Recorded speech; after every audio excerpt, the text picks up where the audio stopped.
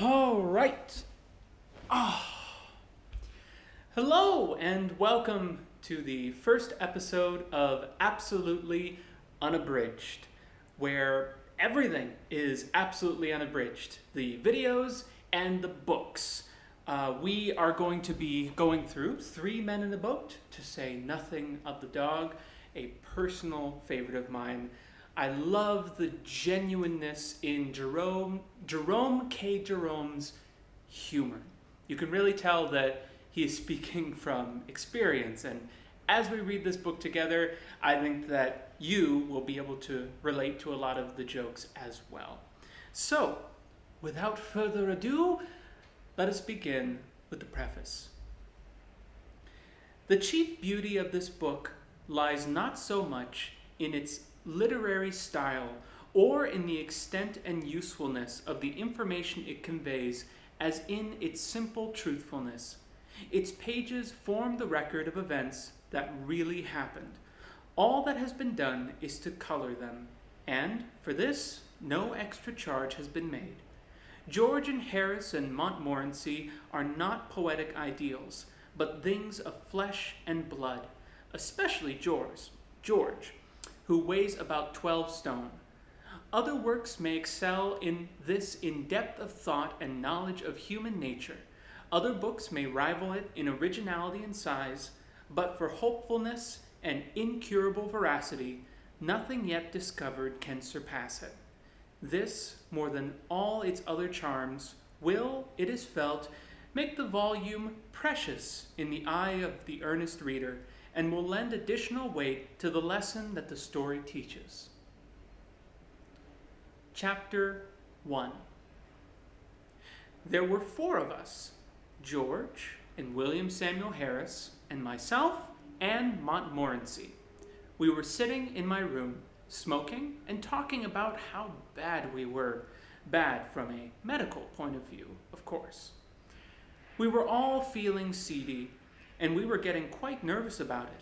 Harris said he felt such extraordinary fits of giddiness come over him at times that he hardly knew what he was doing. And then George said that he had fits of giddiness too, and hardly knew what he was doing.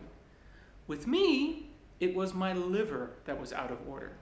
I knew it was my liver that was out of order because I had just been reading a patent liver pill circular, in which were detailed the various symptoms by which a man could tell when his liver was out of order.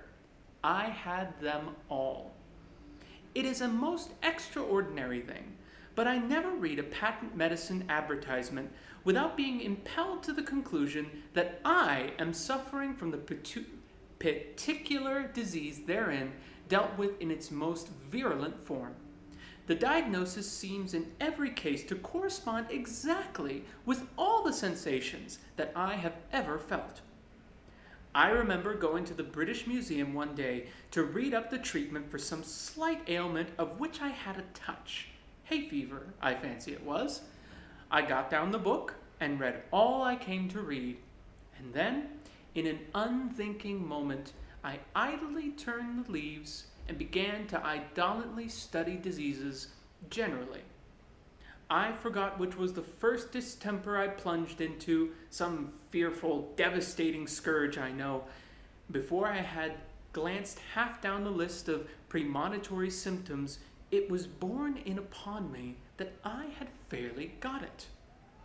I sat for a while, frozen with horror, and then, in the listlessness of despair, I again turned over the pages. I came to typhoid fever, read the symptoms, discovered that I had typhoid fever, must have had it for months without knowing it, wondered what else I had got, turned up St. Vitus's dance, found, as I expected, that I had that too, began to get interested in my case, and determined to sift it to the bottom, and so started alphabetically, read up ague, and learnt that I was sickening from it, and that the acute stage would commence in about another fortnight. Bright's disease, I was relieved to find, I had only in a modified form, and so far as that was concerned, I might live for years. Cholera I had, with severe complications, and dysphoria I seem to have been born with. I plodded conscientiously through the 26 letters, and the only malady I could conclude I had not got was housemaid's knee. I felt rather hurt about this at first. It seemed somehow to be a sort of slight. Why hadn't I got housemaid's knee? Why this invidious reservation? After a while, however, less grasping feelings prevailed. I reflected that I had every other known malady in the pharmacology, and I grew less selfish, and determined to do without housemaid's knee. Gout, in its most malignant stage, it would appear, had seized me without my being aware of it, and zymosis I had evidently been suffering with from boyhood. There were no more diseases after zymosis, so I concluded that there was nothing else the matter with me. I sat and pondered. I thought what an interesting case I must be from a medical point of view. What an acquisition I should be to a class. Students would have no need to walk the hospitals if they had me. I was a hospital in myself. All they need do would be to walk round me, and after that, take their diploma. Then I wondered how long I had to live. I tried to examine myself. I felt my pulse. I could not first feel any pulse at all. Then, all of a sudden, it seemed to start off. I pulled out my watch and timed it. I made it 147 to the minute. I tried to feel my heart. I could not feel my heart. It had stopped beating. I have since been induced to come to the opinion that it must have been there all the time and must have been beating, but I cannot account for it. I patted myself all over my front, from what I call my waist up to my head, and I went a bit round each side and a little way up the back. But I could not feel or hear anything. I tried to look at my tongue. I stuck it out as far as ever it would go, and I shut one eye and tried to examine it with the other. I could only see the tip, and the only thing that I could gain from that was to feel more certain than before that I had scarlet fever. I had walked into that reading room a happy, healthy man. I crawled out, a decrepit wreck. I went to my medical man. He is an old chum of mine and feels my pulse and looks at my tongue and talks about the weather, all for nothing when I fancy I'm ill. So I thought I would do him a good turn by going to him now. What a doctor wants, I said, is practice. He shall have me. He will get more practice out of me than out of 1,700 of your ordinary commonplace patients with only one or two diseases each. So I went straight up and saw him, and he said, "Well, what's the matter with you?" I said, "I will not take up your time, dear boy, with telling you what is the matter with me. Life is brief, and you might well pass away before I have finished. But I will tell you what is not the matter with me. I have not got housemaid's knee. Why I have not got housemaid's knee, I cannot tell you. But the fact remains that I have not got it. Everything else, however, I have got." And I told him how I came to discover it all. Then he opened me and looked me down and clutched hold of my wrist. Then he hit me over the chest when I wasn't expecting it. A cowardly thing to do, I call it. And immediately afterwards butted me with the side of his head. After that, he sat down and wrote out a prescription and folded it up and gave it to me, and I put it in my pocket and went out. I did not open it. I took it to the nearest chemist and handed it in.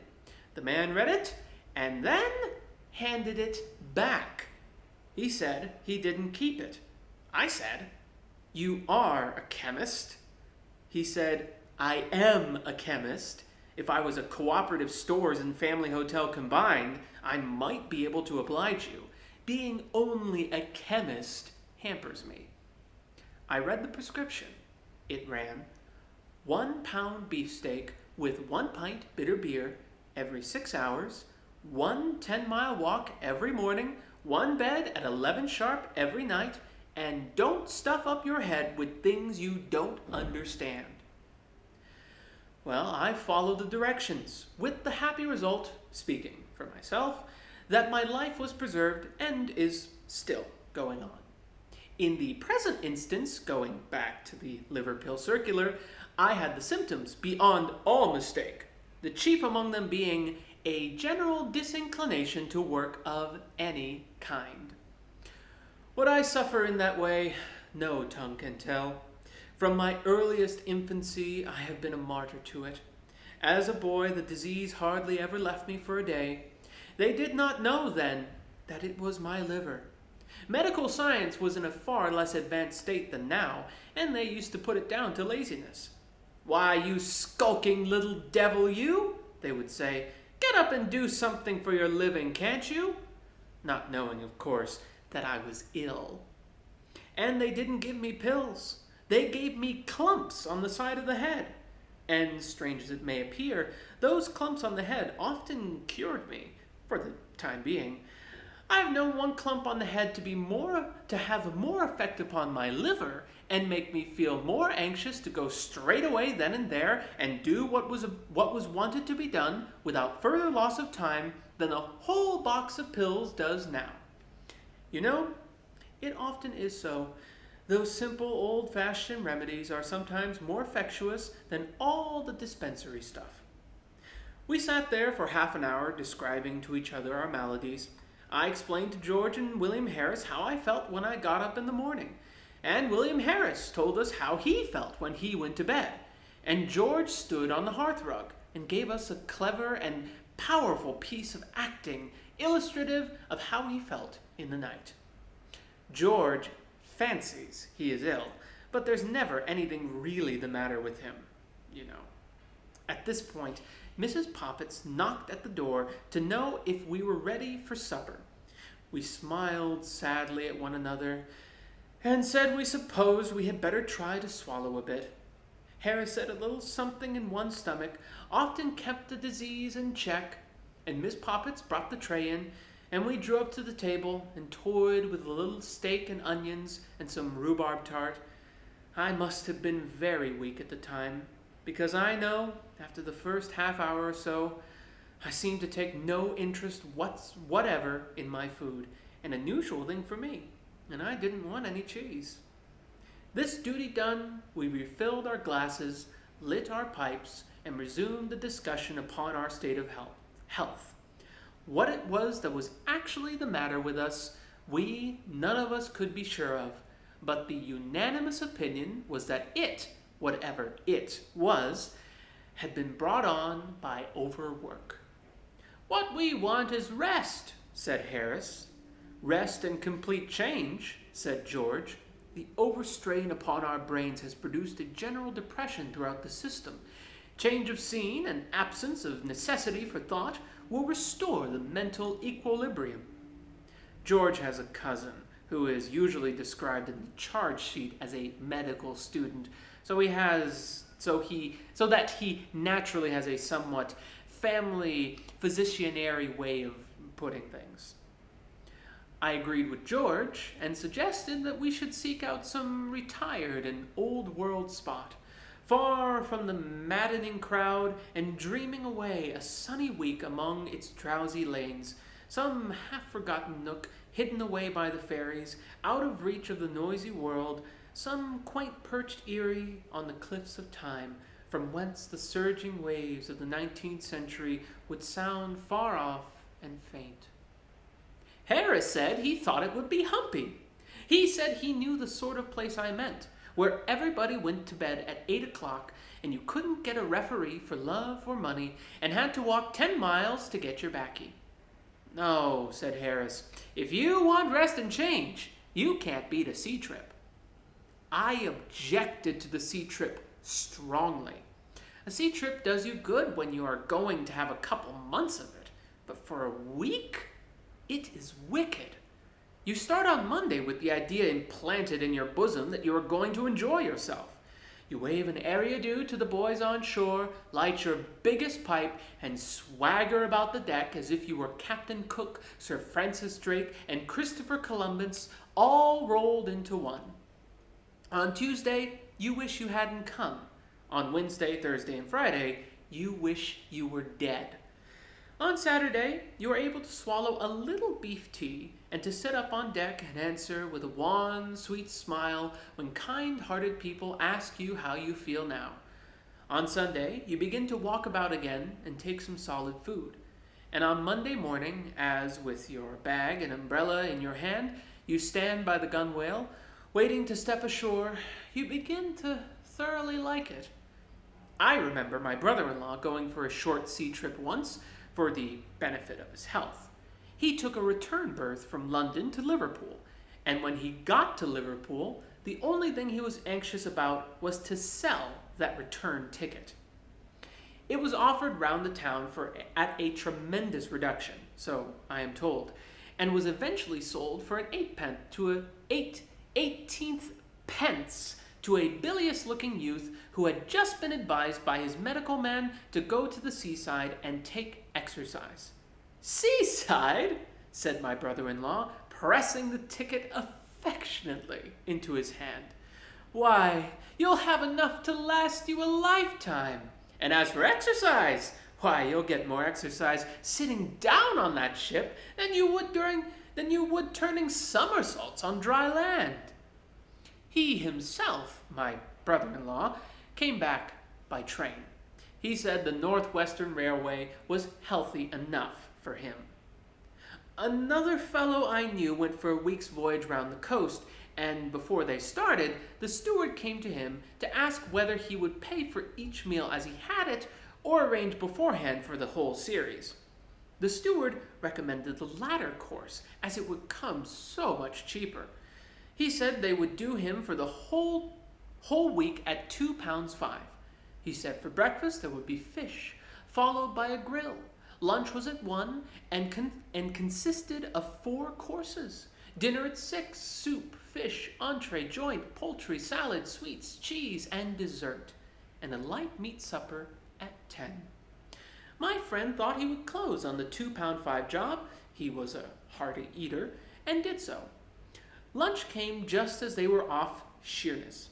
He didn't feel so hungry as he thought he should, and so contented himself with a bit of boiled beef and some strawberries and cream. He pondered a good deal during the afternoon, and at one time it seemed to him that he had been eating nothing but boiled beef for weeks, and at another time it seemed that he must have been living on strawberries and cream for years. Neither the beef nor the strawberries and cream seemed happy either, seemed discontented-like. At 6, they came and told him dinner was ready. The announcement aroused no enthusiasm within him, but he felt that there was some of that £2.5 to be worked off, and he held on the ropes and things and went down. A pleasant odor of onions and hot ham, mingled with fried fish and greens, greeted him at the bottom of the ladder, and then the steward came up with an oily smile and said, "What can I get you, sir?" "Get me out of this," was the feeble reply.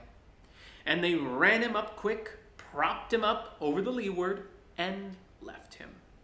For the next 4 days he lived a simple and blameless life on thin captain's biscuits. I mean that the biscuits were thin, not the captain, and soda water. But toward Saturday he got uppish and went in for weak tea and dry toast. And on Monday he was gorging himself on chicken broth. He left the ship on Tuesday, and as it steamed away from the landing stage, he gazed after it regretfully. "There she goes," he said. "There she goes, with £2 worth of food on board that belongs to me and that I haven't had." He said that if they had given him another day, he thought he could have put it straight. So I set my face against the sea trip, not, as I explained, upon my own account. I was never queer, but I was afraid for George. Now, George said he should be all right and would rather like it, but he would advise Harris and me not to think of it, as he felt for sure we should both be ill. Harris said that, to himself, it was always a mystery how people managed to get sick at sea. He said he thought people must do it on purpose, for affection.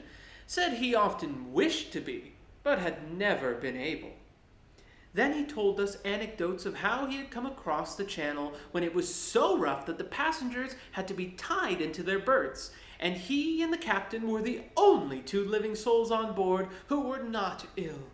Sometimes it was he and the second mate who were not ill, but it was generally he and one other man. If not he and another man, then it was he by himself.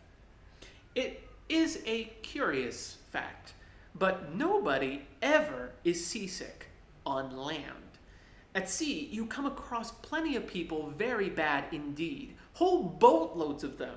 But I never met a man yet on land who had ever known at all what it is to be seasick. Where the thousands upon thousands of bad sailors that swarm in every ship hide themselves when they are on land is a mystery.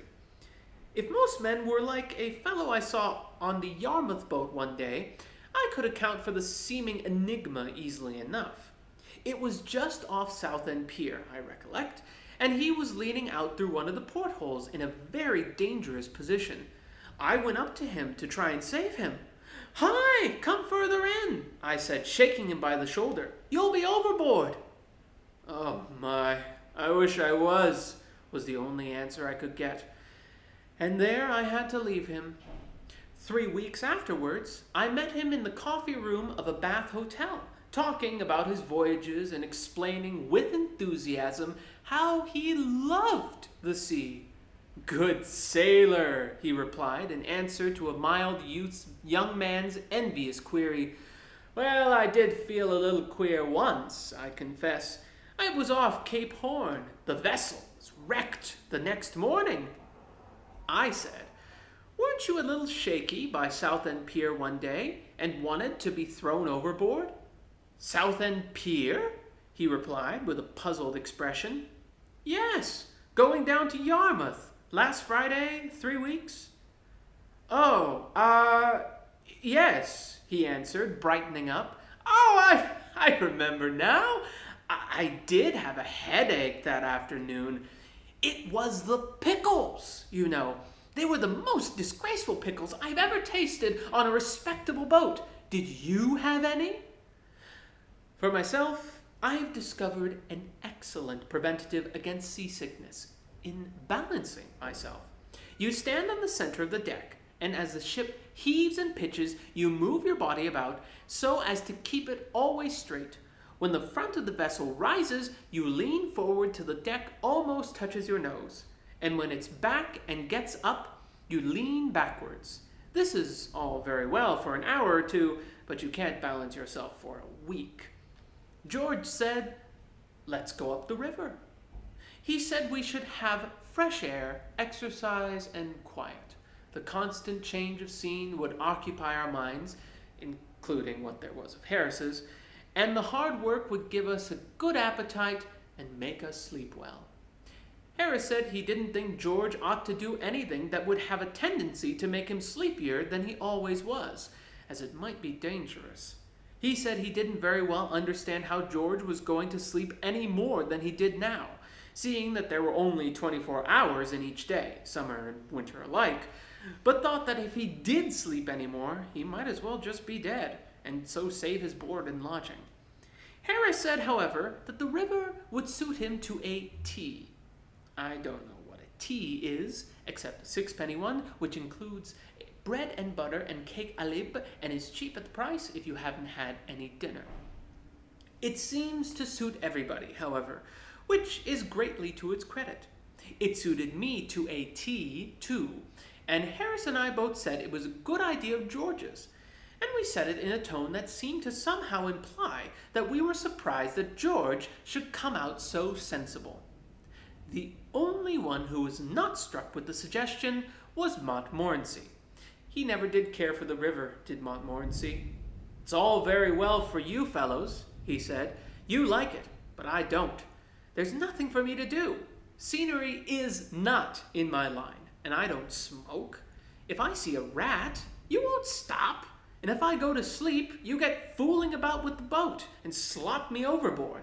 If you ask me, I call the whole thing bally foolishness." We were 3-1, however, and the motion was carried.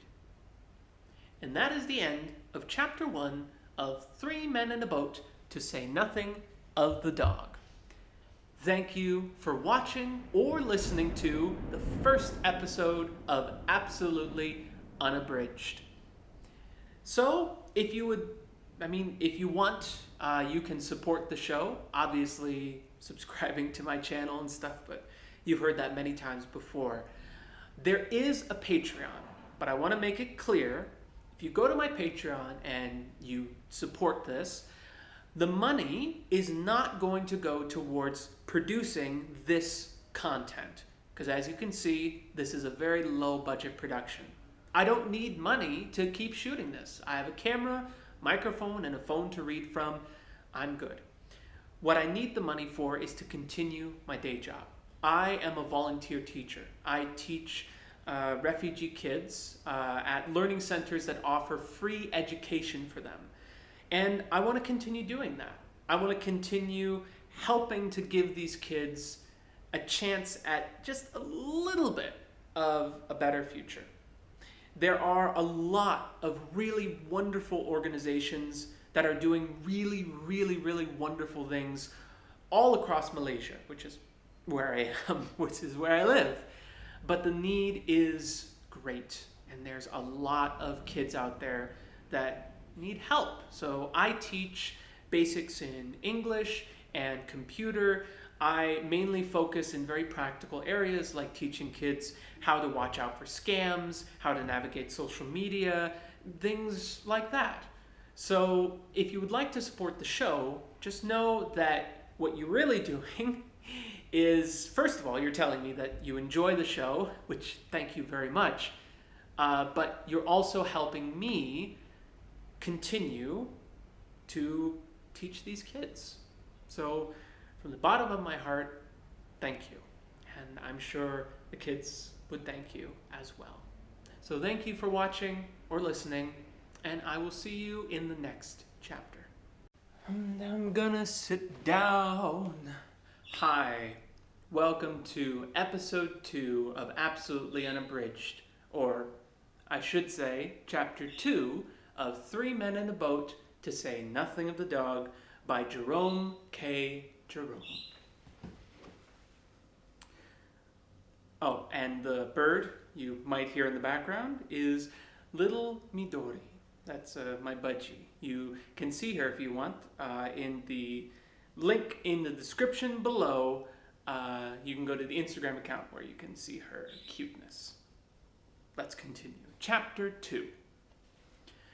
We pulled out the maps and discussed plans. We arranged to start on the following Saturday from Kingston.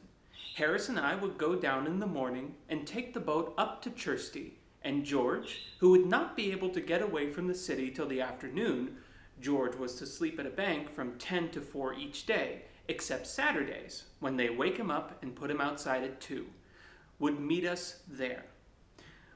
Should we camp out or sleep at inns? George and I were for camping out. We said it would be so wild and free, so patriarchal-like. Slowly the golden memory of the dead sun fades from the hearts of the cold, sad clouds. Silent, like sorrowing children, the birds have ceased their song, and only the moorhen's plaintive cry and the harsh croak of the corncrake stirs the odd hush around the couch of the waters, where the dying day breathes out her last. From the dim woods on either bank, night's ghostly army, the gray shadows, creep out with noiseless tread to chase away the lingering rearguard of the night. Rearguard of the light. And pass with noiseless, unseen feet above the wavering river grass and through the sighing rushes, and night, upon her somber throne, folds her black wings above the darkening world, and from her phantom palace, lit by the pale stars, reigns in stillness. Then we run our little boat into some quiet nook, and the tent is pitched, and the frugal supper cooked and eaten. Then the big pipes are filled and lighted, and the pleasant chat goes round in musical undertone, while, in the pauses of our talk, the river, playing round the boat, prattles strange old tales and secrets, sings low the old child song that it has sung so many thousand years, will sing so many thousand years to come before its voice grows harsh and old.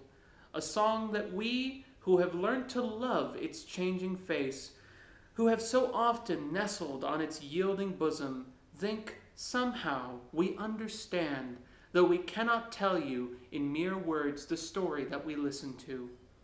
And we sit there, by its margin, while the moon, who loves it too, stoops down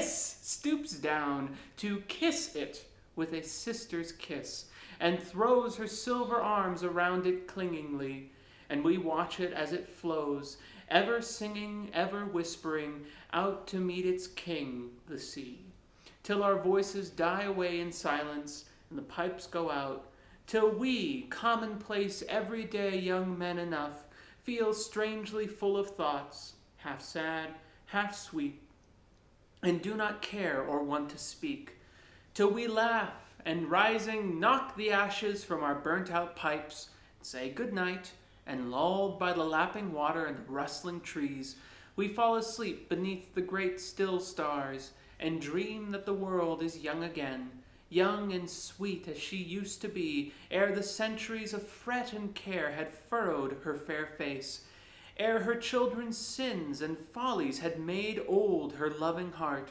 sweet as she was in those bygone days when, a new-made mother, she nursed us, her children, upon her deep breast, ere the wiles of painted civilization had lured us away from her fond arms, and the poisoned sneers of artificiality had made us ashamed of the simple life we led with her, and the simple, stately home where which mankind was born so many thousand years ago. Harris said, "How about when it rained?" You can never rouse Harris. There is no poetry about Harris, no wild yearning for the unattainable. Harris never weeps, he knows not why. If Harris's eyes fill with tears, you can bet it is because Harris has been eating raw onions, or has put too much Worcestershire over his chop. If you were to stand at night by the seashore with Harris, and say, "Hark, do you not hear? Is it but the mermaid singing deep below the wavering waters, or sad spirits chanting dirges for white corpses held by seaweed?" Harris would take you by the arm and say, "I know what it is, old man. You've got a chill. Now, you come along with me. I know a place round the corner here where you can get a drop of the finest Scotch whiskey you ever tasted. Put you right in less than no time." Harris always does know a place round the corner where you can get something brilliant in the drinking line.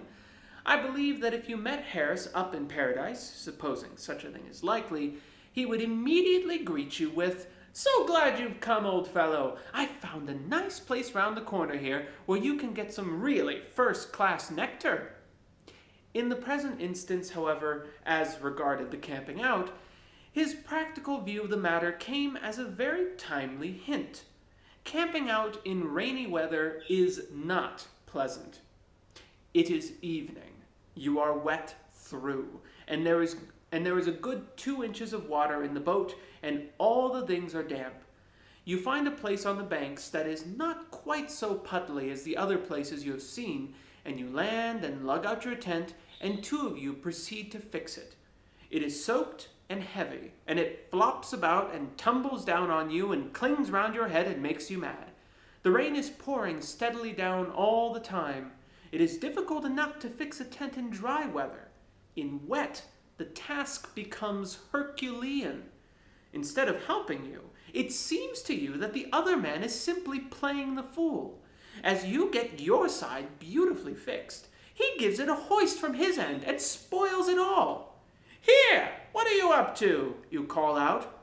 "What are you up to?" he retorts. "Let go, can't you?" "Don't pull it. You've got it all wrong, you stupid ass," you shout. "No, I haven't," he yells back. "Let go your side." "I tell you, you've got it all wrong," you roar, wishing that you could get at him, and you give your ropes a lug that pulls all his pegs out. "Ah, you bally idiot!" you hear him mutter to himself, and then comes a savage haul, and away goes your side. You lay down the mallet and start to go round to tell him what you think about the whole business, and at the same time, he starts round in the same direction to come and explain his views to you. And you follow each other round and round, swearing at one another, until the tent tumbles down in a heap and leaves you looking at each other across its ruins, when you both indignantly exclaim in the same breath, "There you are! What did I tell you?" Meanwhile, the third man, who has been bailing out the boat, and who has spilled the water down his sleeve, and has been cursing away to himself steadily for the last 10 minutes, wants to know what the thundering blazes you're playing at, and why the blarmed tent isn't up yet. At last, somehow or other, it does go up, and you land the things. It is hopeless attempting to make a wood fire, so you light the methylated spirit stove and crowd round that. Rainwater is the chief article of diet at supper. The bread is 2/3 rainwater, the beefsteak pie is exceedingly rich in it, and the jam, and the butter, and the salt, and the coffee have all combined with it to make soup. After supper, you find your tobacco is damp, and you cannot smoke. Luckily, you have a bottle of the stuff that cheers and inebriates, if taken in proper quantity, and this restores you to sufficient interest in life to induce you to go to bed. There you dream that an elephant has suddenly sat down on your chest, and that the volcano has exploded and thrown you down to the bottom of the sea, the elephant still sleeping peacefully on your bosom. You wake up and gasp. You wake up and grasp the idea that something terrible really has happened. Your first impression is that the end of the world has come, and then you think that this cannot be, and that it is thieves and murderers, or else fire. And this opinion you express in the usual method. No help comes, however, and all you know is that thousands of people are kicking you, and you are being smothered. Somebody else seems in trouble too. You can hear his faint cries coming from underneath your bed. Determining, at all events, to sell your life dearly, you struggle frantically, hitting out right and left with arms and legs and yelling lustily the while, and at last something gives way, and you find your head in the fresh air. 2 feet off, you dimly observe a half-dressed ruffian waiting to kill you, and you are prepared for a life-and-death struggle with him when it begins to dawn upon you that it's Jim. "Oh, it's you, is it?" he says, recognizing you at the same moment. "Yes," you answer, rubbing your eyes. "What's happened?" "Bally tent's blown down, I think," he says. "Where's Bill?"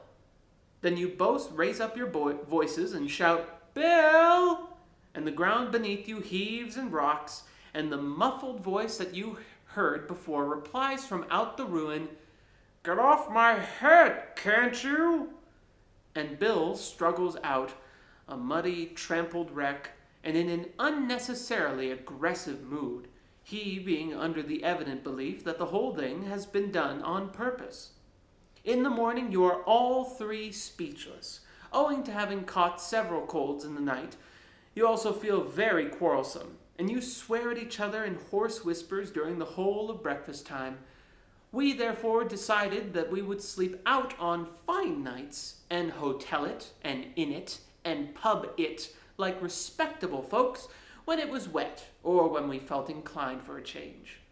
Montmorency hailed this compromise with much approval. He does not revel in romantic solitude. Give him something noisy, and if a trifle low, so much the jollier. To look at Montmorency, you would imagine that he was an angel sent upon the earth, for some reason withheld from mankind, in the shape of a small fox terrier. There is a sort of, "Oh, what a wicked world this is, and how I wish I could do something to make it better and nobler" expression about Montmorency that has been known to bring the tears to the eyes of pious old ladies and gentlemen. When first he came to live at my expense, I never thought I should be able to get him to stop long. I used to sit down and look at him as he sat on the rug and looked up at me and think, "Oh, that dog will never live. He will be snatched up to the bright skies in a chariot, that is what will happen to him. But when I had paid for about a dozen chickens that he had killed, and had dragged him, growling and kicking by the scruff of his neck, out of 114 street fights, and had had a dead cat brought round for my inspection by an irate female who called me a murderer, and had been summoned by the man next door, but one for having a ferocious dog at large, and had kept him pinned down in his own tool shed, afraid to venture his nose outside the door, for over 2 hours on a cold night, and had learned that the gardener, unknown to myself, had won 30 shillings by backing him to kill rats against time. Then I began to think that maybe they'd let him remain on earth for a bit longer, after all. To hang about a stable and collect a gang of the most disreputable dogs to be found in town and lead them out to march round the slums to fight other disreputable dogs is Montmorency's idea of life. And so, as I before observed, he gave to the suggestion of inns and pubs and hotels his most empathetic approbation. Having thus settled the sleeping arrangements to the satisfaction of all four of us, the only thing left to discuss was what we should take with us, and this we had begun to argue, when Harris said he'd had enough oratory for one night, and proposed we should go out and have a smile, saying that he found a place round the square where you could really get a drop of Irish worth drinking. George said he felt thirsty. I never knew George when he didn't, and as I had a presentiment that a little whiskey, warm with a slice of lemon, would do my complaint good, the debate was, by common assent, adjourned to the following night, and the assembly put on its hats and went out. And that is the end of chapter 2. Thank you for watching or for listening. If you would like to support me in what I do in my teaching, because if you didn't watch the last episode, which is unlikely, I'm a volunteer teacher and I use Patreon that's connected to this channel to support that. So if you'd like to support that, all the links are down below. I'll see you in the next chapter. Oh, goodness me! We are back with chapter 3. Hi, and welcome back to Absolutely Unabridged. Today we are reading chapter 3 of 3 Men in a Boat to Say Nothing of the Dog by Jerome K. Jerome. So, on the following evening, we again assembled to discuss and arrange our plans. Harris said, "Now, the first thing to settle is what to take with us. Now, you get a bit of paper and write down J, and you get the grocery catalog, George, and somebody give me a bit of pencil, and then I'll make out a list."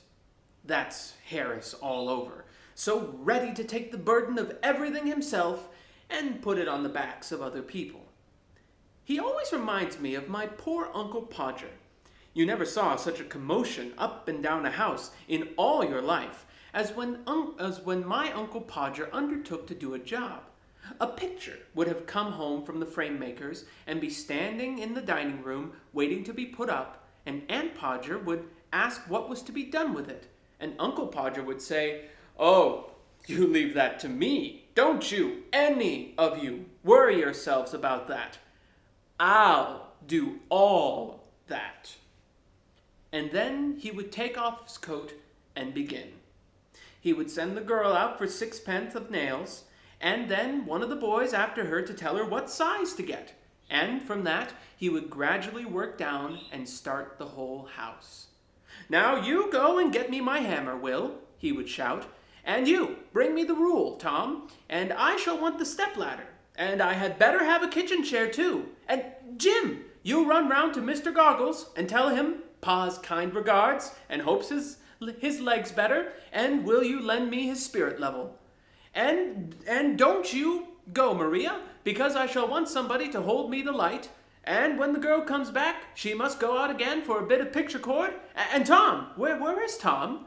Tom, you come here. I shall want you to hand me up the picture." And then he would lift up the picture and drop it, and it would come out of the frame, and he would try to save the glass and cut himself, and then he would spring round the room looking for his handkerchief. He could not find his handkerchief because it was in the pocket of the coat he had taken off, and he did not know where he had put the coat, and all of the house had to leave off looking for his tools and start looking for his coat, while he would dance round and hinder them. "Doesn't anybody in this whole house know where my coat is? I never came across such a set in all my life. Upon my word I didn't. 6 of you, and you can't find a coat that I put down not 5 minutes ago. Well, of all the—" Then he'd get up and find that he'd been sitting on it, and he would call out, "Oh, you can give it up. I found it myself now. Might just as well ask the cat to find anything as expect you people to find it." And when half an hour had been spent in tying up his finger, and a new glass had been got, and the tools, and the ladder, and the chair, and the candle had been brought, he would have another go, the whole family, including the girl and the charwoman, standing round in a semicircle, ready to help. 2 people would have to hold the chair, and a third would help him up on it, and hold him there, and a 4th would hand him a nail, and a 5th would pass him up the hammer, and he would take hold of the nail and drop it. "There," he would say in an injured tone, "now the nail's gone." And we would all have to go down on our knees and grovel for it, while he would stand on the chair and grunt and want to know if he was to be kept there all evening. The nail would be found at last, but by the time he would have it, but by that time he would have lost the hammer. "Where's the hammer? What did I do with the hammer? Great heavens! 7 of you gaping round there, and you don't know what I did with the hammer?" We would find the hammer for him, and then he would have lost sight of the mark he had made on the wall, where the nail was to go in, and each of us had to get up on the chair beside him and see if we could find it, and we would each discover it in a different place, and he would call us all fools, one after the other, and tell us to get down. And he would take the rule and re-measure and find that he wanted half 31 3/8 inch from the corner, and would try to do it in his head and go mad. And we would all try to do it in our heads, and all arrive at different results and sneer at one another. And in the general row, the original number would be forgotten, and Uncle Podger would have to measure it again. He would use a bit of string this time, and at the critical moment, when the old fool was leaning over the chair at an angle of 45 and trying to reach a point 3 inches beyond what was possible for him to reach, the string would slip, and down he would slide onto the piano, a really fine musical effect being produced by the suddenness with which his head and body struck all the notes at the same time. And Aunt Maria would say that she would not allow the children to stand round and hear such language. At last, Uncle Podger would get the spot fixed again, and put the point of the nail on it with his left hand, and take the hammer in his right hand, and with the first blow he would smash his thumb, and drop the hammer with a yell on somebody's toes. Aunt Maria would mildly observe that next time Uncle Podger was going to hammer a nail into the wall, she hoped he'd let her know in time, so that she could make arrangements to go and spend a week with her mother while it was being done. "Oh, you women, you make such a fuss over everything," Uncle Podger would reply, picking himself up. "Why, I like doing a little job of this sort." And then he would have another try. And at the second blow, the nail would go clean through the plaster, and half the hammer with it, and half the hammer after it, and Uncle Podger would be precipitated against the wall with force nearly sufficient to flatten his nose. Then we had to find the rule and string again, and a new hole was made, and about midnight the picture would be up, very crooked and insecure, the wall for yards round, looking as if it had been smoothed down with a rake, and everybody dead beat and wretched, except Uncle Podger. "There you are," he would say, stepping heavily off the chair on the charwoman's corns, and surveying the mess he had made with evident pride. "Why, some people would have had a man in to do a little thing like that." Harris will be just that sort of man when he grows up. I know, and I told him so. I said I could not permit him to take so much labor upon himself. I said, no, you get the paper and the pencil and the catalog and George write down and I'll do the work. The first list we made out had to be discarded. It was clear that the upper reaches of the Thames would not allow for the navigation of a boat sufficiently large to take the things we had set down as indispensable. So we tore the list up and looked at it, and looked at one another. George said, "You know, we are on a wrong track altogether. We must not think of the things we could do with, but only things that we can't do without." George comes out really quite sensible at times. You'd be surprised. I call that downright wisdom, not merely as regards the present case, but with reference to our trip up the river of life generally. How many people on that voyage load up the boat till it is ever in danger of swamping with the store of foolish things which they think essential to the pleasure and comfort of the trip, but which are really only useless lumber? How they pile the poor little craft mast high with fine clothes and big houses, with useless servants and a host of swell friends that do not care twopence for them, and that they do not care 3 halfpence for, with expensive entertainments that nobody enjoys, with formalities and fashions, with pretense and ostentation, and with, heaviest, maddest lumber of all, the dread of what my neighbor will think, with luxuries that only cloy, with pleasures that bore, with empty show that, like the criminal's iron crown of yore, makes to bleed and swoon the aching head that wears it. It is lumber, man, all lumber. Throw it overboard. It makes the boat so heavy to pull, you nearly faint at the oars. It makes it so cumbersome and dangerous to manage.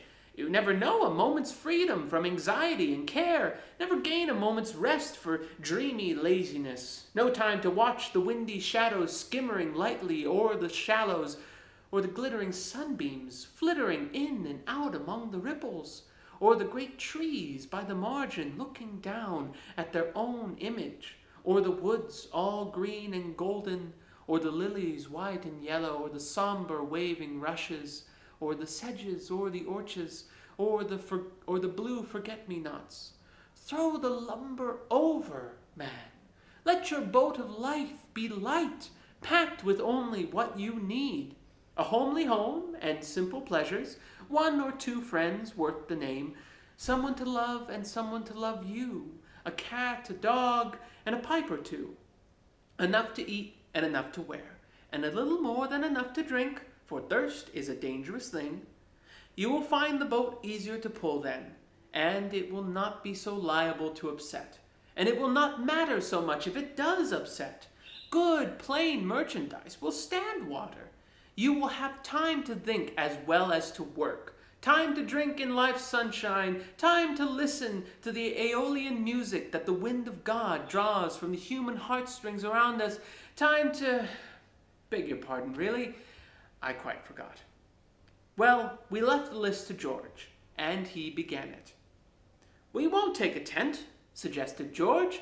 "We will have a boat with a cover. It will be ever so much simpler and more comfortable." It seemed a good thought, and we adopted it. I do not know whether we have ever seen the thing I mean.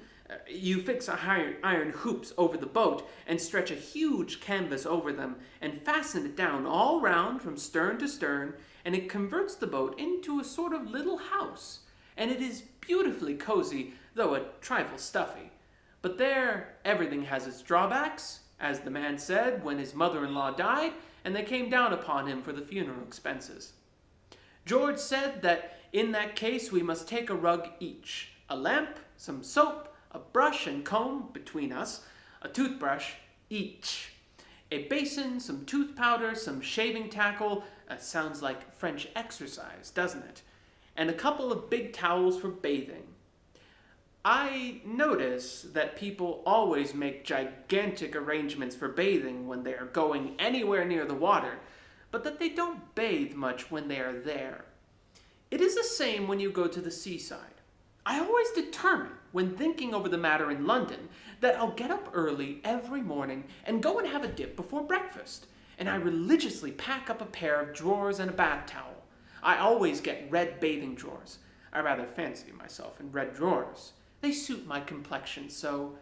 But when I get to the sea, I don't feel somehow that I want that early morning bath nearly so much as I did when I was in town. On the contrary, I feel more that I want to stop in bed till the last moment and then come down and have my breakfast.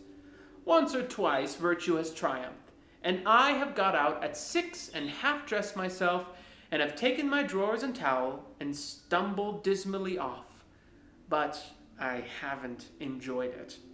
They seem to keep a specially cutting east wind waiting for me when I go to bathe in the early morning, and they pick out all the three-cornered stones and put them on the top, and they sharpen up the rocks and cover the points over with a bit of sand so you can't see them.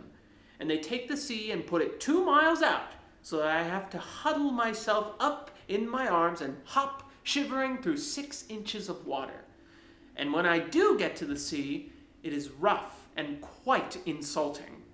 One huge wave catches me up and chucks me in a sitting posture, as hard as ever it can, and down onto a rock which has been put there for me.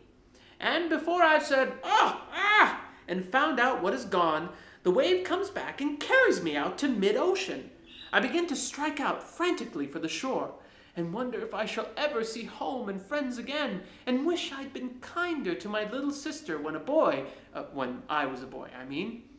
Just when I've given up all hope, a wave retires and leaves me sprawling like a starfish on the sand, and I get up and look back and find that I've been swimming for my life in 2 feet of water. I hop back up and dress and crawl home, where I have to pretend I liked it. In the present instance, we all talked as if we were going to have a long swim every morning. George said it was so pleasant to wake up in the boat in the fresh morning and plunge into the limpid river. Harris said there was nothing like a swim before breakfast to give you an appetite. He said it always gave him an appetite. George said that if it was going to make Harris eat more than Harris ordinarily ate, then he should protest against Harris having a bath at all. He said there would be quite enough hard work in towing sufficient food for Harris up against stream as it was. I urged upon George, however, how much pleasanter it would be to have Harris clean and fresh about the boat, even if we did have to take a few more hundredweight of provisions, and he got to see it in my light and withdrew his opposition to Harris's bath. Agreed, finally, that we should take 3 bath towels so as not to keep each other waiting. For clothes, George said 2 suits of flannel would be sufficient, as we could wash them ourselves in the river when they got dirty. We asked him if he had ever tried washing flannels in the river, and he replied, no, not exactly himself like, but he knew some fellows who had, and it was easy enough. And Harris and I were weak enough to fancy he knew what he was talking about, and that 3 respectable young men, without position or influence and with no experience in washing, could really clean their own shirts and trousers in the River Thames with a bit of soap. We were to learn in the days to come, when it was too late, that George was a miserable impostor, who could evidently have known nothing whatever about the matter. If you had seen these clothes after, but as the shilling shockers say, we anticipate. George impressed upon us to take a change of underthings and plenty of socks, in case we got upset and wanted to change, also plenty of handkerchiefs, as they would do to wipe things, and a pair of leather boots as well as our boating shoes, as we should want them if we got upset.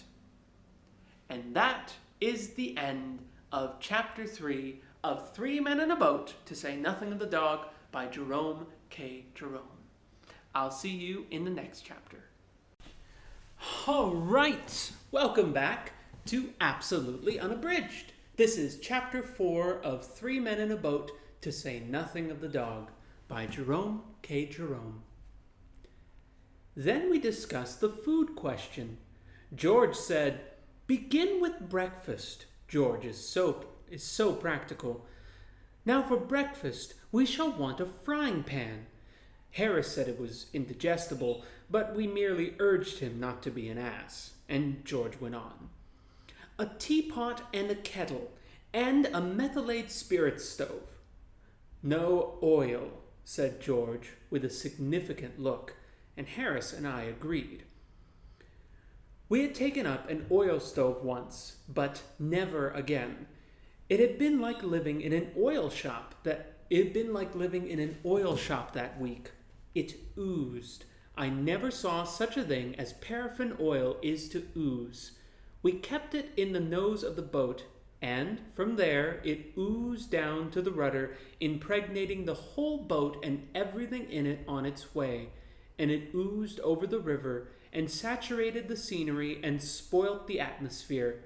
Sometimes a westerly oily wind blew, and other times an easterly oily wind, and sometimes it blew a northerly oily wind, and maybe a southerly oily wind. But wherever it came from, the Arctic snows, or was raised in the waste of the desert sands, it came alike to us laden with the fragrance of paraffin oil. And that oil oozed up and ruined the sunset, and as for the moonbeams, they positively reeked of paraffin. We tried to get away from it at Marlow. We left the boat by the bridge and took a walk through the town to escape it, but it followed us. The whole town was full of oil. We passed through the churchyard, and it seemed as if the people had been buried in it. The high street stunk of oil. We wondered how people could live in it.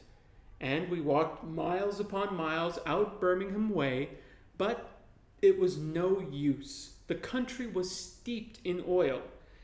At the end of that trip, we met together at midnight in a lonely field under a blasted oak and took an awful oath. We had been swearing for a whole week about the thing in an ordinary middle-class way, but this was a swell affair. An awful oath never to take paraffin oil with us in a boat again, except, of course, in case of sickness. Therefore, in the present instance, we confirmed ourselves to methylate spirit. Even that is bad enough. You get methylate pie and methylate cake, but methylate spirit is more wholesome when taken into the system in large quantities than paraffin oil. For other breakfast things, George suggested eggs and bacon, which were easy to cook, cold meat, tea, bread and butter and jam. For lunch, he said we could have biscuits, cold meat, bread and butter and jam, but no cheese. Cheese, like oil, makes too much of itself. It wants the whole boat to itself. It goes through the hamper and gives a cheesy flavor to everything else there. You can't tell whether you're eating apple pie or German sausage, or strawberries and cream. It all seems cheese. There's too much odor about cheese. I remember a friend of mine buying a couple of cheeses at Liverpool. Splendid cheeses they were, ripe and mellow, and with a 200 horsepower scent about them that might have warranted to carry 3 miles and knock a man over at 200 yards.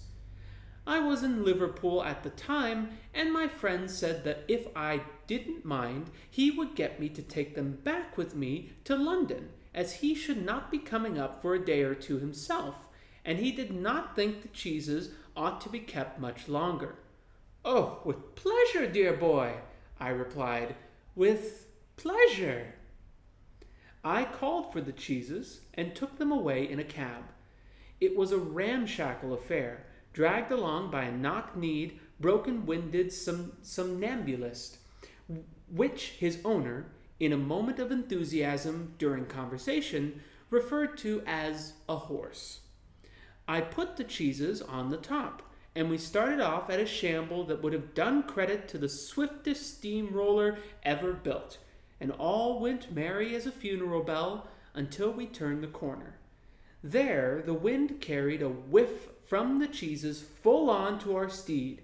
It woke him up, and with a snort of terror he dashed off at 3 miles an hour.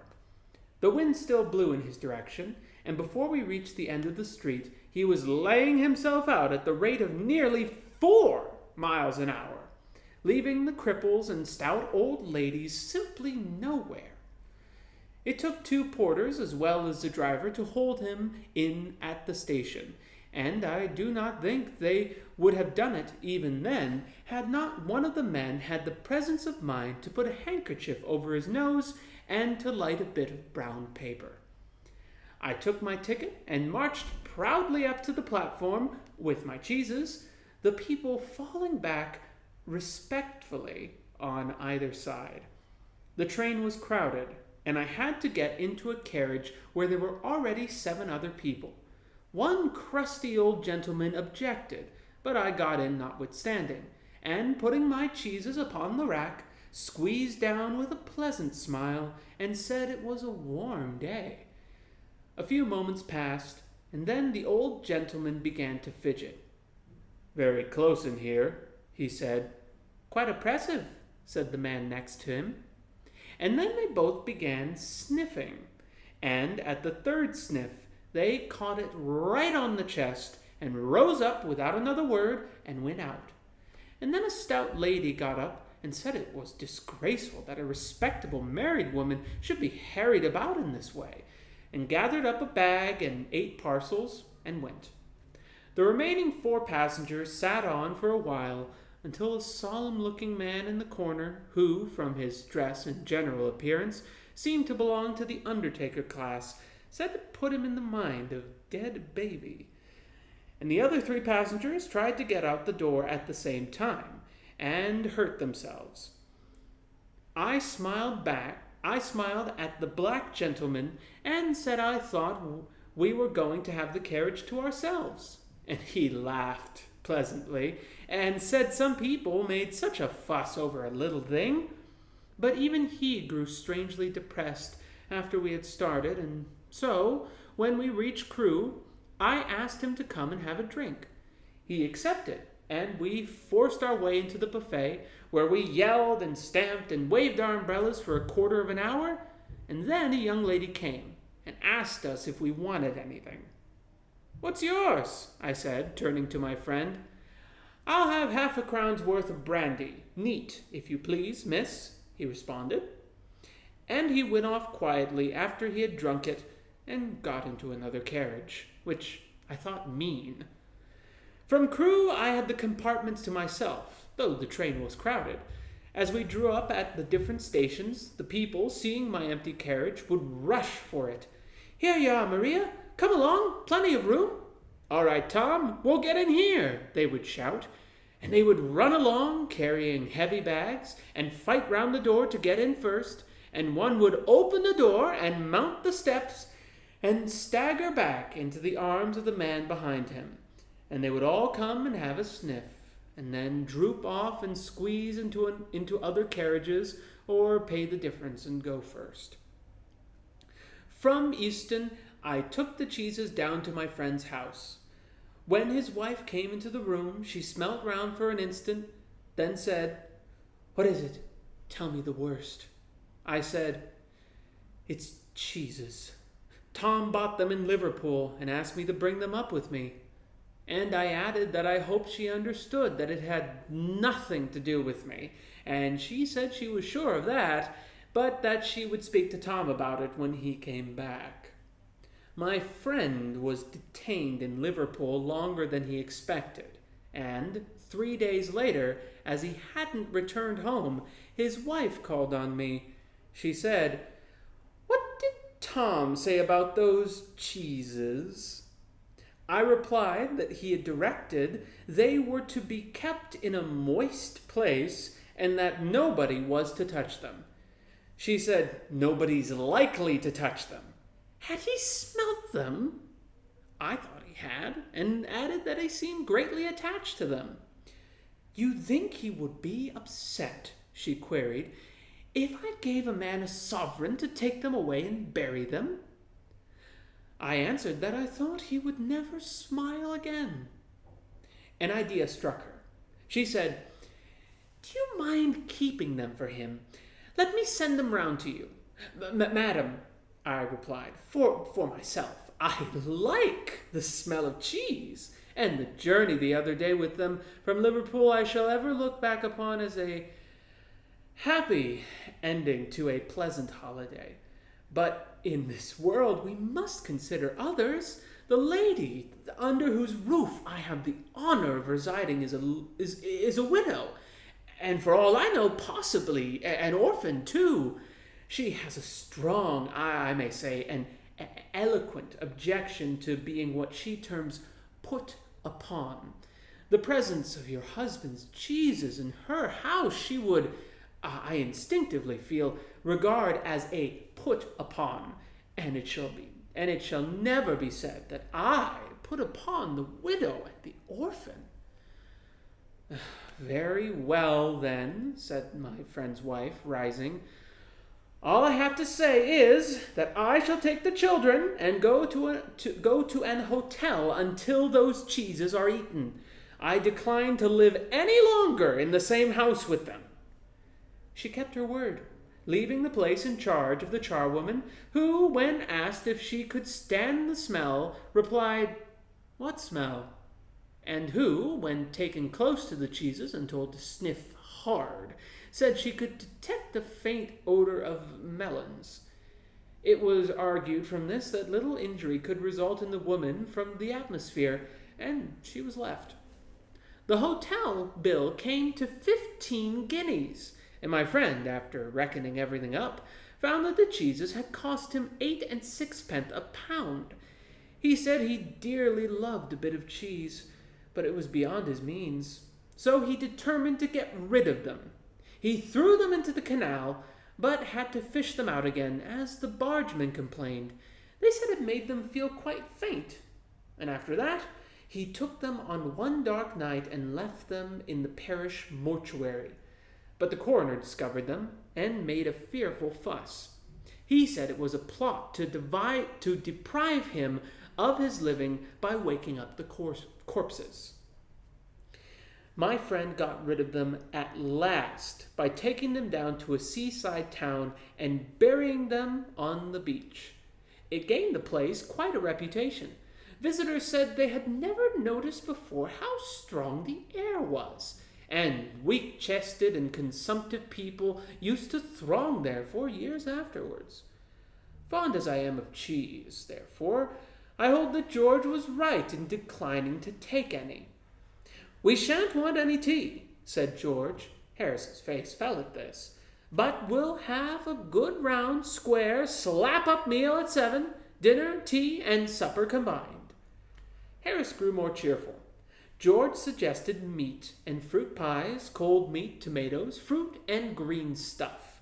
For drink, we took some wonderful sticky concoction of Harris's, which you mix with water and called lemonade.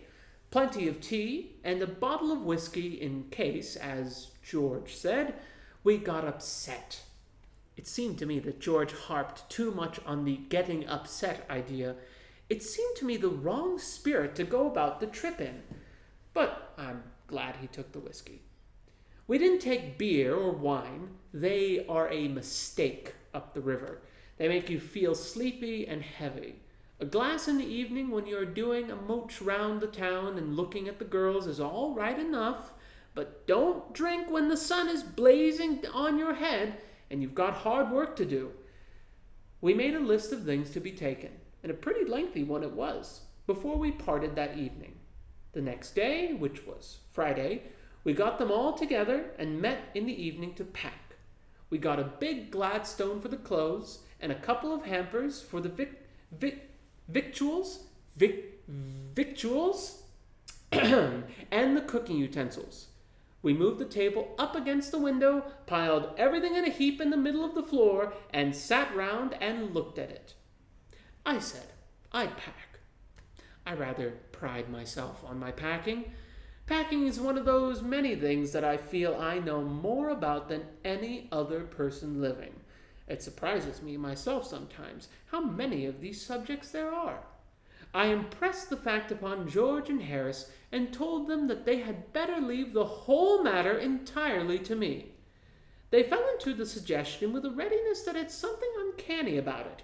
George put on a pipe and spread himself over the easy-chair, and Harris cocked his legs on the table and lit a cigar. This was hardly what I intended. What I meant, of course, was that I should boss the job, and that Harris and George should potter about under my directions, I pushing them aside every now and then with, "Oh, you! Here, let me do it. There you are, simple enough." Really teaching them, as you might say.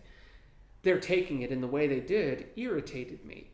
There is nothing does irritate me more than seeing other people sitting about doing nothing when I'm working.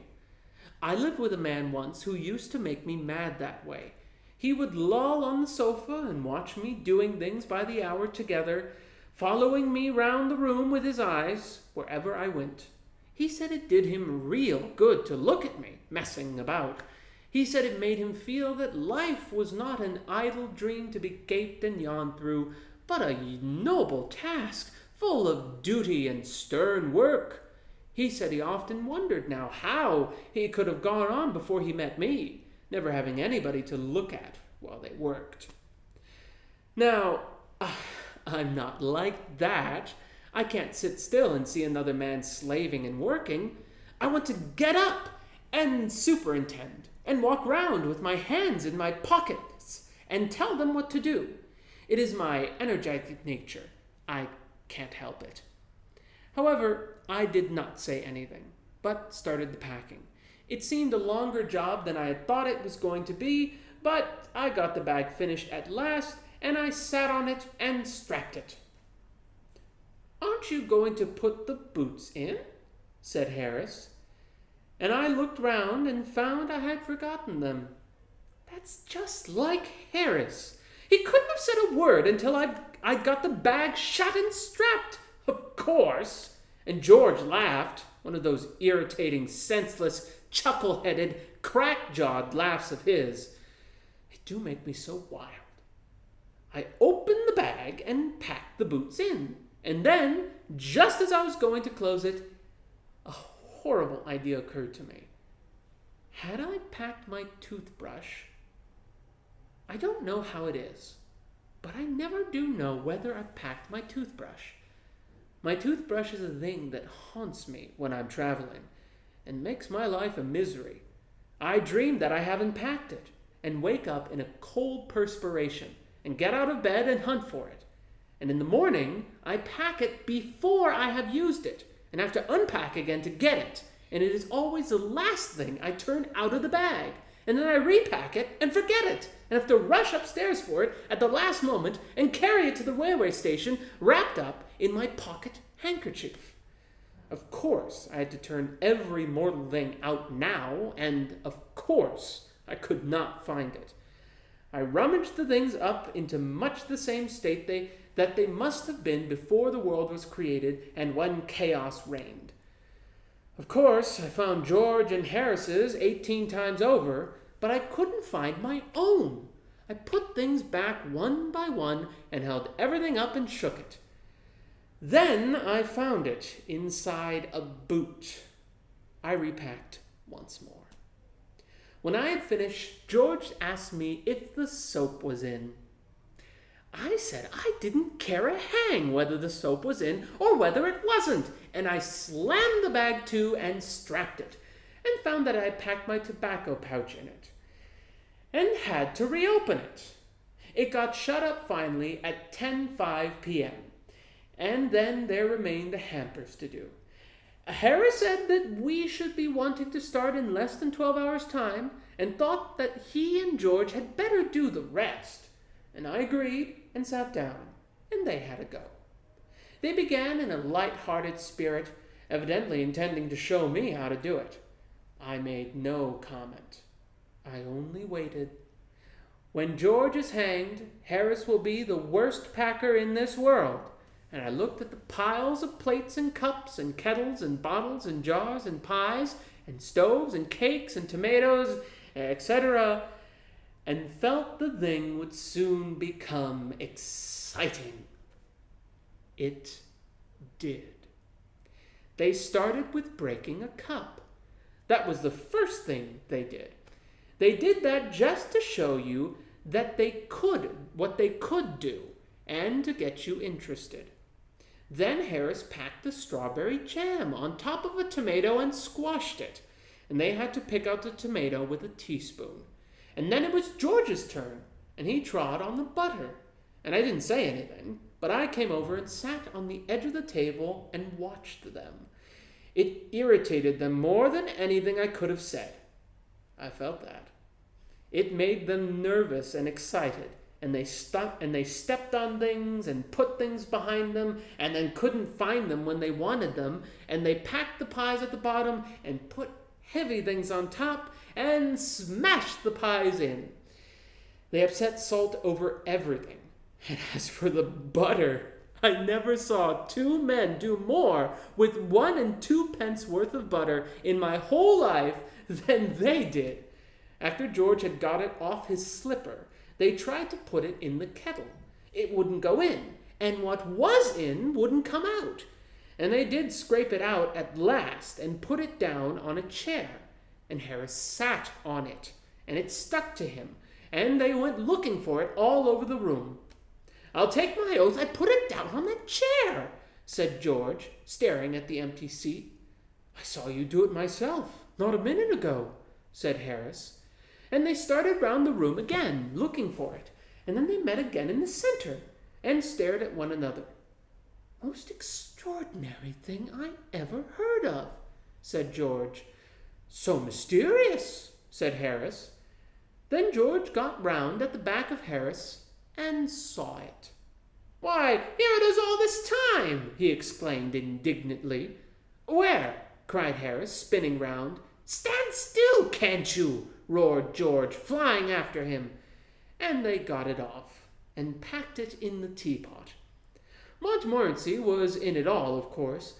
Montmorency's ambition in life is to get in the way and be sworn at. If he can squirm in anywhere where he particularly is not wanted, and be a perfect nuisance and make people mad and have things thrown at his head, then he feels his day has not been wasted. To get somebody to stumble over him and curse him steadily for an hour is his highest aim and object, and when he has succeeded in accomplishing this, his conceit becomes quite unbearable. He came and sat down on things just when they were wanted to be packed, and he labored under the fixed belief that whenever Harris and George reached out their hand for anything, it was his cold, damp nose that they wanted. He put his leg into the jam, and he worried the teaspoons, and he pretended that the lemons were rats, and he got into the hamper and killed 3 of them before Harris could land him with the frying pan. Harris said I encouraged him. I didn't encourage him. A dog like that don't want any encouragement. It's the natural, original sin that is born in him that makes him do things like that. The packing was done at 12:50. And Harris sat on the big hamper and said he hoped nothing would be found broken. George said that if anything was broken, it was broken, which reflection seemed to comfort him. He also said he was ready for bed. We were all ready for bed. Harris was to sleep with us that night, and we went upstairs. We tossed for beds, and Harris had to sleep with me. He said, "Do you prefer the inside or the outside, Jay?" I said I generally preferred to sleep inside a bed. Harris said it was old. George said, "What time shall I wake you fellows?" Harris said, 7. I said, "No, 6, because I wanted to write some letters. Harris and I had a bit of a row over it, but at last split the difference and said 6:30. "Wake us up at 6:30, George," we said. George made no answer, and we found, on going over, that he had been asleep for some time. So we placed the bath where he could tumble into it on getting out in the morning and went to bed ourselves. And there you go. End of chapter 4 of 3 Men in a Boat, to Say Nothing of the Dog by Jerome K. Jerome. I'll see you in the next chapter. Hello and welcome back to Absolutely Unabridged. We are reading 3 Men in a Boat, to Say Nothing of the Dog by Jerome K. Jerome, chapter 5. It was Miss Poppets that woke me up next morning. She said, "Do you know that it's nearly 9 o'clock, sir?" "9 what?" I cried, starting up. 9 o'clock, she replied through the keyhole. "I thought you was oversleeping yourselves." I woke Harris and told him. He said, "I thought you wanted to get up at 6. "So I did," I answered. "Why didn't you wake me?" "How could I wake you when you didn't wake me?" he retorted. "Now we shan't get on the water till after 12. I wonder you take the trouble to get up at all." I replied, "Lucky for you that I do. If I hadn't woken you, you'd have lain there for the whole fortnight." We snarled at one another in this strain for the next few minutes, when we were interrupted by a defiant snore from George. It reminded us, for the first time since our being called, of his existence. There he lay, the man who had wanted to know what time he should wake us, on his back, with his mouth wide open and his knees stuck up. I don't know why it should be, I am sure, but the sight of another man asleep in bed when I am up maddens me.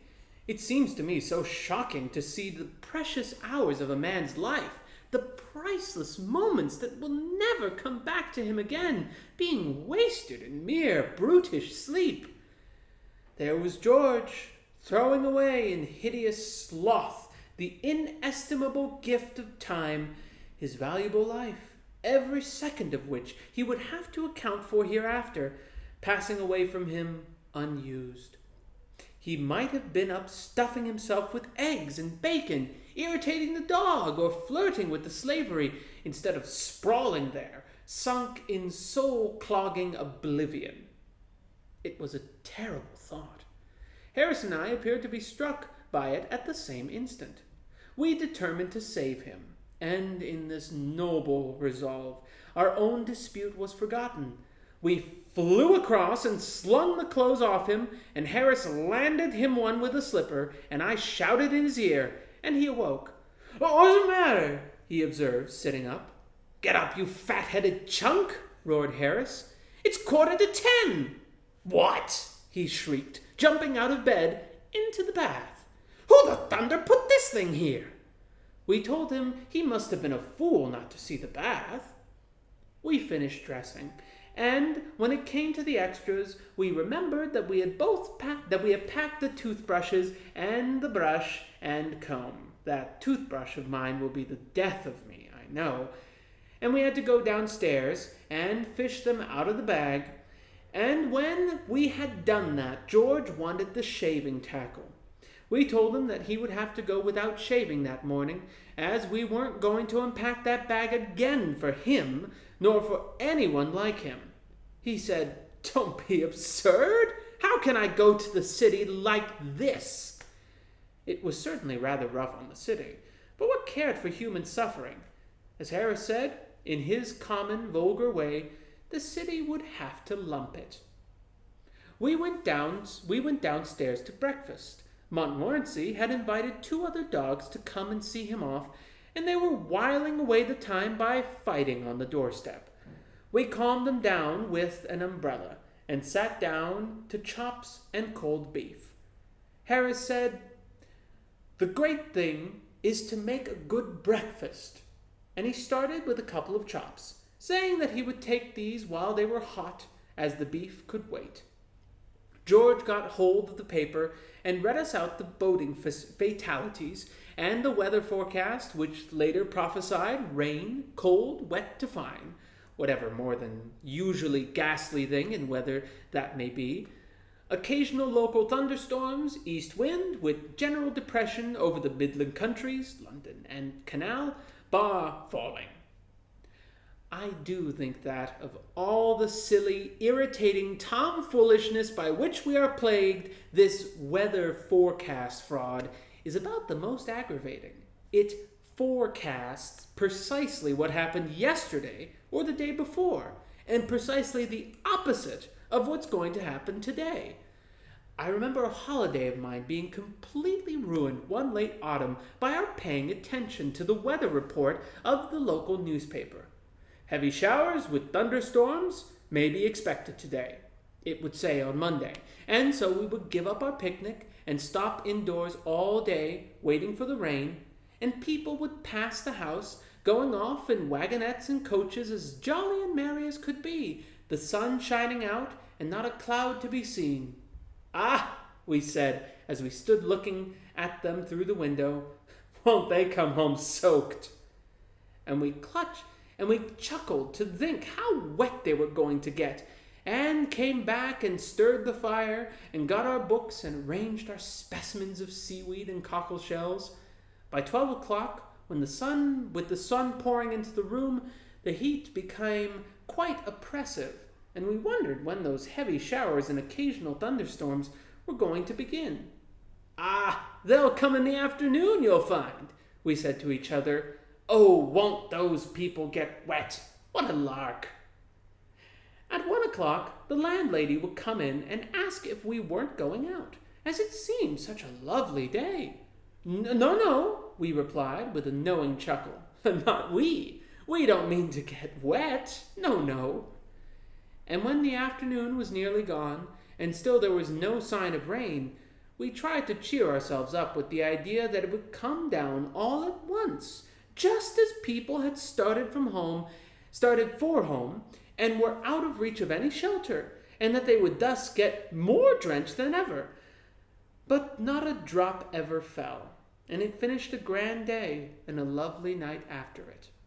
The next morning we would read that it was going to be warm, fine to set fair day, much heat, and we would dress ourselves in flimsy things and go out, and half an hour after we had started, it would commence to rain hard, and a bitterly cold wind would spring up, and both would keep on steadily for the whole day, and we would come home with colds and rheumatism all over us, and go to bed.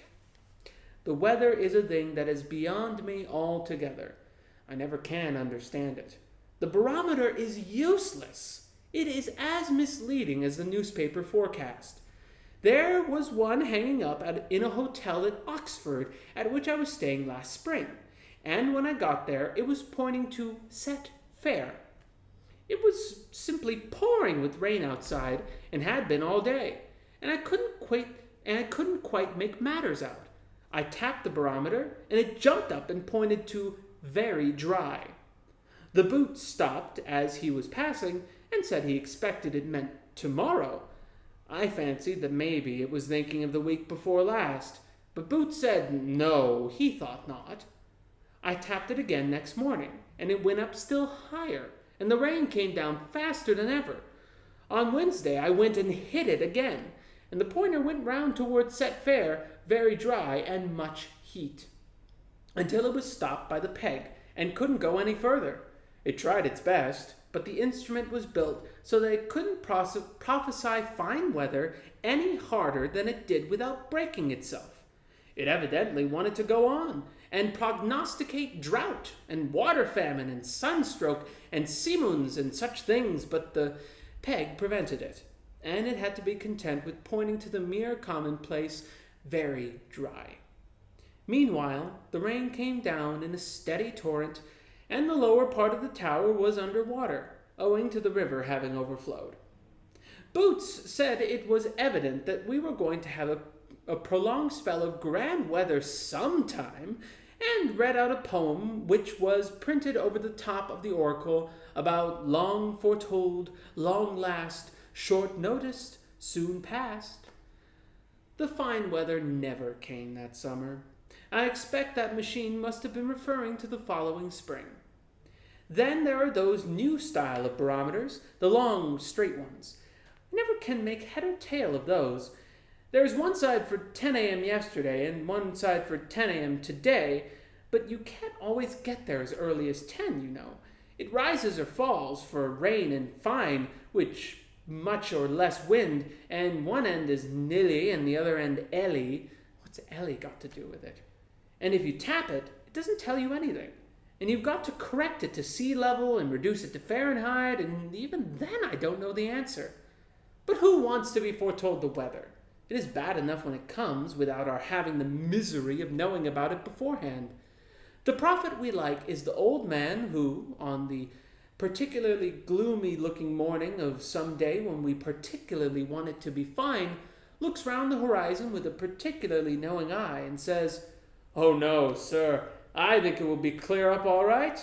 It will break all right enough, sir." "Ah, he knows," we say as we wish him good morning and start off. Wonderful how these old fellows can tell. And we feel an affection for that man, which is not at all lessened by the circumstances of its not clearing up, but continuing to rain steadily all day. Ah, well, we feel, he did his best. For the man that prophesies us bad weather, on the contrary, we entertain only bitter and revengeful thoughts. "Going to clear up, do you think?" we shout cheerily as we pass. "Well, no, sir, I'm afraid it's settled down for the day," he replies, shaking his head. "Stupid old fool," we mutter. "What's he know about it?" And if his portent proves correct, we come back feeling still more angry against him, and with a vague notion that somehow or other he has had something to do with it. It was too bright and sunny on this especial morning for George's blood-curdling readings about bar falling, atmospheric disturbance passing in an oblique line over southern Europe, and pressure increasing, to very much upset us. And so, finding that he could not make us wretched and was only wasting his time, he sneaked the cigarette that I had carefully rolled up for myself and went. Then Harris and I, having finished up the few things left on the table, carted out our luggage onto the doorstep and waited for a cab. There seemed to be a good deal of luggage when we put it all together. There was the Gladstone and a small handbag and 2 hampers and a large roll of rugs and some 4 or 5 overcoats and mackintoshes and a few umbrellas. And then there was a melon by itself in a bag, because it was too bulky to go in anywhere, and a couple of pounds of grapes in another bag, and a Japanese paper umbrella, and a frying pan, which, being too long to pack, we had wrapped round with brown paper. It did look a lot, and Harris and I began to feel rather ashamed of it. Though why we should be, I can't see. No cab came by, but the street boys did, and got interested in the show, apparently, and stopped. Biggs' boy was the first to come round. Biggs is our greengrocer, and his chief talent lies in securing the services of the most abandoned and unprincipled errand boys that civilization has yet produced. If anything more than usually villainy in the boy line crops up in our neighborhood, we know that it is Biggs' latest.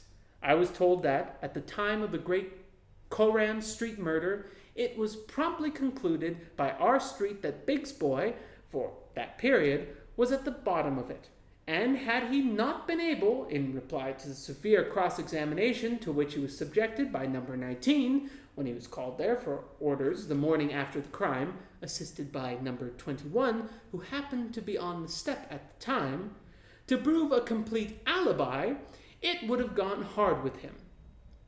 I didn't know Biggs' boy at that time, but from what I have seen of them since, I should not have attached much importance to that alibi myself.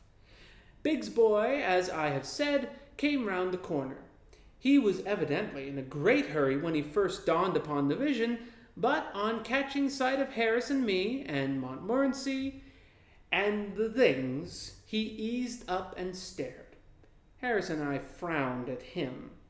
This might have wounded a more sensitive nature, But Big's boys are not, as a rule, touchy. He came to a dead stop, a yard from our step, and leaning up against the railings and selecting a straw to chew, fixed us with his eye. He evidently meant to see this thing out. In another moment, the grocer's boy passed on the opposite side of the street. Big's boy hailed him. "Hi! Ground floor of 42's a-movin'." The grocer's boy came across and took up a position on the other side of the step. Then the young gentleman from the boot shop stopped and joined Big's boy, while the empty can superintendent from the Blue Posts took up an independent position on the curb. "They ain't a-going to starve, are they?" said the gentleman from the boot shop. "Ah, you'd want to take a thing or two with you," retorted the Blue Posts, "if you were a-going to cross the Atlantic in a small boat." "They ain't going to cross the Atlantic," struck in Big's boy. "They're a-going to find Stanley." By this time, quite a small crowd had collected, and people were asking each other what was the matter. One party, the young and giddy portion of the crowd, held that it was a wedding and pointed out Harris as the bridegroom, while the elder and more thoughtful among the populace inclined to the idea that it was a funeral, and I was probably the corpse's brother. At last, an empty cab turned up. It is a street where, as a rule, and when they are not wanted, empty cabs pass at a rate of 3 a minute and hang about and get in your way. In packing ourselves and our belongings into it, and shooting out a couple of Montmorency's friends, who had evidently sworn never to forsake him, we drove away amidst the cheers of the crowd, Big's boy shying a carrot after us for luck. We got to Waterloo at 11 and asked where the 11.5 started from. Of course, nobody knew. Nobody at Waterloo ever does know where a train is going to start from, or where a train, when it does start, is going to, or anything about it. The porter who took our things thought it would go from number 2 platform, while another porter, with whom we discussed the question, had heard a rumor that it would go from number 1. The station master, on the other hand, was convinced it would start from the local. To put an end to the matter, we went upstairs and asked the traffic superintendent, and he told us that he had just met a man who said he had seen it at number 3 platform. We went to number 3 platform, but the authorities there said that they rather thought that the train was the Southampton Express or else the Windsor Loop. But they were sure it wasn't the Kingston train, though why they were sure it wasn't they couldn't say. Then our porter said he thought that must be it on the high-level platform, said he thought he knew the train. So we went to the high-level platform and saw the engine driver and asked him if he was going to Kingston. He said he couldn't say for certain, of course, but that he rather thought he was. Anyhow, if he wasn't the 11.5 for Kingston, he said he was pretty confident he was the 9:32 for Virginia Water, or the 10 a.m. express for the Isle of Wight, or something in that direction, and we should all know when we got there. We slipped half a crown into his hand and begged him to be the 11.5 for Kingston. Nobody will ever know on this line, we said, what you are or where you're going. You know the way. You slip off quietly and go to Kingston. Well, I don't know, gents, replied the noble fellow, but I suppose some trains got to go to Kingston, and I'll do it. Give me the half-crown. Thus we got to Kingston by the London and South Western Railway. We learnt afterwards that the train we had come by was really the Exeter Mail, and that they had spent hours in Waterloo looking for it, and nobody knew what had become of it. Our boat was waiting for us at Kingston just below the bridge, and to it we wended our way, and round it we stored our luggage, and into it we stepped. "Are you all right, sir?" said the man. "Right it is," we answered, and with Harris at the sculls and I at the tiller lines, and Montmorency, unhappy and deeply suspicious, in the prow, out we shot onto the waters which, for a fortnight, were to be our home. And that is the end of chapter 5 of 3 Men in a Boat, to say nothing of the dog. So, I hope you enjoyed, and I will see you in the next chapter. Excellent! Welcome back to Absolutely Unabridged. This is 3 Men in a Boat, to say nothing of the dog, chapter 6. It was a glorious morning, late spring or early summer, as you care to take it, when the dainty sheen of grass and leaf is blushing to a deeper green, and the year seems like a fair young maid trembling with strange, wakening pulses on the brink of womanhood. The quaint back streets of Kingston, where they came down to the water's edge, looked quite picturesque in the flashing sunlight, the glinting river with its drifting barges, the wooded towpath, the trim-kept villas on the other side, Harris, in a red and orange blazer, grunting away at the sculls, the distant glimpses of the grey old palace of the Tudors, all made a sunny picture, so bright but calm, so full of life and yet so peaceful, that, early in the day though it was, I felt myself being dreamily lulled off into a musing fit. I mused on Kingston, or Kingston, as it was once called in the days when Saxon kings were crowned there. Great Caesar crossed the river there, and the Roman legions camped upon its sloping uplands. Caesar, like in later years Elizabeth, seems to have stopped everywhere. Only he was more respectable than good Queen Bess. He didn't put up at the public houses. She was nuts on public houses, was England's Virgin Queen. There's scarcely a pub of any attractions within 10 miles of London that she does not seem to have looked in at, or stopped at, or slept at, some time or other. I wonder now, supposing Harris, say, turned over a new leaf and became a great and good man and got to be Prime Minister and died, if they would put up signs over the public houses that he had patronized. Harris had a glass of bitter in this house. Harris had 2 of Scotch cold here in the summer of '88. Harris was chucked from here in December 1886. No, there would be too many of them. It would be the house that he had never entered that would become famous. Only house in South London that Harris never had a drink in. The people would flock to it to see what could have been the matter with it. How poor, weak-minded King Edwy must have hated Kingston. The coronation feast had been too much for him. Maybe boar's head stuffed with sugar plums did not agree with him. It wouldn't with me, I know. And he had had enough of sack and mead, so he slipped from the noisy revel to steal a quiet moonlight hour with his beloved Elgiva. Perhaps, from the casement, standing hand in hand, they were watching the calm moonlight on the river, while from the distant halls the boisterous revelry floated in broken bursts of faint heard din and tumult. Then brutal Odo and St. Dunstan forced their rude way into the quiet room and hurled coarse insults at the sweet-faced queen and dragged poor Edwy back to the loud clamor of the drunken brawl. Years later, to the crash of battle music, Saxon kings and Saxon revelry were buried side by side, and Kingston's greatness passed away for a time, to rise once more when Hampton Court became the palace of the Tudors and the Stuarts, and the royal barges strained at their moorings on the river's banks, and bright-cloaked gallants swaggered down the water steps to cry, "What fairy, ho! Gadzooks, gramercy!"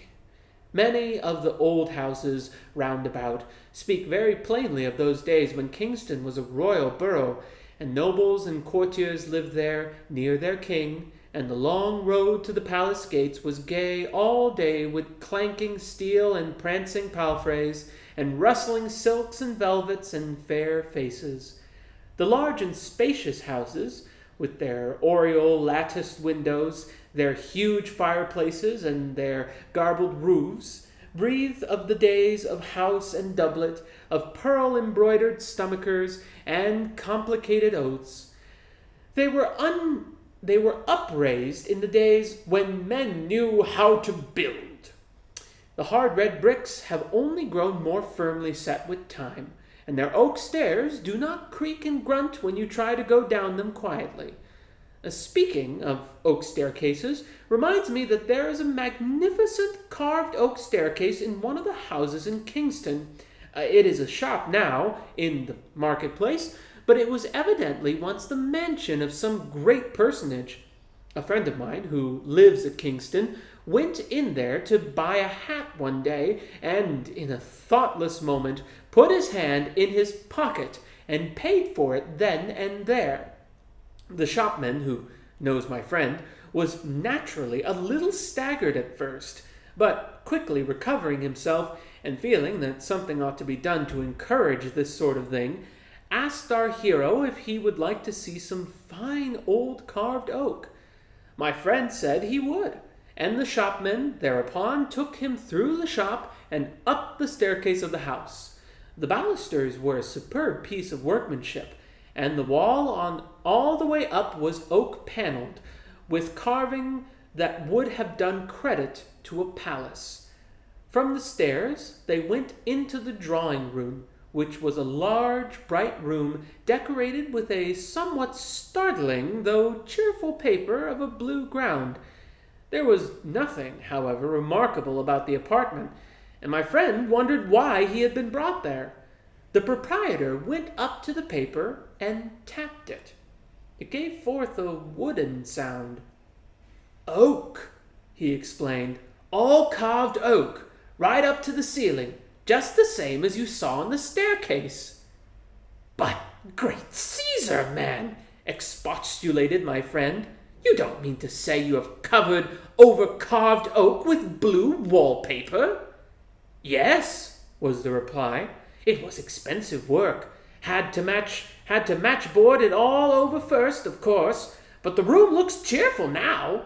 It was awful gloomy before." I can't say I altogether blame the man, which is doubtless a great relief to his mind. From his point of view, which would be that of the average householder desiring to take life as lightly as possible, and not that of the old curiosity shop maniac, there is reason on his side.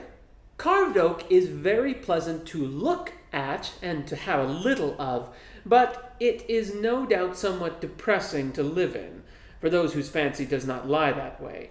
It will be like living in a church. No, what was sad in his case was that he, who didn't care for carved oak, should have his drawing-room paneled with it, while people who do care for it have to pay enormous prices to get it. It seems to be the rule of this world. Each person has what he doesn't want, and the other people have what he does want. Married men have wives, and don't seem to want them, and young single fellows cry out that they can't get them. Poor people who can hardly keep themselves have 8 hearty children. Rich old couples, with no one to leave their money to, die childless. Then there are girls with lovers. The girls that have lovers never want them. They say that they would rather be without them, that they bother them, and why don't they go and make love to Miss Smith or Miss Brown, who are plain and elderly and haven't got any lovers? They themselves don't want lovers. They never mean to marry. It does not do to dwell on these things. It makes one so sad. Now, there was a boy at our school. We used to call him Stanford and Merton. His real name was Stirvings. He was the most extraordinary lad I ever came across. I believe he really liked to study. He used to get into awful rows for sitting up in bed and reading Greek. And as for French irregular verbs, there was simply no keeping him away from them. He was full of weird and unnatural notions about being a credit to his parents and an honor to the school, and he yearned to win prizes and grow up and be a clever man, and all these sorts of weak-minded ideas. I never knew such a strange creature, yet harmless, mind you, as the babe unborn. Well, that boy used to get ill about twice a week, so that he couldn't go to school. There never was such a boy to get ill as at Stanford and Merton. If there was any known disease going within 10 miles of him, he had it, and had it badly. He would take bronchitis in the dog days, and have hay fever at Christmas. After a 6 weeks period of drought, he would be stricken down with rheumatic fever, and he would go out in a November fog and come home with a sunstroke. They put him under laughing gas one year, poor lad, and drew all his teeth, and gave him a false set, because he suffered so terribly with toothache, and then it turned into neuralgia and earache. He was never without a cold, except once for 9 weeks, while he had scarlet fever, and he always had chilblains. During the great cholera scare of 1871, our neighborhood was singularly free from it. There was only one reputed case in the whole parish. That case was young Stirvings.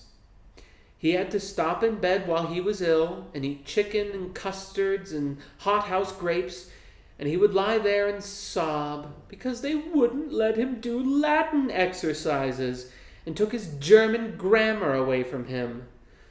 And we other boys, who would have sacrificed 10 terms of our school life for the sake of being ill for a day, and had no desire whatever to give our parents any excuse for being stuck up about us, couldn't catch so much as a stiff neck.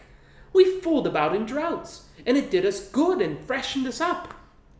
And we took things to make us sick, and they made us fat and gave us an appetite. Nothing we could think of seemed to make us ill until the holidays began. Then, on the breaking up day, we caught colds and whooping cough and all kinds of disorders, which lasted till the term recommenced, when, in spite of everything we could maneuver to the contrary, we would get suddenly well again and be better than ever. Such is life, and we are but as grass that is cut down and put into the oven and baked. To go back to the carved oak question, they must have had very fair notions of the artistic and the beautiful, our great-great-grandfathers.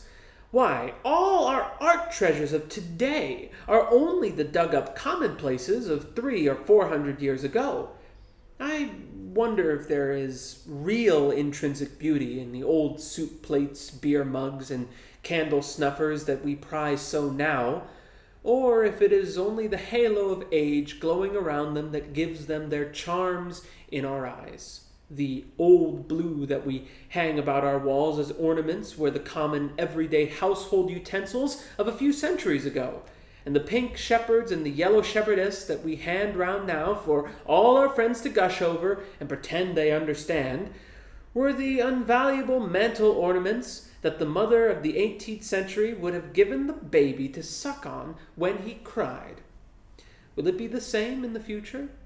Will the prized treasures of today always be the chief trifles of the day before? Will rows of our willow-patterned dinner plates be ranged above the chimney pieces of the great in the years 2000 and odd? Will the white cups with the gold rim and the beautiful gold flower inside, a species unknown, that our Sarah Janes now break in sheer light-heartedness of spirit, be carefully mended and stood upon a bracket and dusted only by the lady of the house? That china dog that ornaments the bedroom of my furnished lodgings, it is a white dog, its eyes blue, its nose is a delicate red with spots, its head is painfully erect, its expression is amiably carried to the verge of imbecility. I do not admire it myself. Considered as a work of art, I may say it irritates me. Thoughtless friends jeer at it, and even my landlady herself has no admiration for it, and excuses its presence by the circumstance that her aunt gave it to her. But in 200 years' time, it is more than probable that that dog will be dug up from somewhere or other, minus its legs and with its tail broken, and will be sold for old china and put in a glass cabinet, and people will pass it round and admire it. They will be struck by the wonderful depth of color on the nose and speculate as to how beautiful the bit of tail that is lost no doubt was. We, in this age, do not see the beauty of that dog. We are too familiar with it. It is like the sunset and the stars. We are not awed by their loveliness because they are common to our eyes. So it is with that china dog.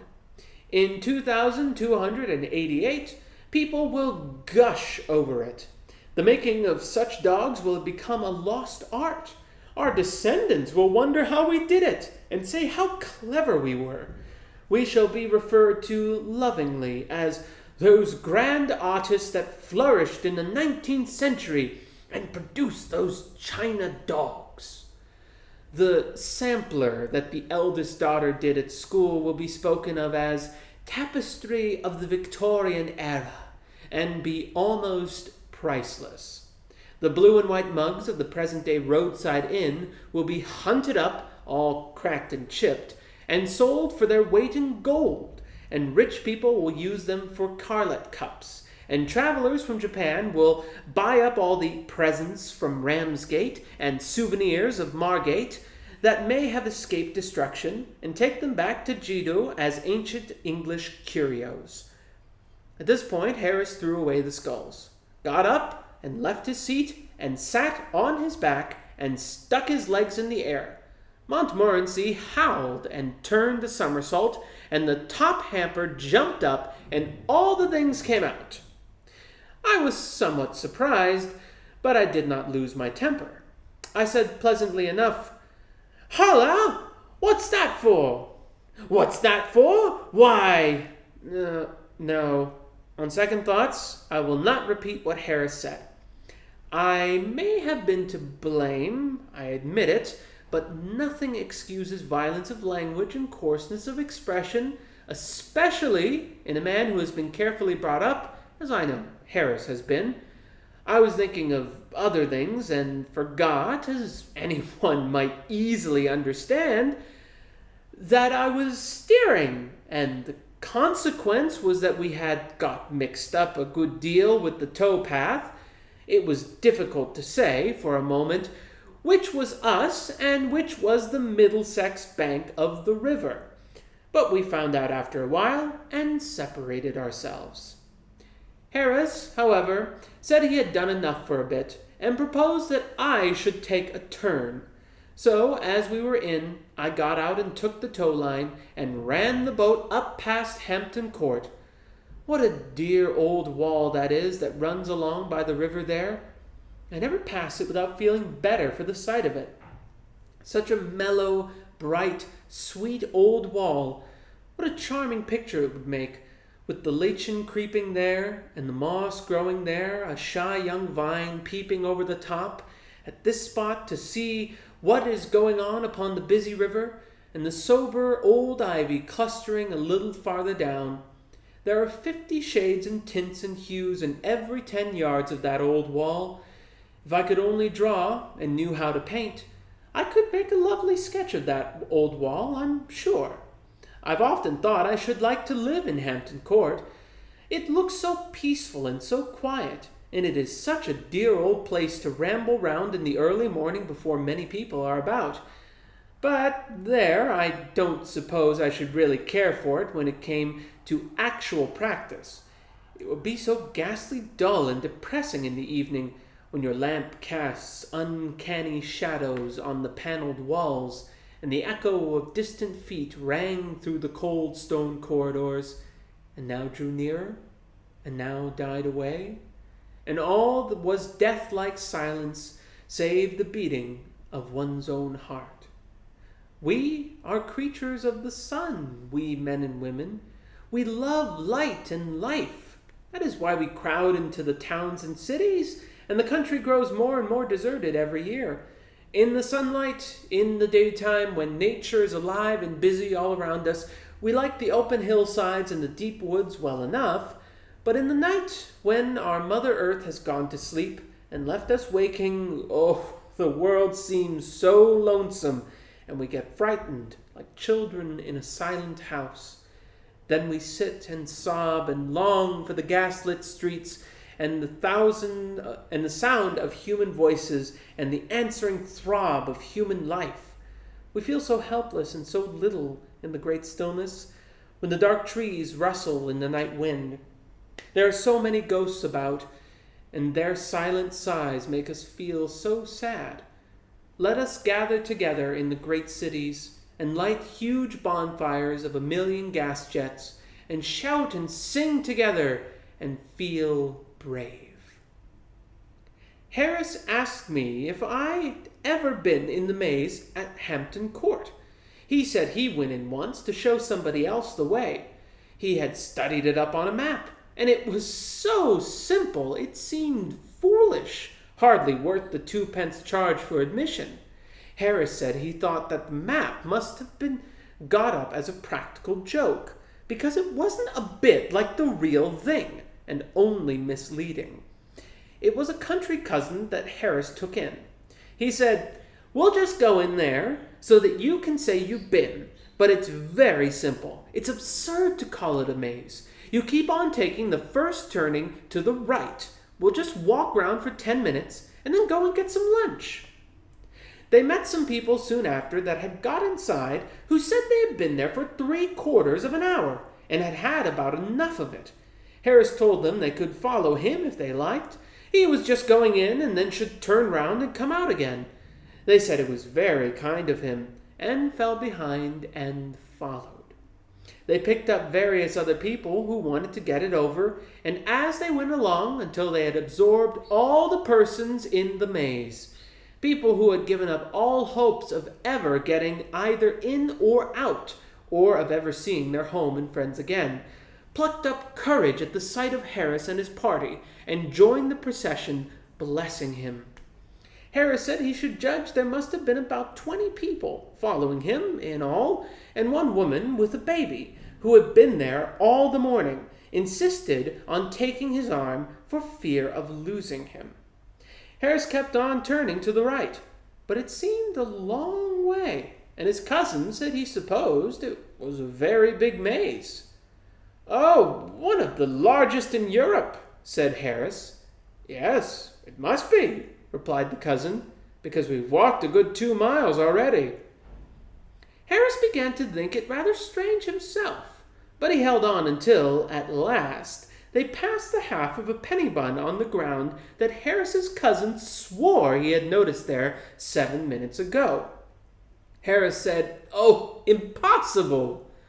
But the woman with the baby said, "Not at all," as she herself had taken it from the child and thrown it down there just before she met Harris. She also added that she wished she never met Harris and expressed an opinion that he was an impostor. That made Harris mad, and he produced his map and explained his theory. "The map may be all right enough," said one of the party, "if you know whereabouts in it we are now." Harris didn't know, and suggested that the best thing to do would be to go back to the entrance and begin again. For the beginning again part of it, there was not much enthusiasm, but with regard to the availability of going back to the entrance, there was complete unanimity, and so they turned and trailed after Harris again in the opposite direction. About 10 minutes more passed, and then they found themselves in the center. Harris thought at first of pretending that was what he had been aiming at, but the crowd looked dangerous, and he decided to treat it as an accident. Anyhow, they had got something to start from then. They did know where they were, and the map was once more consulted, and the thing seemed simpler than ever, and off they started for the 3rd time. And 3 minutes later, they were back in the center again. After that, they simply couldn't get anywhere else. Whatever way they turned brought them back to the middle. It became so regular at length that some of the people stopped there and waited for the others to take a walk round and come back to them. Harris drew out his map again after a while, but the sight of it only infuriated the mob, and they told him to go and curl his hair with it. Harris said that he couldn't help feeling that, to a certain extent, he had become unpopular. They all got crazy at last and sang out for the keeper, and the man came and climbed up the ladder outside and shouted out directions to them. But all their heads were, by this time, in such a confused whirl that they were incapable of grasping anything. So the man told them to stop where they were, and he would come to them. They huddled together and waited, and he climbed down and came in. He was a young keeper, as luck would have it, and new to the business, and when he got in, he couldn't find them, and he wandered about, trying to get to them, and then he got lost. They caught sight of him every now and then, rushing about the other side of the hedge, and he would see them and rush to get to them, and they would wait there for about 5 minutes, and then he would reappear again, in exactly the same spot, and ask them where they had been. They had to wait till one of the old keepers came back from his dinner before they got out. Harris said he thought it was a very fine maze, so far as he was the judge, and we agreed we would try to get George to go into it on our way back.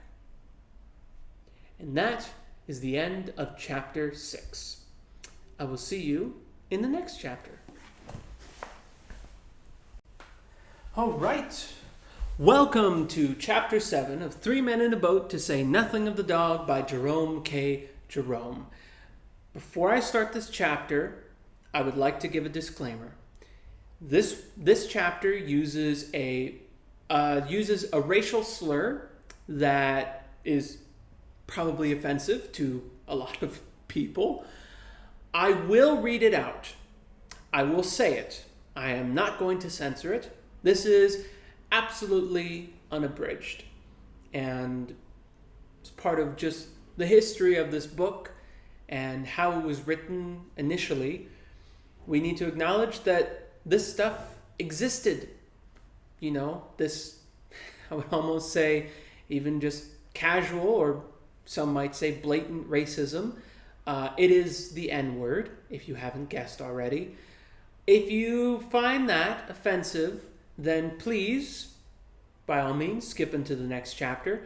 But if you'd still like to listen or to watch, please go ahead and do that.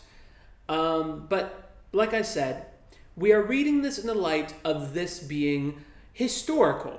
I do not condone the use of this word in daily life, and I would not say this to another person. But in light of reading this as a historical, classical piece of literature, it will stay, because it was in the original text.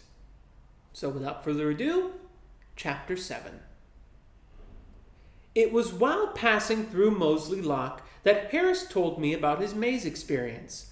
It took us some time to pass through, as we were the only boat, and it is a big lock. I don't think I ever remember to have seen Moseley Lock before with only one boat in it.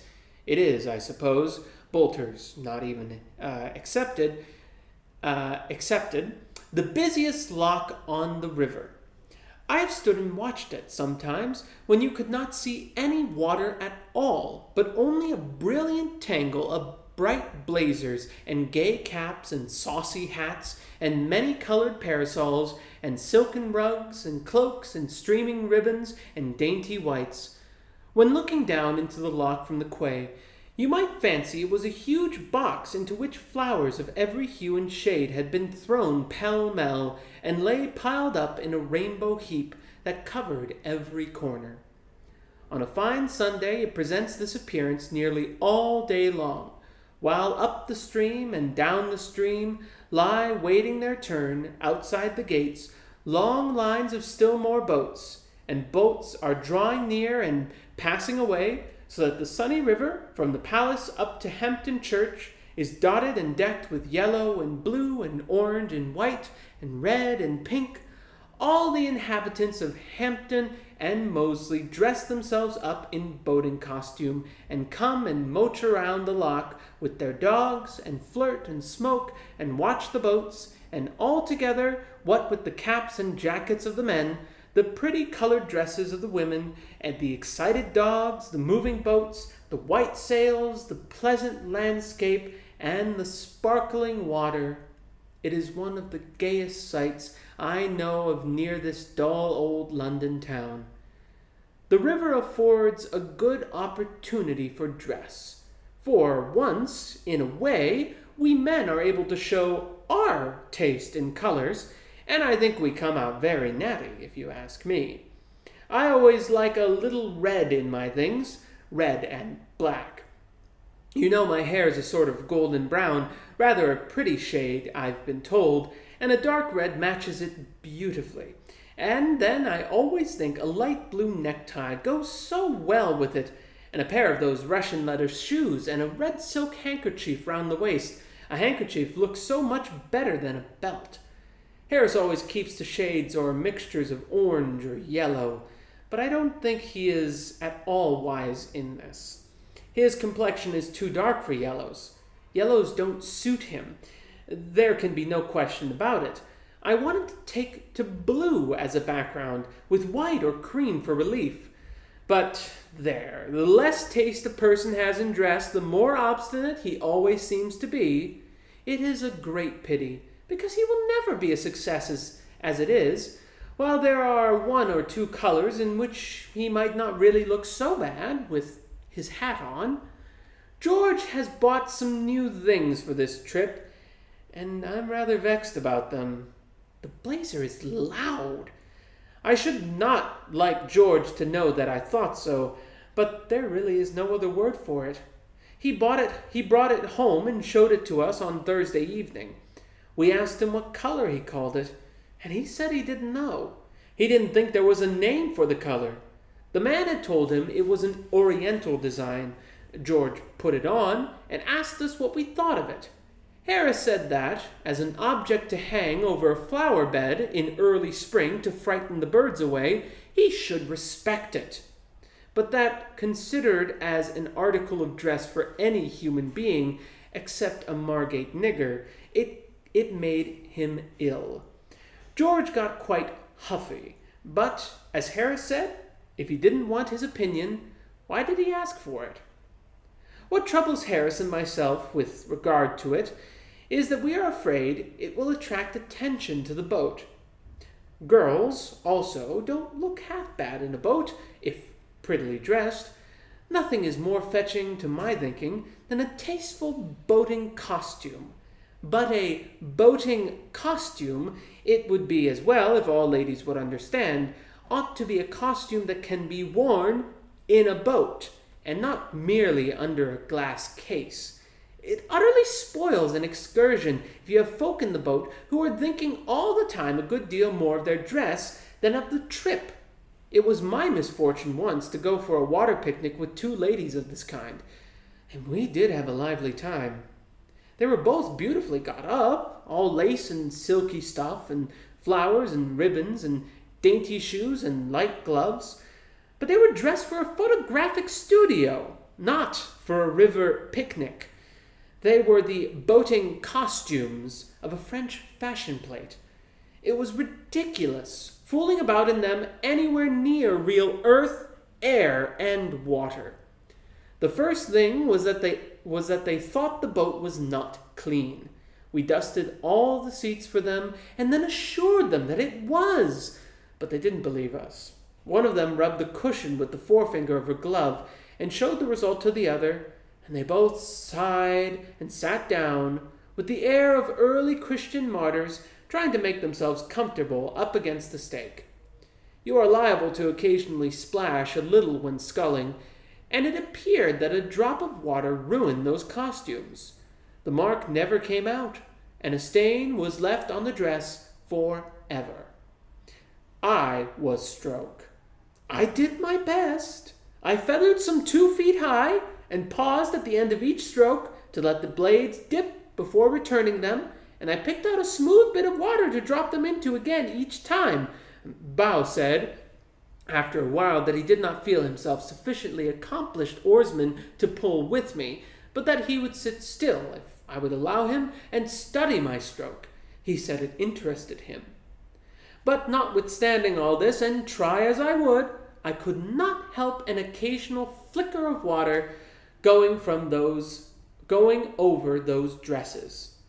The girls did not complain, but they huddled up close together and set their lips firm, and every time a drop touched them, they visibly shrank and shuddered. It was a noble sight to see them suffering thus in silence, but it unnerved me altogether. I am too sensitive. I got wild and fitful in my rowing and splashed more and more, the harder I tried not to. I gave it up at last. I said I'd row Bo. Bo thought the arrangement would be better too, and we changed places. The ladies gave an involuntary sigh of relief when they saw me go, and quite brightened up for a moment. Poor girls. They had better have put up with me. The man they got was now a jolly, light-hearted, thick-headed sort of chap, with about as much sensitiveness in him as there might be in a Newfoundland puppy. You might look daggers at him for an hour, and he would not notice it, and it would not trouble him if he did. He set a good, rollicking, dashing stroke that sent the spray playing all over the boat like a fountain, and made the whole crowd sit up straight in no time. When he spread more than a pint of water all over one of those dresses, he would give a pleasant little laugh and say, "I beg your pardon, I'm sure," and offer them his handkerchief to wipe it off with. "Oh, it's of no consequence," the poor girls would murmur in reply, and covertly draw rugs and coats over themselves and try and protect themselves with their lace parasols. At lunch, they had a very bad time of it. People wanted them to sit on the grass, and the grass was dusty, and the tree trunks against which they were invited to lean did not appear to have been brushed for weeks. So they spread their handkerchiefs on the ground and sat on those, bolt upright. Somebody, in walking about with a plate of beefsteak pie, tripped over a root and sent the pie flying. None of it went over them, fortunately, but the accident suggested a fresh danger to them, and agitated them, and whenever anybody moved about, after that, with anything in his hand that could fall and make a mess, they watched that person with growing anxiety until he sat down again. "Now then, you girls," said our friend Bo to them, cheerily, after it was all over, "come along, you've got to wash up." They didn't understand him at first.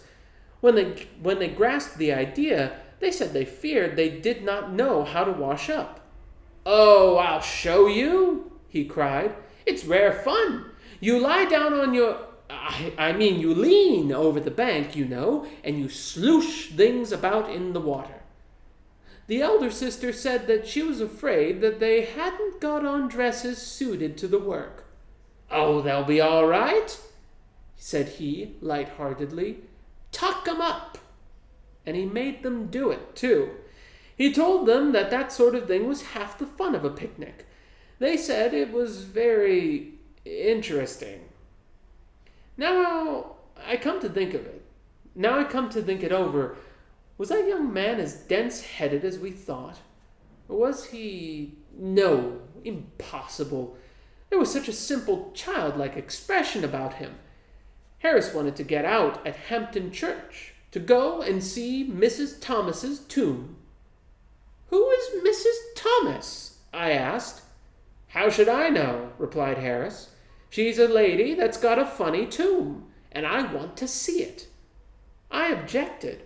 I don't know whether it is that I am built wrong, but I never did seem to hanker after tombstones myself.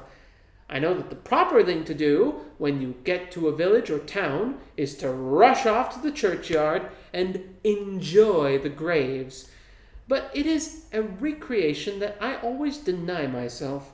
I take no interest in creeping round dim and chilly churches behind wheezy old men and reading epitaphs.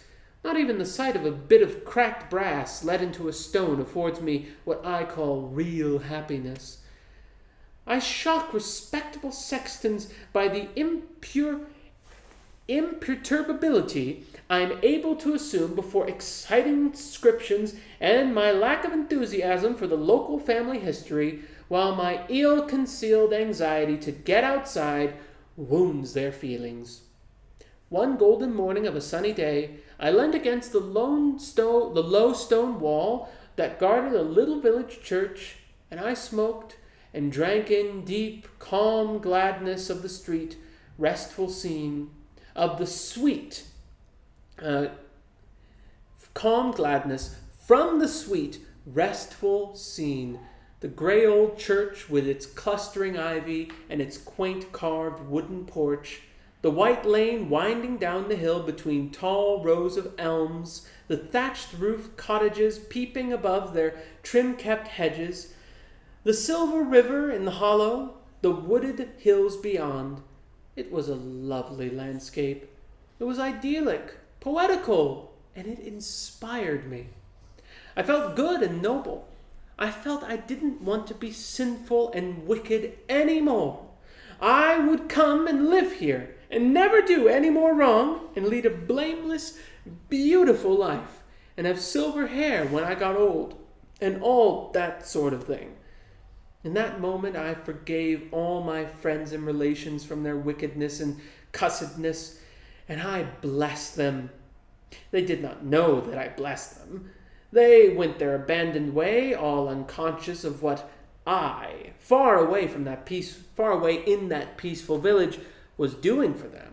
But I did it, and I wished that I could let them know that I had done it, because I wanted to make them happy. I was going on thinking about all these grand, tender thoughts when my reverie was broken in upon by a shrill, piping voice crying out, "All right, sir, I'm a-comin'. It's all right, sir. Don't you be in a hurry." I looked up and saw an old, bald-headed man hobbling across the churchyard towards me, carrying a huge bunch of keys in his hand that shook and jingled at every step. I motioned him away with silent dignity, but he still advanced, screeching out the while, "I'm a-comin', sir, I'm a-comin'. I'm a little lame, but I ain't as spry as I used to be. This way, sir." "Go away, you miserable old man," I said. "I've come as soon as I could, sir," he replied. "My missus never see you till just this minute. You follow me, sir." "Go away," I repeated. "Leave me before I get over the wall and slay you." He seemed surprised. "Don't you want to see the tombs?" he said.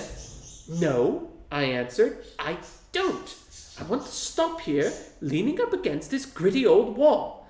Go away and don't disturb me. I'm chock full of beautiful and noble thoughts, and I want to stop like it, because it feels nice and good. Don't you come fooling about, making me mad, chiving away all my better feelings with this silly tombstone nonsense of yours. Go away, get somebody to bury you cheap, and I'll pay half the expenses." He was bewildered for a moment. He rubbed his eyes and looked hard at me. I seemed human enough on the outside. He couldn't make it out. He said, "You's a stranger in these parts. You don't live here." "No," I said, "I don't. You wouldn't if I did." "Well then," he said, "you want to see the tombs, graves, folks been buried, coffins."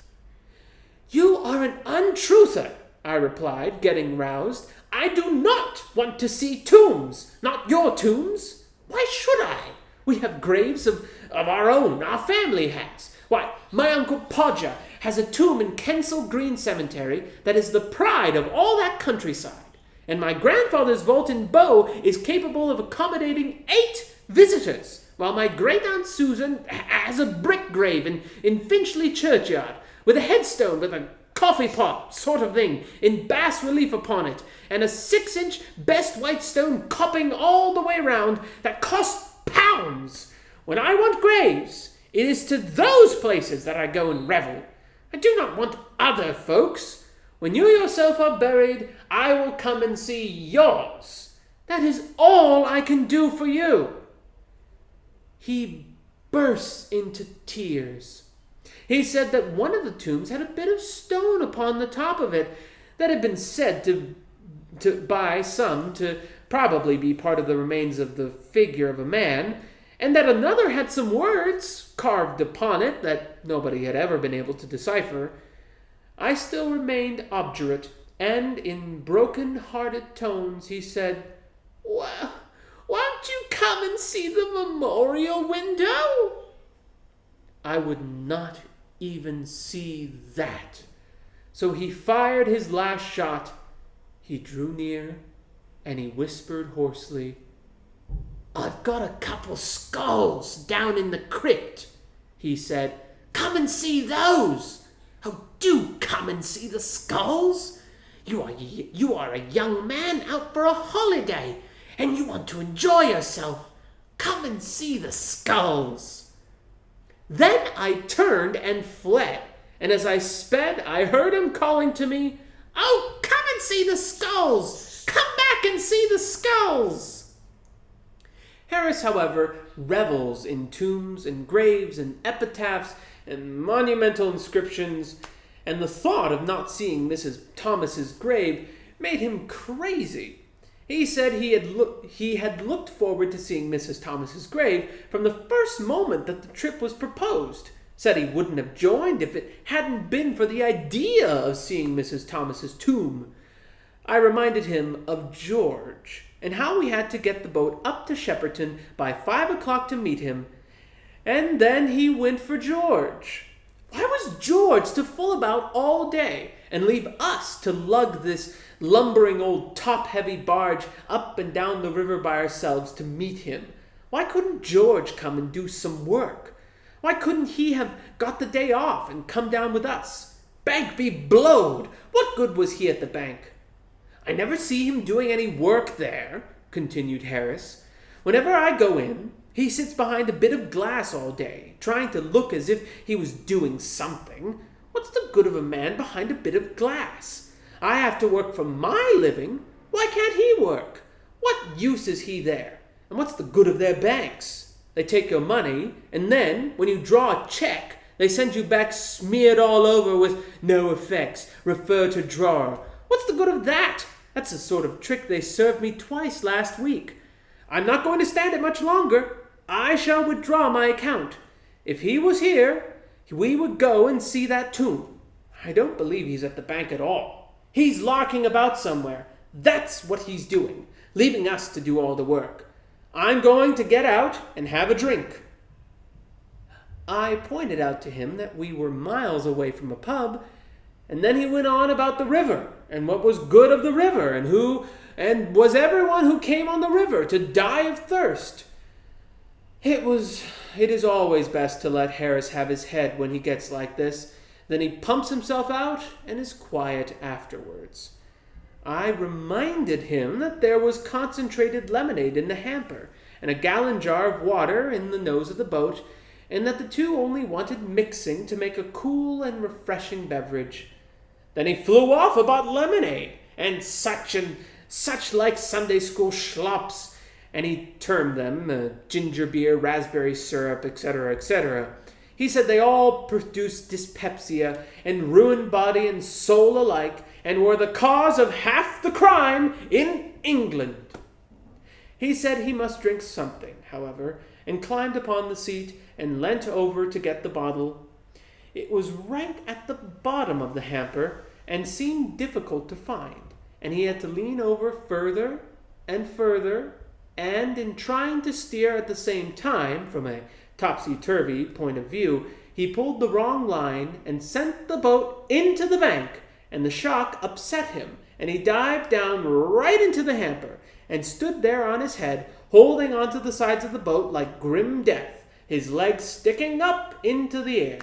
He dared not move for fear of going over, and had to stay there till I could get hold of his legs and haul him back, and that made him madder than ever. And that is the end of chapter 7. I will see you in the next chapter. All right. Welcome back to 3 Men in a Boat, to say nothing of the dog, by Jerome K. Jerome. This is chapter 8. We stopped under the willows at Kempton Park and lunched. It was a pretty little spot there, a pleasant grass plateau, running along by the water's edge and overhung by willows.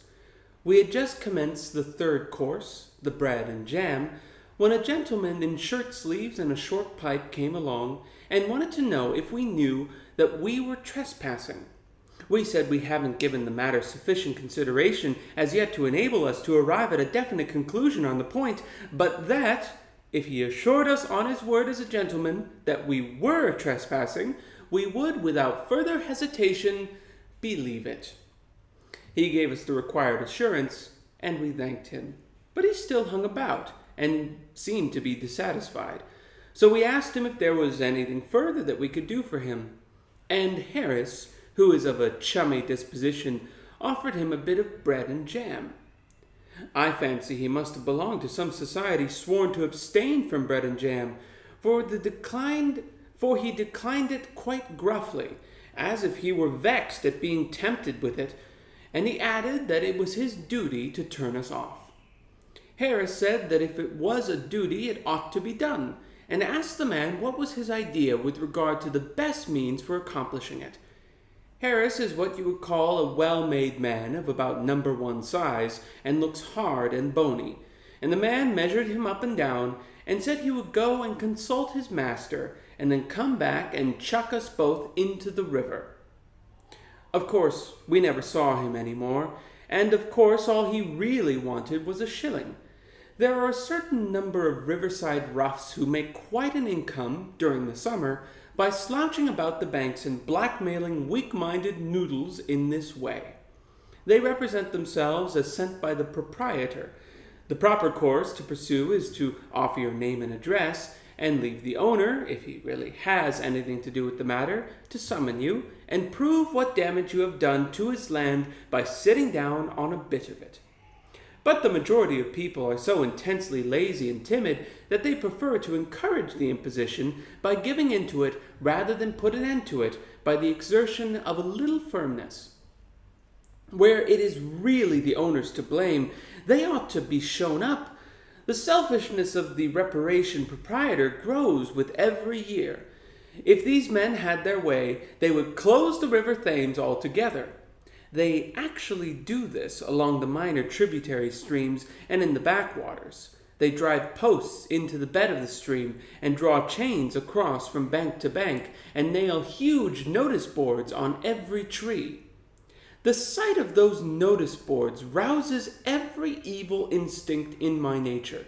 I feel I want to tear each one down and hammer it over the head of the man who put it up until I have killed him, and then I would bury him and put the board up over the grave as a tombstone.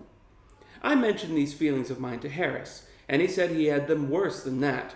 He said he not only felt he wanted to kill the man who had caused the board to be put up, but he should like to slaughter the whole family of his and all his friends and relations, and then burn down his house. This seemed to me to be going too far, and I said so to Harris. But he answered, "Not a bit of it. Serve 'em all jolly well right, and I go and sing comic songs on the ruins." I was vexed to hear Harris go on in this bloodthirsty strain. We never ought to allow our instincts of justice to degenerate into more vindictiveness. It was a long while before I could get Harris to take a more Christian view of the subject, but I succeeded at last, and he promised me that he would spare the friends and relations at all events, and would not sing comic songs on the ruins. You have never heard Harris sing a comic song, or you would understand the service I had rendered to mankind. It is one of Harris's fixed ideas that he can sing a comic song. The fixed idea, on the contrary, among those of Harris's friends who have heard him try, is that he can't and never will be able to, and that he ought not to be allowed to try. When Harris is at a party and is asked to sing, he replies, "Well, I can only sing a comic song, you know." And he says it in a tone that implies that his singing of that, however, is a thing that you ought to hear once and then die. "Oh, that is nice," says the hostess. "Do sing one, Mr. Harris." And Harris gets up and makes for the piano with the beaming cheeriness of a generous-minded man who is just about to give somebody something. "Now, silence, please, everybody," says the hostess, turning round. "Mr. Harris is going to sing a comic song." "Oh, how jolly!" they murmur, and they hurry in from the conservatory and come up from the stairs, and they go and fetch each other from all over the house, and crowd into the drawing-room and sit round all smirking in anticipation. Then Harris begins. "Well, you don't look much for a voice in a comic song. You don't expect correct phrasing or vocalization. You don't mind if a man does find out when in the middle of a note that he is too high and comes down with a jerk. You don't bother about time. You don't mind a man being 2 bars in front of the accompaniment and easing up in the middle of a line to argue it out with the pianist and then starting the verse afresh. But you do expect the words. You don't remember a man to never remember more than the first 3 lines of the first verse, and to keep on repeating these until it is time to begin the chorus. You don't expect a man to break off in the middle of a line, snigger and say it's very funny, but he's blessed if he can think of the rest of it, and then try and make it up for himself, and afterwards suddenly recollect it when he's got to an entirely different part of the song, and break off without a word of warning to go back and let you have it then and there. You don't... Well, I will just give you an idea of Harris's comic singing, and then you can judge of it for yourself. Harris, standing up in front of a piano and addressing the expectant mob. "I'm afraid it's a very old thing, you know. I expect you all know it, you know. It's the only thing that I know. It's the judge's song out of Pinafore. I don't mean Pinafore. I mean, you know what I mean. The other thing, you know, and you must all join in the chorus, you know."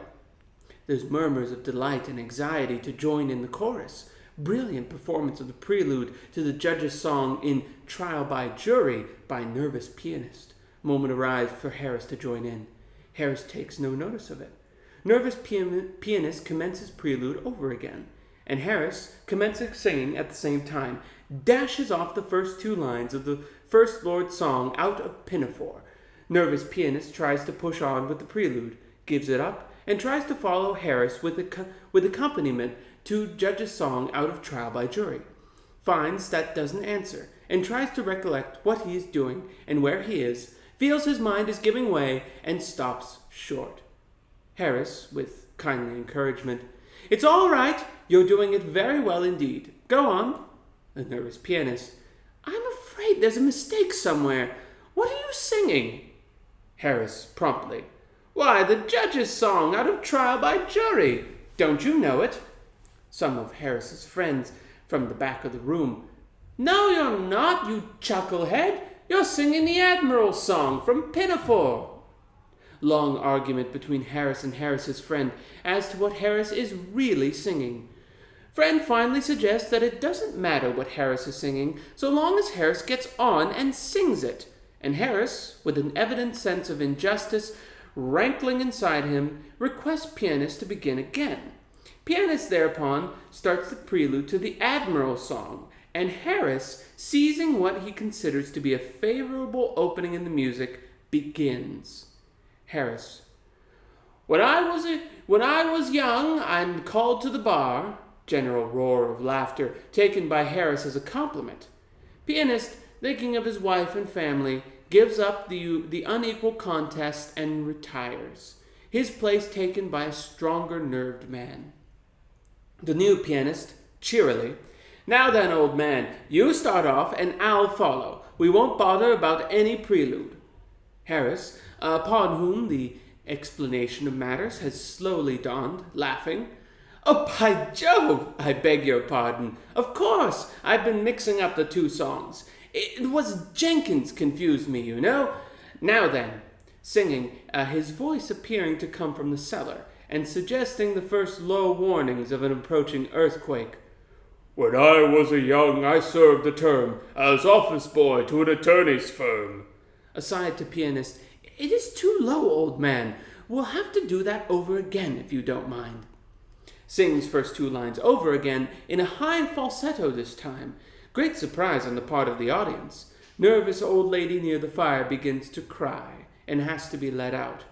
Harris continuing, I swept the windows and I swept the door and I cleaned the windows of the big front door and I polished up the floor. No, dash it, I beg your pardon. Funny thing, I can't think of that line. Well, we'll get on with the chorus and chance it.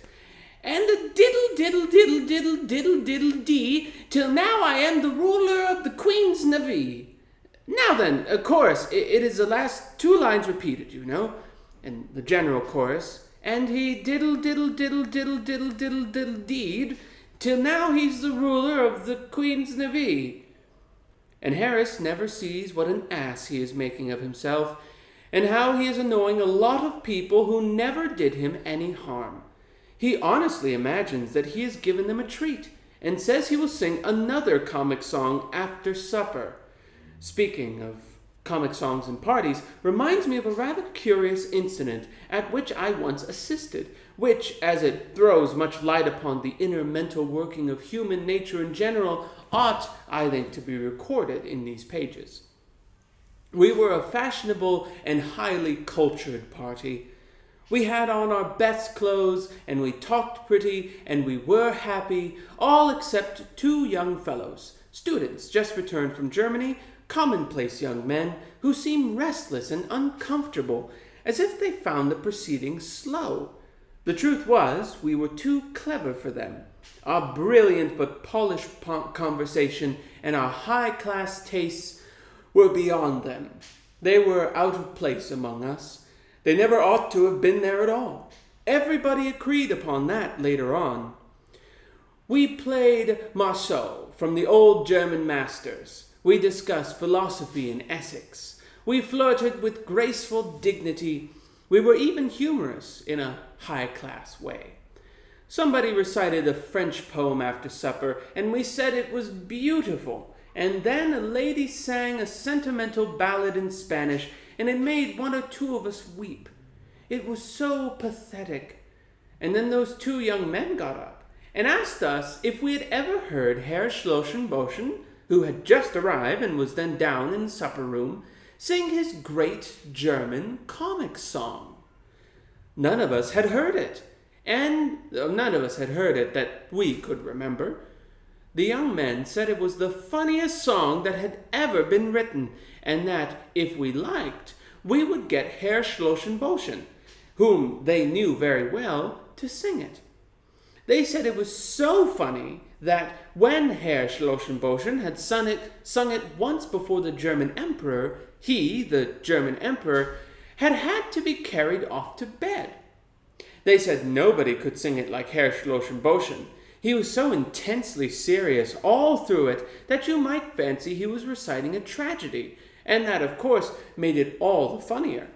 They said he never once suggested by his tone or manner that he was singing anything funny. That would spoil it. It was his air of seriousness, almost of pathos, that made it so irresistibly amusing. We said we yearned to hear it, that we wanted a good laugh, and they went downstairs and fetched Herr Schlossenboschen. He appeared to be quite pleased to sing it, for he came up at once and sat down at the piano without another word. "Oh, it will amuse you. You will laugh," whispered the two young men as they passed through the room and took up an unobtrusive position behind the professor's back. Herr Schlossenboschen accompanied himself. The prelude did not suggest a comic song exactly. It was a weird, soulful air. It quite made one's flesh creep. But we murmured to one another that it was the German method and prepared to enjoy it. I don't understand German myself.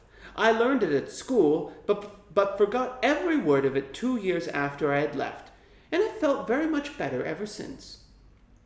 Still, I do not want people there to guess my ignorance, so I hit upon what I thought would be a rather good idea. I kept my eye on the two young students and followed them. When they tittered, I tittered. When they roared, I roared. And I also threw in a little snigger all by myself now and then, as if I had seen a bit of humor that had escaped the others. I considered this practically artful on my part. I noticed as the song progressed that a good many other people seemed to have their eye fixed on the two young men as well as myself. These other people also tittered when the young men tittered, and roared when the young men roared, and as the two young men tittered and roared and exploded with laughter pretty continuously all through the song, it went exceedingly well. And yet that German professor did not seem happy.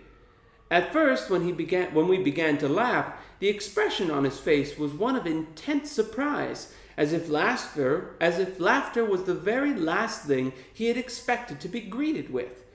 We thought this was very funny, we said in earnest manner, was half the humor.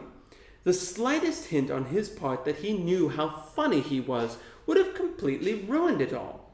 As we continued to laugh, his air of surprise gave way to an air of annoyance and indignation, and he scowled fiercely round upon us, except upon the two young men who, being behind him, he could not see. That sent us into convulsions. We told each other that it would be the death of us, this thing. The words alone, we said, were enough to send us into fits, but added to his mock seriousness, oh, it was too much. In the last verse, he surpassed himself. He glowered round upon us with a look of such conceited ferocity that, but for our being forewarned as to the German method of comic singing, we should have been nervous. And he threw such a wailing note of agony into the weird music that, if we had not known it was a funny song, we might have wept. He finished amid a perfect shriek of laughter. We said it was the funniest thing we had ever heard in all our lives. We said how strange it was that, in the face of things like this, there should be a proper notion that the Germans hadn't any sense of humor. And we asked the professor why he didn't translate the song into English, so that the common people could understand it and hear what a real comic song was like. Then Herr Schlossenboschen got up and went on awful. He swore at us in German, which I should judge to be a singularly effective language for that purpose, and he danced and shook his fists and called us all the English he knew. He said he had never been so insulted in all his life. It appeared that the song was not a comic song after all. It was about a young girl who lived in the Harz Mountain, and who had given up her life to save her lover's soul. And he died and met her spirit in the air, and then, in the last verse, he jilted her spirit and went on with another spirit. I'm not quite sure the details, but it was something very sad, I know.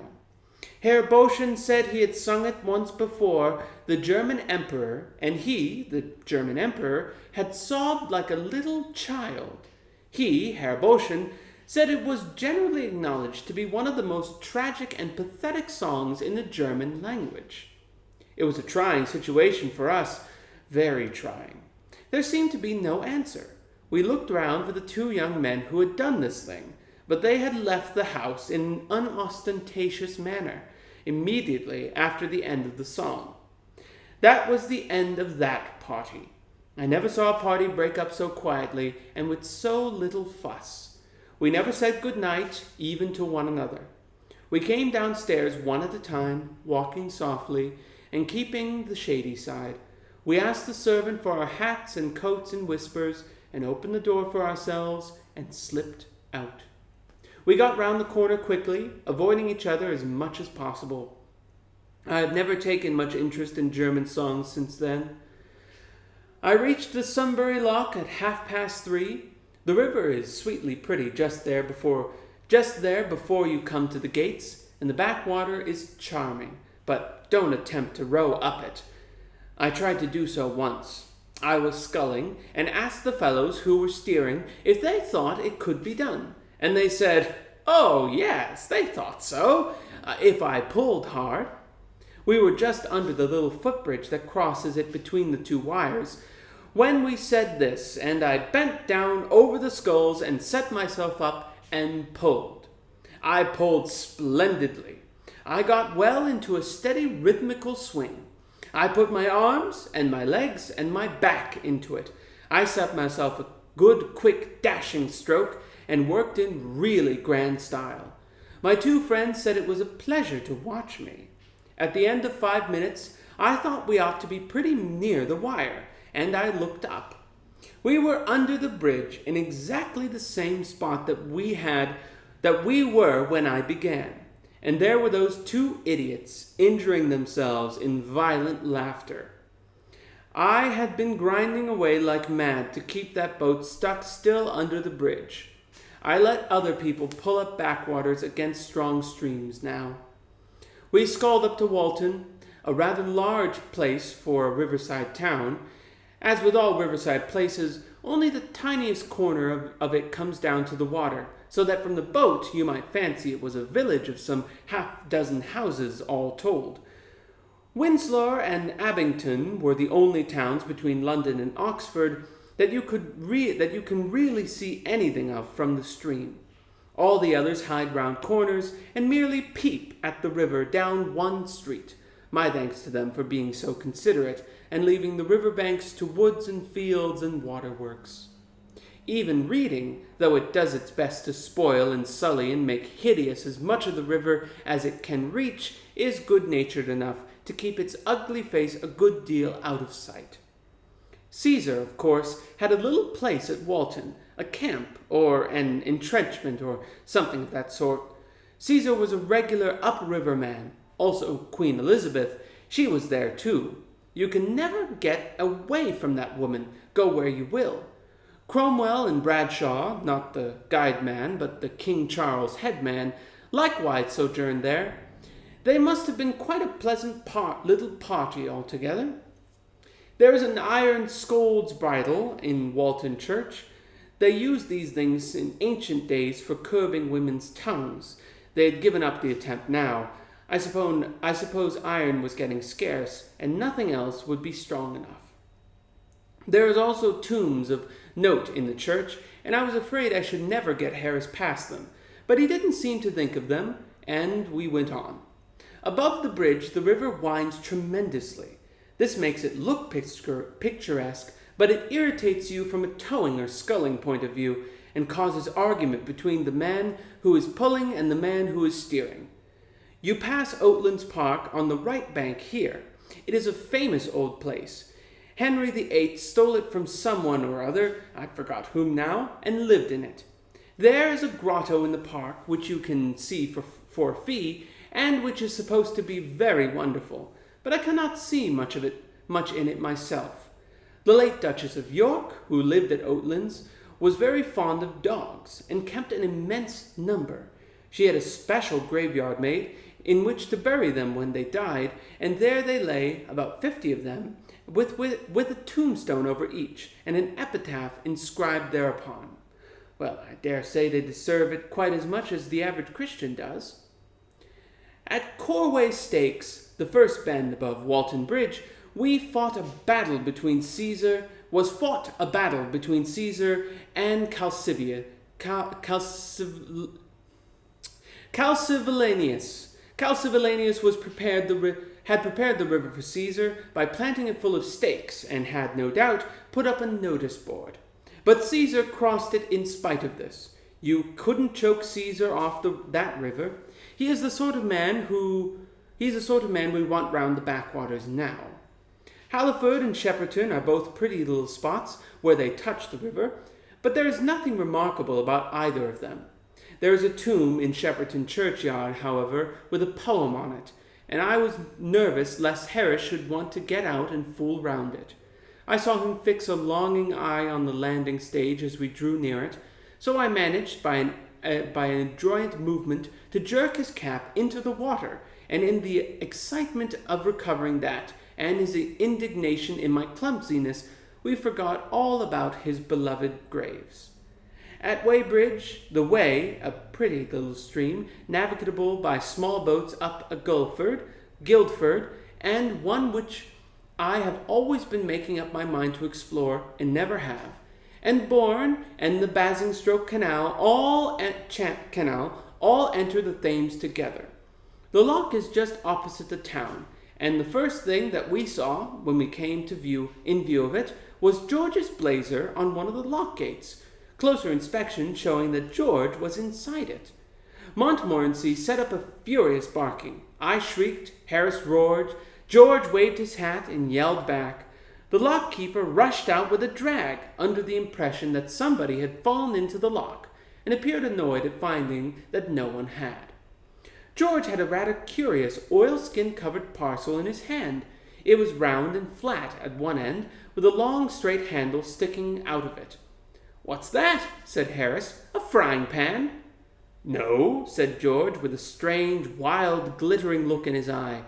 "They are all the rage this season. Everybody has got one up the river. It's a banjo." "I never knew you played the banjo," cried Harris and I in one breath. "Not exactly," replied George, "but it's very easy, they tell me, and I've got the instruction book." And that is the end of chapter 8. I will see you in the next chapter. Welcome back to 3 Men in a Boat, to say nothing of the dog, by Jerome K. Jerome. This is chapter 9. We made George work, now that we had him. He did not want to work, of course, that goes without saying. He had had a hard time in the city, so he explained. Harris, who is callous in his nature and not prone to pity, said, "Ah, and now you are going to have a hard time on the river for a change. Change is good for everyone. Out you get." He could not in conscience, not even George's conscience, object, though he did suggest that perhaps it would be better for him to stop in the boat and get tea ready, while Harris and I towed, because getting tea was such a worrying work, and Harris and I looked tired. The only reply we made to this, however, was to pass him over the tow line, and he took it and stepped out. There is something very strange and unaccountable about a tow line. You roll it up with as much patience and care as you would take to fold up a new pair of trousers, and 5 minutes afterwards, when you pick it up, it is one ghastly, soul-revolting tangle. I do not wish to be insulting, but I firmly believe that if you took an average tow line and stretched it out straight across the middle of a field, and then you turned your back on it for 30 seconds, that, when you looked round again, you would find that it had got itself all together in a heap in the middle of the field, and had twisted itself up, and tied itself into knots, and lost its two ends, and become all loops. And it would take you a good half-hour, sitting down there on the grass and swearing all the while, to distangle it again. That is my opinion of tow lines in general. Of course, there may be honorable exceptions. I do not say that there are not. There may be tow lines that are a credit to their profession, conscientious, respectable tow lines that do not imagine they are crochet work and try to knit themselves up into anti-mascars the instant they are left to themselves. I say there may be such tow lines. I sincerely hope there are, but I have not met with them. This tow line I had taken in myself just before we had got to the lock. I would not let Harris touch it, because he is careless. I had looped it round slowly and cautiously, and tied it up in the middle, and folded it in two, and laid it down gently at the bottom of the boat. Harris had lifted it up scientifically, and had put it into George's hand. George had taken it firmly, and held it away from him, and had begun to unravel it, as if he were taking the swaddling clothes off a newborn infant, and before he had unwound it a dozen yards, the thing was more like a badly made doormat than anything else. It is always the same, and the same sort of thing always goes on in connection with it. The man on the bank, who is trying to disentangle it, thinks all the fault lies with the man who rolled it up. And when a man up the river thinks a thing, he says it. "What have you been trying to do with it? Make a fishing net of it? You've made a nice mess, you have. Why couldn't you wind it up properly, you silly dummy?" He grunts from time to time as he struggles wildly with it and lays it out flat on the towpath and runs round and round it, trying to find the end. On the other hand, the man who wound it up thinks the whole cause of the muddle rests with the man who is trying to unwind it. "It was all right when you took it," he exclaims indignantly. Why don't you think what you are doing? You are going about things in such a slapdash style. You'd get a scaffolding pole entangled, you would." And they feel so angry with one another that they would like to hang each other with the thing. 10 minutes go by, and the first man gives a yell and goes mad and dances on the rope and tries to pull it straight by seizing hold of the first piece that comes to his hand and hauling at it. Of course, this only gets it into a tighter tangle than ever. Then the second man climbs out of the boat and comes to help, and they get caught in each other's way and hinder one another. They both get hold of the same bit of line and pull it in opposite directions and wonder where it is caught. In the end, they do get it clear and then turn round and find that the boat has drifted off and is making straight for the weir. This really happened once, to my own knowledge. It was up at Bovenley, one rather windy morning. We were pulling downstream, and, as we came round the bend, we noticed a couple of men on the bank.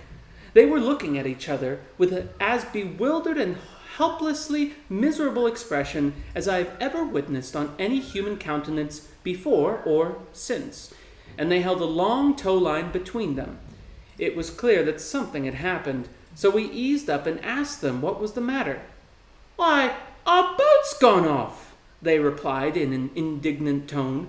"We just got out to disentangle the tow line, and when we looked round, it was gone." And they seemed hurt at what they evidently regarded as a mean and ungrateful act on the part of the boat.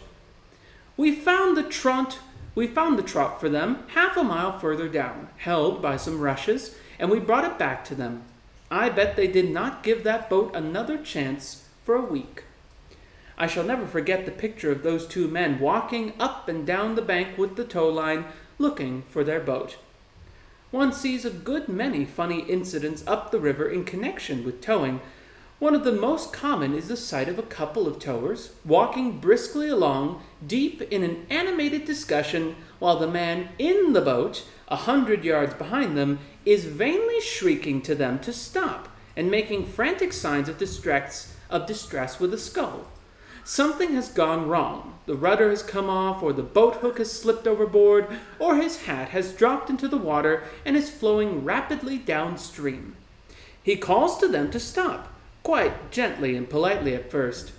"Hi! Stop a minute, will you?" he shouts cheerily. "I've dropped my hat overboard." Then, "Hi! Tom! Dick! Can't you hear?" Not quite so affably this time. Then, "Hi! Confound you! You dunder-headed idiots! Hi! Stop! Oh, you!" After that, he springs up and dances about and roars himself red in the face and curses everything he knows. And the small boys on the bank stop and jeer at him and pinch stones at him as he is pulled along past them at the rate of 4 miles an hour and can't get out. Much of this sort of trouble would be saved if those who are towing would keep remembering that they are towing and give a pretty frequent look round to see how their man is getting on. It is best to let one person tow. When two are doing it, they get chattering and forget, and the boat itself, offering, as it does, but little resistance, is of no real service in reminding them of the fact. As an example of how utterly oblivious a pair of towers can be to their work, George told us, later in the evening, when we were discussing the subject after supper, of a very curious instance. He and 3 other men, so he said, were sculling a very heavily laden boat up from Maddenhead one evening, and a little above Cookham Lock, they noticed a fellow and a girl walking along the towpath, both deep in apparently interesting and absorbing conversation. They were carrying a boat hook between them, and attached to the boat hook was a tow line, which trailed behind them, its end in the water. No boat was near, no boat was in sight. There must have been a boat attached to that tow line at some time or other, that was certain, but what had become of it, what ghastly fate had overtaken it, and those who had been left in it, was buried in mystery. Whatever the accident may have been, however, it had in no way disturbed the young lady, and gentleman who were towing. They had the boat hook, and they had the line, and that seemed to be all they thought necessary in their work. George was about to call out and wake them up, but in that moment a bright idea flashed across him, and he didn't. He got the hitcher instead, and reached over and drew in the end of the tow line, and they made a loop in it, and put it over their mast, and then they tidied up the sculls, and went and sat down in the stern, and lit their pipes. And that young man and young woman towed those 4 hulking chaps in a heavy boat up to Marlow. George said he never saw so much thoughtful sadness concentrated into one glance before, as when, at the lock, that young couple grasped the idea that, for the last 2 miles, they had been towing the wrong boat. George fancied that, if it had not been for the restraining influence of the sweet woman at his side, the young man might have given way to violent language. The maiden was the first to recover from her surprise, and when she did, she clasped her hands and said wildly, "Oh, Henry, where is Auntie?" "Did they ever recover the old lady?" asked Harris. George replied he did not know. Another example of the dangerous want of sympathy between tower and towed was witnessed by George and myself once up upon Walton. It was where the tow path shelves gently down into the water, and we were camping on the opposite bank, noticing things in general. By and by, a small boat came in sight, towed through the water at a tremendous pace by a powerful barge horse on which sat a very small boy. Scattered about the boat, in dreamy and reposeful attitudes, lay 5 fellows, the man who was steering having a particularly restful appearance. "I should like to see him pull the wrong line," murmured George, as they passed. And at that precise moment the man did, and the boat rushed up the bank with a noise like the ripping up of 40,000 linen sheets.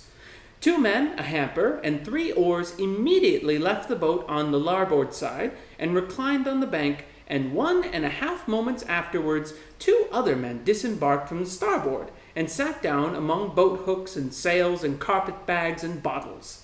The last man went on 20 yards further and then got out on his head. This seemed to sort of lighten the boat, and it went on much easier, the small boy shouting at the top of his voice and urging his steed into a gallop. The fellows sat up and stared at one another. It was some seconds before they realized what had happened to them, but when they did, they began to shout lustily for the boy to stop. He, however, was too much occupied with the horse to hear them, and we watched them flying after him until the distance hid them from view. I cannot say I was sorry at their mishap.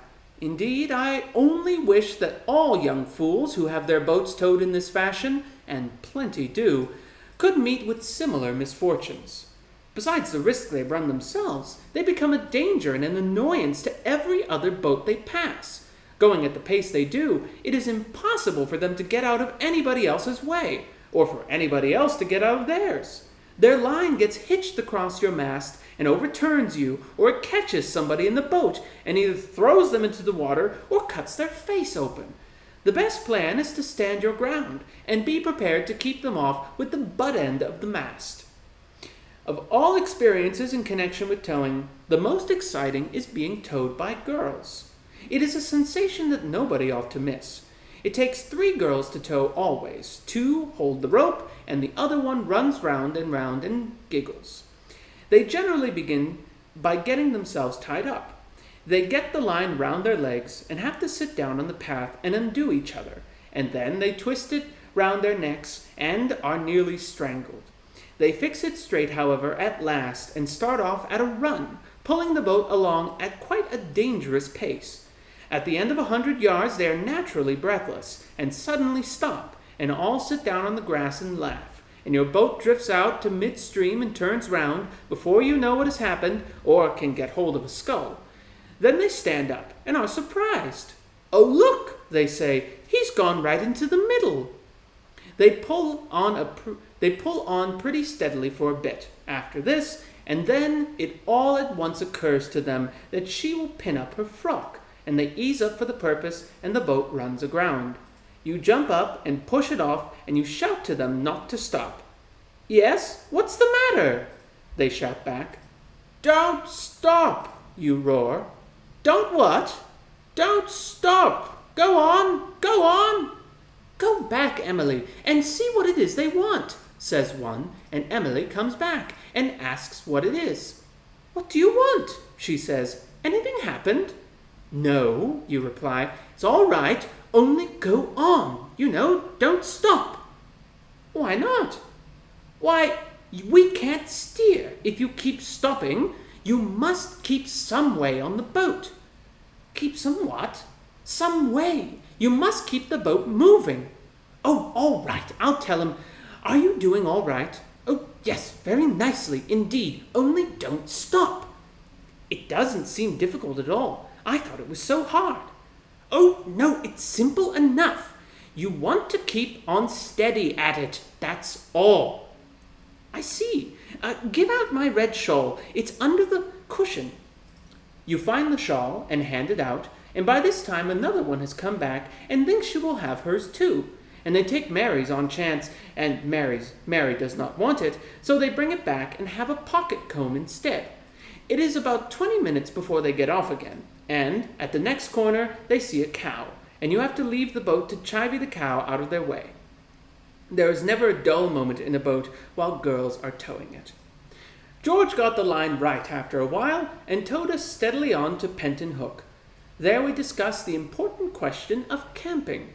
We had decided to sleep on board that night, and we had either to lay up just about there or go on past Staines. It seemed early to think about shutting up then, however, with the sun still in the heavens, and we settled to push straight on to Runningmead, 3.5 miles further, a quiet wooded part of the river where there is a good shelter. We all wished, however, afterward that we had stopped at Penton Hook. 3 or 4 miles upstream is a trifle early in the morning, but is a weary pull at the end of a long day. You take no interest in the scenery during these last few miles. You do not chat and laugh. Every half mile you cover seems like 2. You can hardly believe you are only where you are, and you are convinced that the map must be wrong. And when you have trudged along for what seems to you at least 10 miles, and still the loch is not in sight, you begin to seriously fear that somebody must have sneaked it and run off with it. I remember being terribly upset once up the river, in a figurative sense, I mean. I was out with a young lady, cousin on my mother's side, and we were pulling down to Goring. It was rather late, and we were anxious to get in. At least, she was anxious to get in. It was 6:30 when we reached Benson's Loch, and dusk was drawing on, and she began to get excited then. She said she must be in to supper. I said it was a thing I felt I wanted to be in at too, and I drew out a map I had with me to see exactly how far it was. I saw it was just 1.5 miles to the next loch, Wallingford, and 5 on from there to Cleve. "Oh, it's all right," I said. "We'll be through the next loch before 7, and then there is only one more." And I settled down and pulled steadily away. We passed the bridge, and soon after that I asked if she saw the loch. She said no, she did not see any loch. And I said, "Oh," and pulled on. Another 5 minutes went by, and then I asked her to look again. "No," she said, "I can't see any signs of a loch." You are sure you know a loch when you do see one?" I asked, hesitantly, not wishing to offend her. The question did not offend her, however, and she suggested that I had better look for myself. So I laid down the sculls and took a view. The river stretched out straight before us in the twilight for about 1 mile. Not a ghostly loch there was to be seen. "You don't think we have lost our way, do you?" asked my companion. I did not see how that was possible, though, as I suggested, we might have somehow got into the Wire stream and be making for the falls. This idea did not comfort her in the least, and she began to cry. She said we should both be drowned, and that it was a judgment on her for coming out with me. It seemed an excessive punishment, I thought, but my cousin thought not, and hoped it would all soon be over. I tried to reassure her, and to make light of the whole affair. I said that the fact evidently was that I was not much rowing as fast as I fancied I was, but that we should soon reach the loch now, and I pulled on for another mile. Then I began to get nervous myself. I looked again at the map. There was Wallingford Loch, clearly marked, 1.5 miles below Benson's. It was a good, reliable map, and besides, I recollected the loch myself. I had been through it twice. Where were we? What had happened to us? I began to think it must be all a dream, and that I was really asleep in bed and should wake up in a minute and be told it was past 10. I asked my cousin if she thought it could be a dream, and she replied that she was just about to ask me the same question. And then we both wondered if we were both asleep, and if so, who was the real one? Who was the real one that was dreaming, and who was the one that was only a dream? It got quite interesting. I still went on pulling, however, and still no loch came in sight, and the river grew more and more gloomy and mysterious under the gathering shadows of night, and things seemed to be getting weird and uncanny. I thought of hobgoblins and banshees, and the will-o'-the-wisps, and those wicked girls who sit up all night on the rocks and lure people into whirlpools and things. And I wished I had been a better man and knew more hymns, and in the middle of those reflections I heard the blessed strains of He's Got 'Em On played badly on a concertina, and knew that we were saved.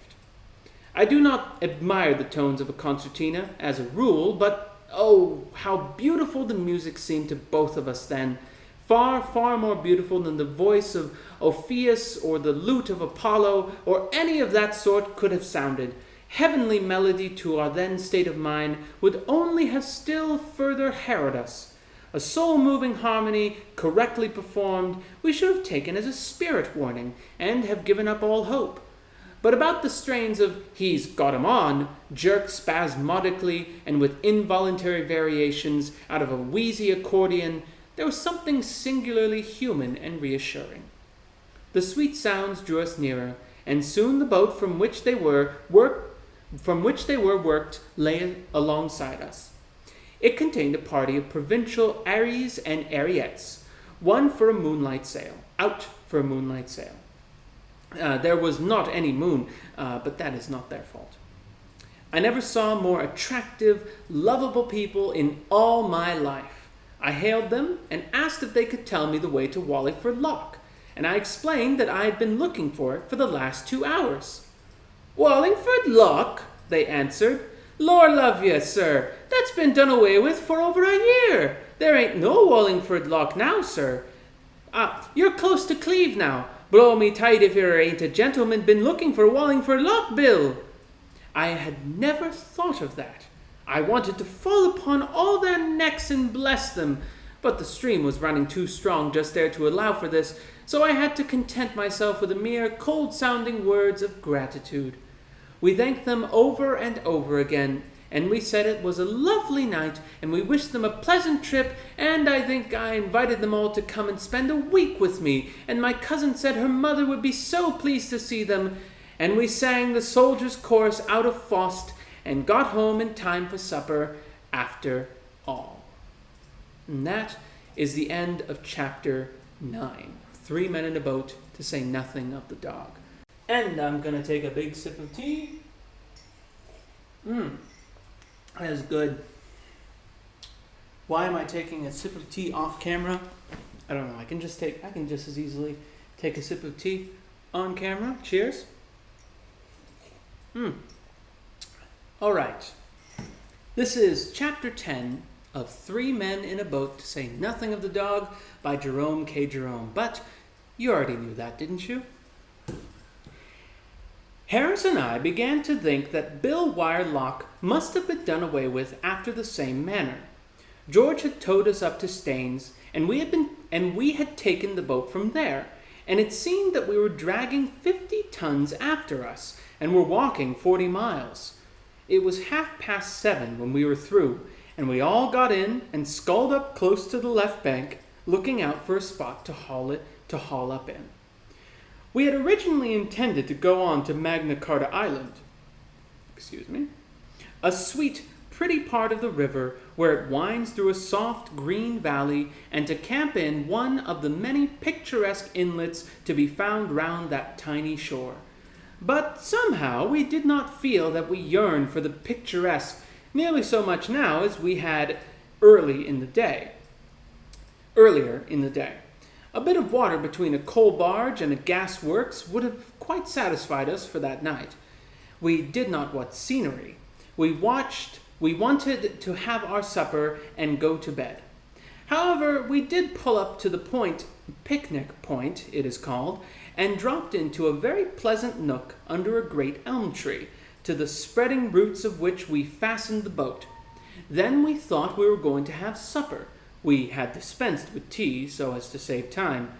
But George said no, that we had better get the canvas up first, before it got quite dark, and while we could see what we were doing. Then, he said, all our work would be done, and we could sit down to eat with an easy mind. That canvas wanted more putting up than I think any of us had bargained for. It looked so simple in the abstract. You took 5 iron arches, like gigantic crochet hoops, and fitted them up over the boat, and then stretched out the canvas over them, and fastened it down. It would take quite 10 minutes, we thought. That was an underestimate. We took up the hoops and began to drop them into the sockets placed for them. You would not imagine this to be dangerous work, but looking back now, the wonder to me is that any of us are alive to tell the tale. They were not hoops, they were demons. First, they would not fit into their sockets at all, and we had to jump on them, and kick them, and hammer at them with the boat hook. And when they were in, it turned out that they were the wrong hoops for those particular sockets, and they had to come out again. But they would not come out until 2 of us had gone and struggled with them for 5 minutes, when they would jump up suddenly and try to throw us into the water and drown us. They had hinges in the middle, and when you were not looking, they nipped us with these hinges in delicate parts of the body. And while we were wrestling with one side of the hoop and endeavoring to persuade it to do its duty, the other side would come behind us in a cowardly manner and hit us over the head. We got them fixed at last, and then all that was to be done was to arrange the covering over them. George unrolled it and fastened one end over the nose of the boat. Harris stood in the middle to take it from George and roll it on to me, and I kept by the stern to receive it. It was a long time coming down to me. George did his part all right, but it was new work to Harris, and he bungled it. How he managed to do it, I do not know. He could not explain himself. But by some mysterious process or other, he succeeded, after 10 minutes of superhuman effort, in getting himself completely rolled up in it. He was so firmly wrapped round and tucked in and folded over that he could not get out. He, of course, made frantic struggles for freedom, the birthright of every Englishman, and in doing so, I learned this afterwards, knocked over George. And then George, swearing at Harris, began to struggle too, and got himself entangled and rolled up. I knew nothing about all this at the time. I did not understand the business at all myself. I had been told to stand where I was, and wait till the canvas came to me, and Montmorency and I stood there and waited, both as good as gold. We could see the canvas being violently jerked and tossed about pretty considerably, but we supposed this was part of the method, and did not interfere. We also heard much smothered language coming from underneath it, and we guessed that they were finding the job rather troublesome, and concluded that we would wait until things had got a little simpler before we joined in. We waited some time, but matters seemed to get only more and more involved, until, at last, George's head came wriggling out over the side of the boat, and spoke up. It said, "Give us a hand here, can't you, you cuckoo, standing there like a stuffed mummy, when you can see we are both being suffocated, you dummy." I never could withstand an appeal for help, so I went and undid them. Not before it was time, either, for Harris was nearly black in the face. It took us half an hour's hard labor. After that, before it was properly up, and then we cleared the decks and got out supper. We put the kettle on to boil, up in the nose of the boat, and went down to the stern and pretended to take no notice of it, but set to work to get the other things out. That is the only way to get a kettle up to boil up the river. If it sees that you are waiting for it and are anxious, it will never even sing. You have to go away and begin your meal, as if you are not going to have any tea at all. You must not even look round at it. Then you will soon hear it sputtering away, mad to be made into tea.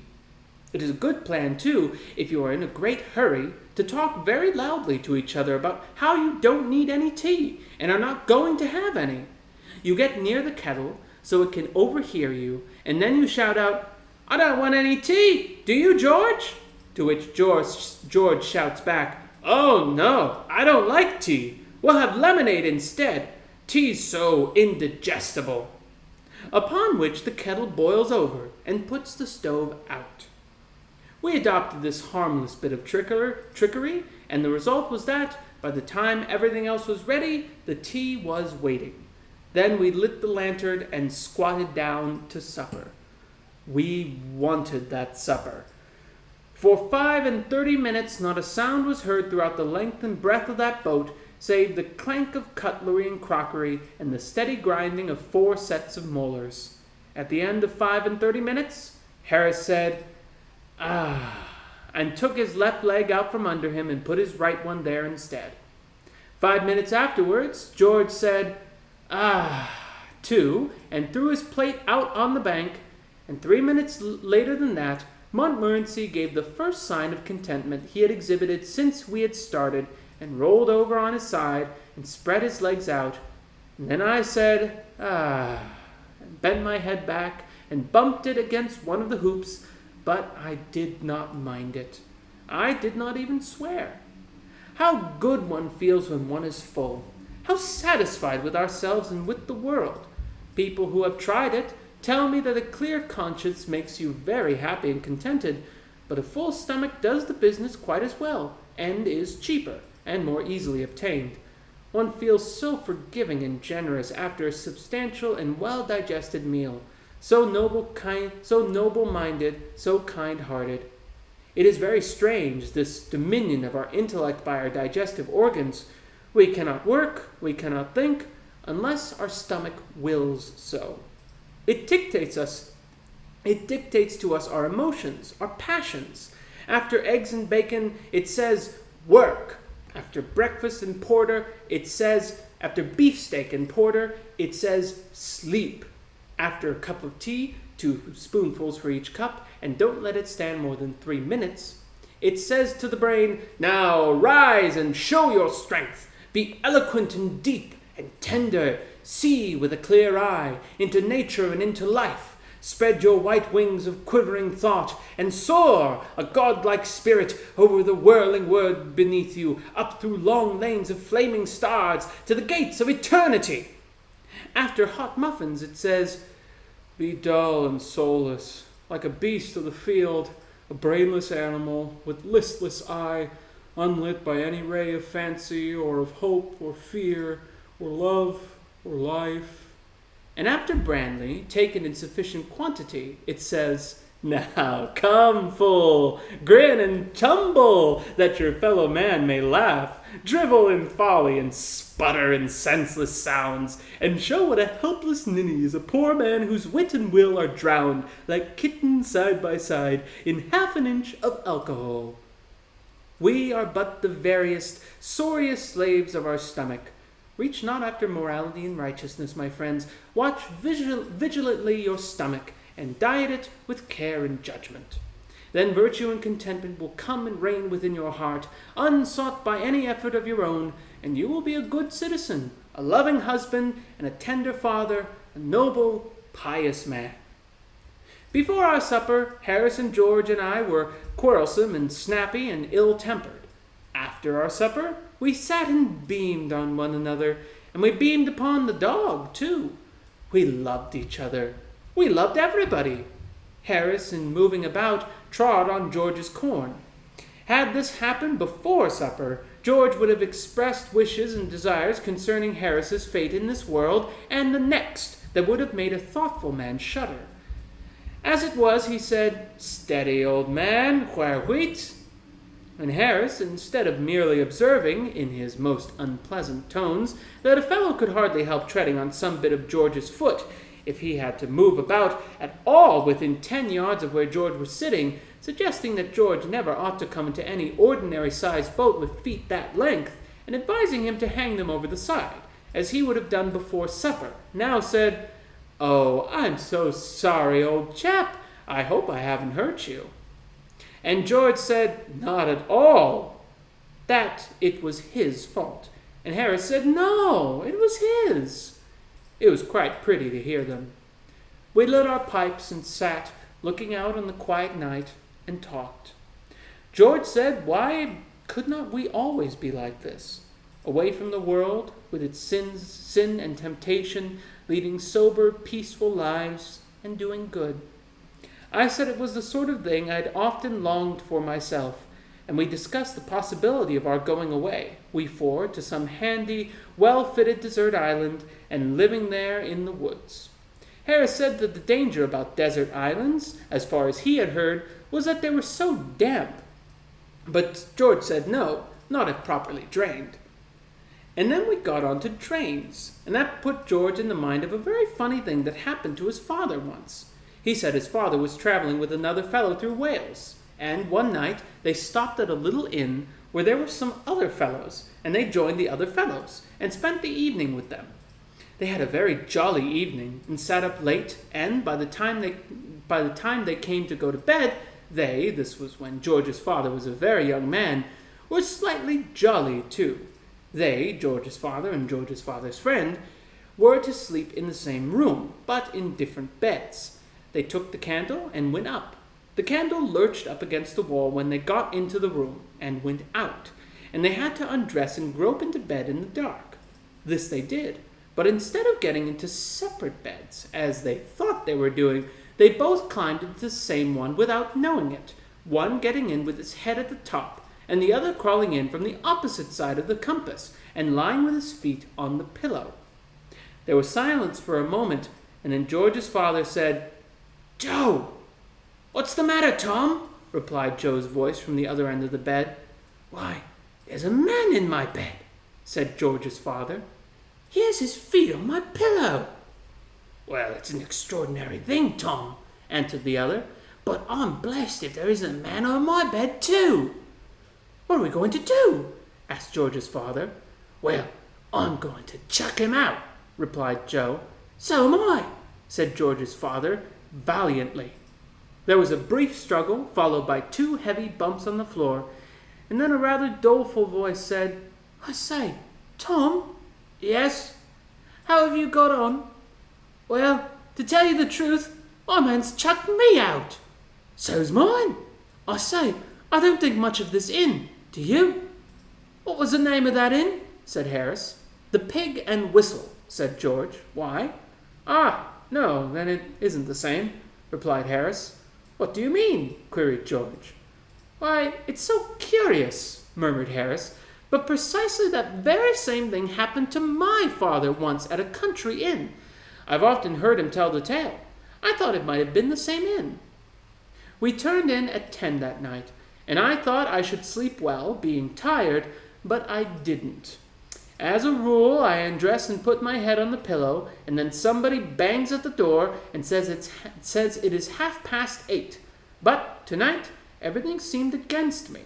The novelty of it all, the hardness of the boat, the cramped position — I was lying with my feet under one seat and my head on another — the sound of the lapping water round the boat, and the wind among the branches kept me restless and disturbed.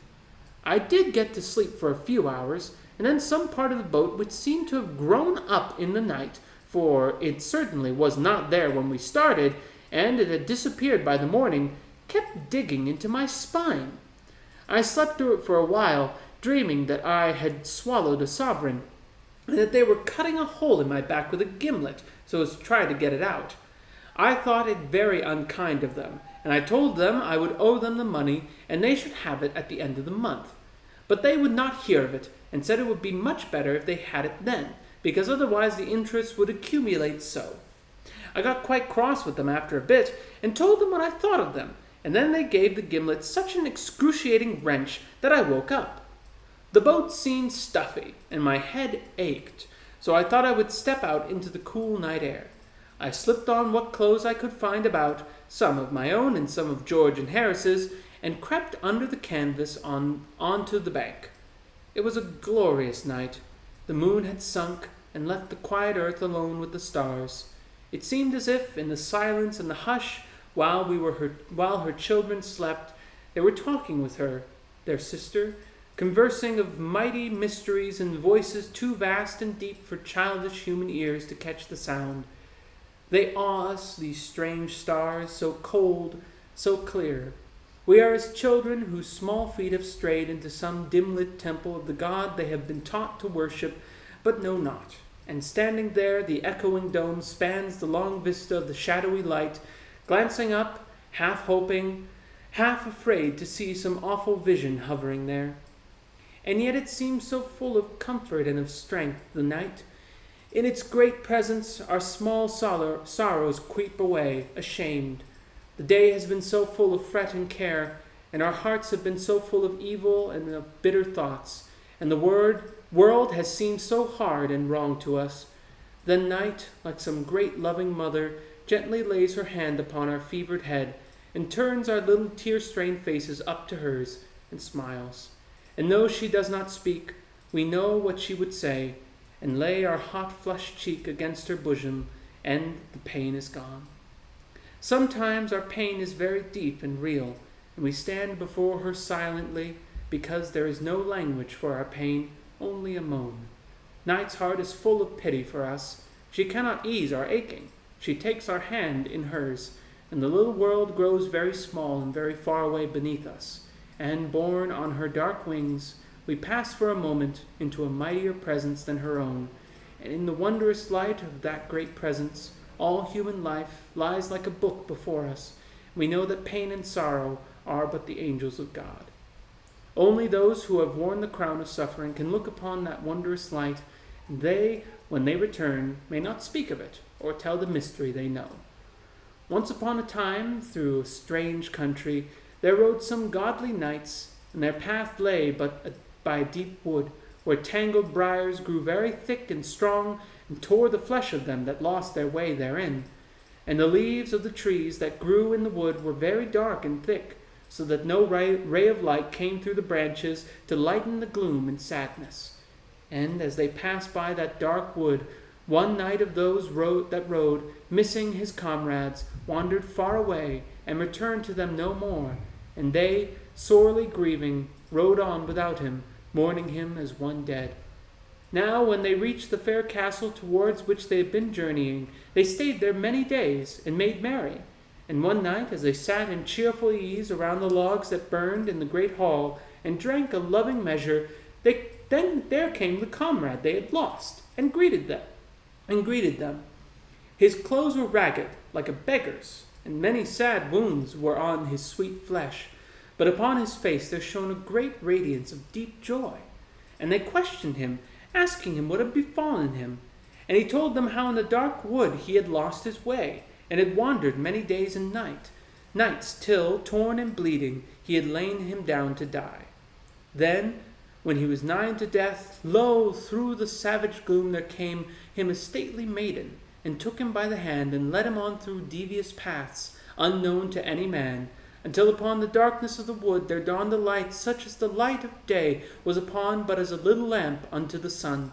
And in that wondrous light our wayworn knight saw as in a dream a vision, and so glorious, so fair the vision seemed, that of his bleeding wounds he thought no more, but stood as one entranced, whose joy is deep as the sea, whereof no man can tell the depth. And the vision faded, and the knight, kneeling upon the ground, thanked the good saint who into that sad wood had strayed his steps, so he had seen the vision that lay there hid. And the name of the dark forest was Sorrow. But of the vision that the good knight saw therein, we may not speak nor tell. And that is the end of chapter 10.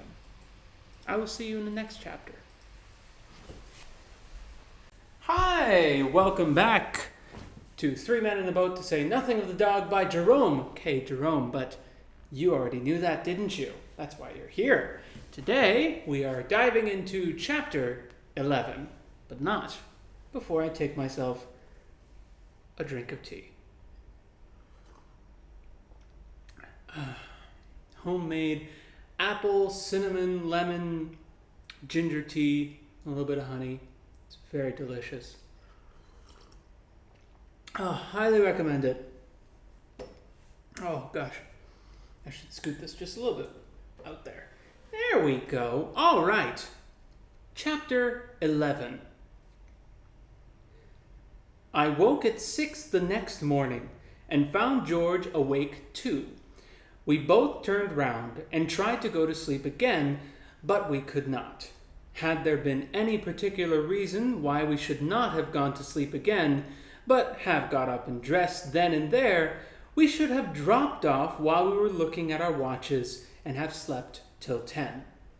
As there was no earthly necessity for our getting up under another 2 hours at the very least, and our getting up at that time was an utter absurdity, it was only in keeping with the natural cussedness of things in general that we should both feel that lying down for 5 minutes more would be the death of us. George said that the same kind of thing, only worse, had happened to him some 18 months ago, when he was lodging by himself in the house of a certain Miss Gippings. He said his watch went wrong one evening, and stopped at 8:15. He did not know this at the time, because, for some reason or other, he forgot to wind it up when he went to bed, an unusual occurrence with him, and hung it up over his pillow without ever looking at the thing. It was in the winter when this happened, very near the shortest day, and a week of fog into the bargain, so the fact that it was still very dark when George woke up in the morning was no guide to him as to the time. He reached up and hauled down his watch. It was 8:15. "Angels and the ministers of grace defend us!" exclaimed George. "And here I have got to be in the city by 9. Why didn't somebody call me? Oh, this is a shame!" And he flung the watch down and sprang out of bed and had a cold bath and washed himself and dressed himself and shaved himself in cold water because there was not time to wait for the hot, and then rushed and had another look at the watch. Whether the shaking it had received it being thrown down on the bed had started it, or how it was, George could not say, but certain it was that from 8:15 it had begun to go, and now pointed at 20 minutes to 9. George snatched it up and rushed downstairs. In the sitting room, all was dark and silent. There was no fire, no breakfast. George said it was a wicked shame of Miss G, and he made up his mind to tell her what he thought of her when he came home in the evening. Then he dashed on his greatcoat and hat, and, seizing his umbrella, made for the front door. The door was not even unbolted. George anathematized, that's a big word, Mrs. G for a lazy old woman, and thought it was very strange that people could not get up at a decent, respectable time, unlocked and unbolted the door, and ran out. He ran hard for 1/4 of a mile, and at the end of that distance it began to be borne in upon him as a strange and curious thing that there were so few people about, and that there was no shops open. It was certainly a very dark and foggy morning, but still it seemed an unusual course to stop all business on that account. He had to go to business. Why should other people stop in bed merely because it was dark and foggy? At length he reached Holborn. Not a shutter was down. Not a bus was about. There were 3 men in sight, one of whom was a policeman, a market cart full of cabbages, and a dilapidated-looking cab. George pulled out his watch and looked at it. It was 5 minutes to 9. He stood still and counted his pulse. He stooped down and felt his legs. Then, with his watch still in his hand, he went up to the policeman and asked him if he knew what the time was. "What's the time?" said the man, eyeing George up and down with evident suspicion. "Why, if you listen, you'll hear it strike." George listened, and a neighboring clock immediately obliged. "But it's only gone 3, said George in an injured tone when it had finished. "Well, and how many did you want it to go?" replied the constable. "Why, 9, said George, showing his watch. "Do you know where you live?" said the guardian of public order severely. George thought and gave the address. "Oh, that's where it is it?" replied the man. "Well, you take my advice and go there quietly, and take that watch of yours with you, and don't let's have any more of it." And George went home again, musing as he walked along, and let himself in. At first, when he got in, he determined to undress and go to bed again. But when he thought of the redressing and rewashing and the having of another bath, he determined he would not, but would sit up and go to sleep in the easy chair. But he could not go to sleep. He never felt more wakeful in his life. So he lit the lamp and got out the chessboard and played himself a game of chess. But even that did not enliven him. It seemed slow somehow. So he gave chess up and tried to read. He did not seem to be able to take any sort of interest in reading either. So he put on his coat again and went out for a walk. It was horribly lonesome and dismal, and all the policemen he met regarded him with undisguised suspicion, and turned their lanterns on him and followed him about, and this had such an effect upon him at last that he began to feel as if he really had done something, and he got to silking down the by-streets and hiding in dark doorways when he heard the regulation flip-flop approaching. Of course, this conduct made the force only more distrustful of him than ever, and they would come and rout him out and ask him what he was doing there, and when he answered nothing, he had merely come out for a stroll, it was then 4 o'clock in the morning, they looked as though they did not believe him, and 2 plain-clothes constables came home with him to see if he really did live where he said he did. They saw him go in with his key, and then they took up a position opposite and watched the house. He thought he would light the fire when he got inside and make himself some breakfast, just to pass away the time. But he did not seem able to handle anything from a scuttleful of coals to a teaspoon without dropping it or falling over it, and making such noise that he was in mortal fear that he would wake Miss G up, and that she would think it was burglars and open the window and call "Police!" And then these 2 detectives would rush in and handcuff him and march him off to the police court. He was in a morbidly nervous state by this time, and he pictured the trial and his trying to explain the circumstances to the jury, and nobody believing him, and his being sentenced to 20 years penal servitude, and his mother dying of a broken heart. So he gave up trying to get breakfast, and wrapped himself up in his overcoat and sat in the easy chair till Mrs. G came down at 7:30. He said he never got up too early since that morning. It had been such a warning to him.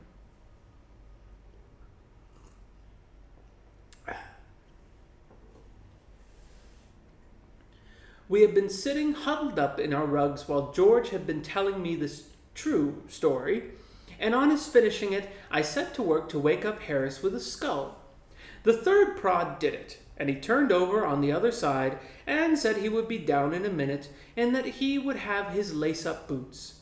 We soon let him know where he was, however, by the aid of the hitcher, and he sat up suddenly, sending Montmorency, who had been sleeping the sleep of the just right on the middle of his chest, sprawling across the boat.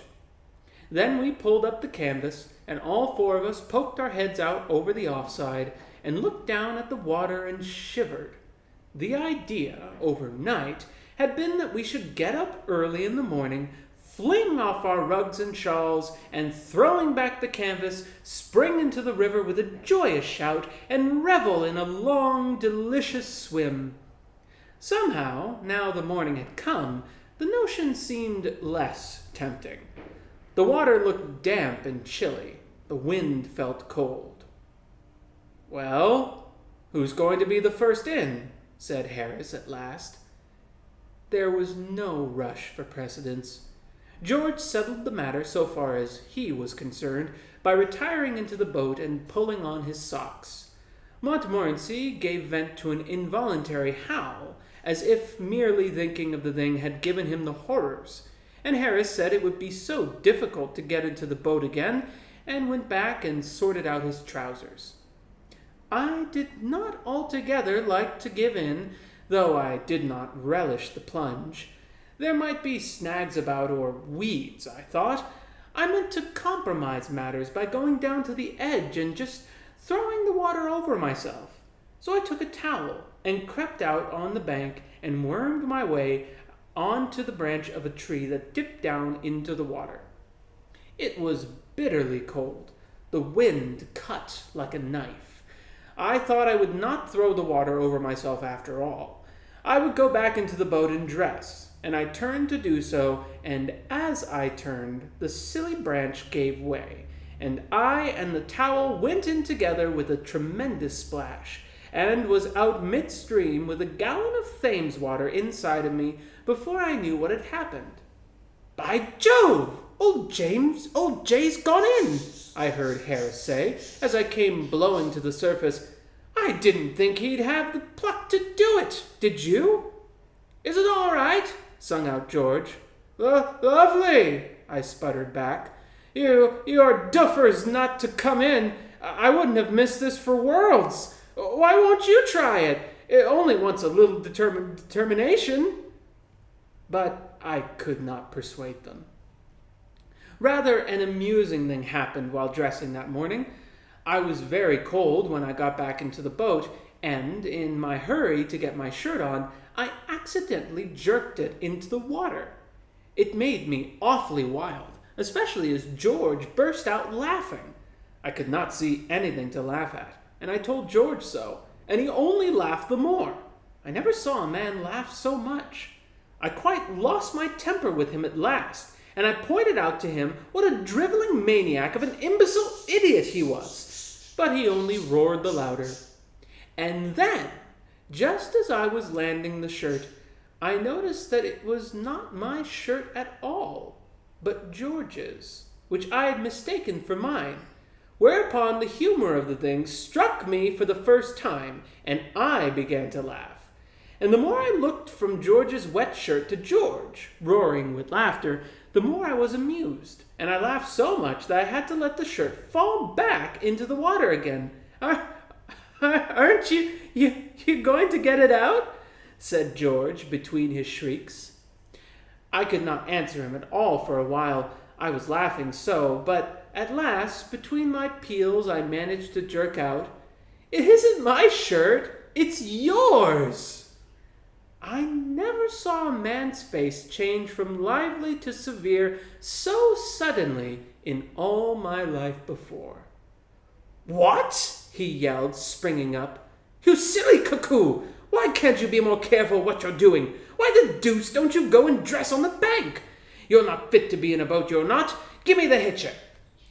I tried to make him see the fun of the thing, but he could not. George is very dense at seeing a joke sometimes. Harris proposed that we should have scrambled eggs for breakfast. He said he would cook them. It seemed, from his account, that he was very good at doing scrambled eggs. He often did them at picnics and went out on yachts. He was quite famous for them. People who had once tasted his scrambled eggs, so we gathered from his conversation, never cared for any other food afterwards, but pined away and died when they could not get them. It made our mouths water to hear him talk about the things, and we handed him out the stove and the frying pan and all the eggs that had not been smashed and gone over everything in the hamper, and begged him to begin. He had some trouble in breaking the eggs, or rather not so much trouble in breaking them exactly as in getting them into the frying pan when broken, and keeping them off his trousers and preventing them from running up his sleeve. But he fixed some half-dozen into the pan at last, and then squatted down by the side of the stove and chived them about with a fork. It seemed harassing work, so far as George and I could judge. Whenever he went near the pan, he burned himself, and then he would drop everything and dance round the stove, flicking his fingers about and cursing the things. Indeed, every time George and I looked round at him, he was sure to be performing this feat. We thought at first that it was a necessary part of the culinary arrangements. We did not know what scrambled eggs were, and we fancied that it must be some Red Indian or Sandwich Islands sort of dish that required dances and incantations for its proper cooking.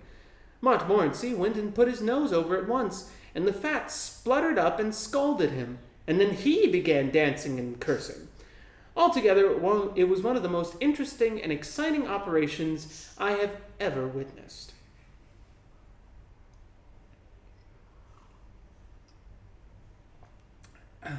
That's nice tea. George and I were both quite sorry when it was over. The result was not altogether the success that Harris had anticipated. There seemed so little to show for the business. 6 eggs had gone into the frying pan, and all that came out was a teaspoonful of burnt and unappetizing-looking mess.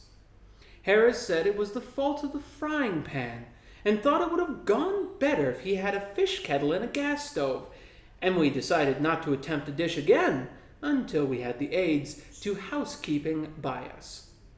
The sun had got more powerful by the time we had finished breakfast, and the wind had dropped, and it was as lovely a morning as one could desire. Little was in sight to remind us of the 19th century, and as we looked out upon the river in the morning sunlight, we could almost fancy that the centuries between us and that ever-to-be-famous June morning of 1215 had been drawn aside, and that we, English yeomen's sons in homespun cloth, with dirk at belt, were waiting there to witness the writing of that stupendous page of history, the meaning whereof was to be translated to the common people some 400 and odd years later by one Oliver Cromwell, who had deeply studied it. It was a fine summer morning, sunny, soft, and still, but through the air there runs a thrill of coming stir. King John had slept at Duncroft Hall, and all the day before the little town of Staines has echoed to the clang of armed men, and the clatter of great horses over its rough stones, and the shouts of captains, and the grim oaths and surly jests of bearded bowmen, billmen, pikemen, and strange-speaking foreign spearmen. Gay cloaked companies of knights and squires have ridden in, all travel-stained and dusty, and all the evening long the timid townsmen's doors have had to be quick opened to let in rough groups of soldiers, for whom there must be found both board and lodging, and the best of both, or woe betide the house and all within. For the sword is judge and jury, plaintiff and executioner in these tempestuous times, and pays for what it takes by sparing those from whom it takes it, if it pleases to do so. Round the campfire in the marketplace gather still more of the baron's troops, and eat and drink deep, and bellow forth roistering drinking songs, and gambol and quarrel as the evening grows and deepens into night. The firelight sheds quaint shadows on their piled-up arms and on their uncouth forms.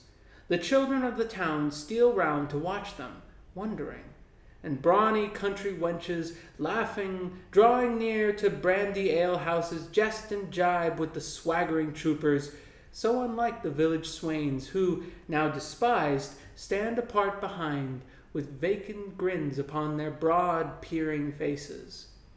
And out from the fields around glitter the faint lights of more distant camps, as here some great lord's followers lie mustered, and there false John's French mercenaries hover like crouching wolves without the town. And so, with sentinel in each dark street, and twinkling watchfires on each height around, the night has worn away, and over this fair valley of old Thame has broken the morning of the great day that is to close so big with the fate of ages yet unborn. Ever since grey dawn, in the lower of the 2 islands, just above where we are standing, there has been great clamor, and the sound of many workmen. The great pavilion brought there yester eve is being raised, and carpenters are busy nailing tiers of seats, while apprentices from London town are there with many-colored stuffs and silks and cloth of gold and silver. And now, lo, down upon the road that winds along the river's bank, from Staines there comes towards us, laughing and talking together in deep, guttural bass, half a score of stalwart, halberd men, barons' men, these, and halt at 100 yards or so above us on the other bank, and lean upon their arms, and wait. And so, from hour to hour, march up along the road ever fresh groups and bands of armed men, their cascous and breastplates flashing back the long low lines of morning sunlight, until, as far as eye can reach, the way seems thick with glittering steel and prancing steeds, and shouting horsemen are galloping from group to group, and little banners are fluttering lazily in the warm breeze, and every now and then there is a deeper stir as the ranks make their way on either side, and some great baron, or on his war horse, with his guard of squires round him, passes along to take his station at the head of his serfs and vassals.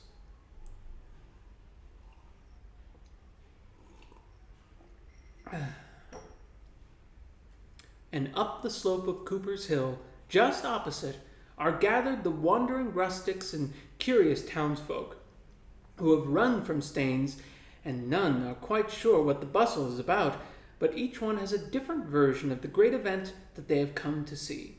And some say that much good to all the people will come from this day's work, but the old men shake their heads, for they have heard such tales before. And all the river down to Staines is dotted with small craft and boat and tiny coracles, which last are growing out of favor now, and are used only by poorer folk. Over the rapids, where in after years trim bell wire lock will stand, they have been forced or dragged by their sturdy rowers, and now are crowding up as near as they dare come to the great covered barges, which lie in readiness to bear King John to what the fateful charter waits his signing.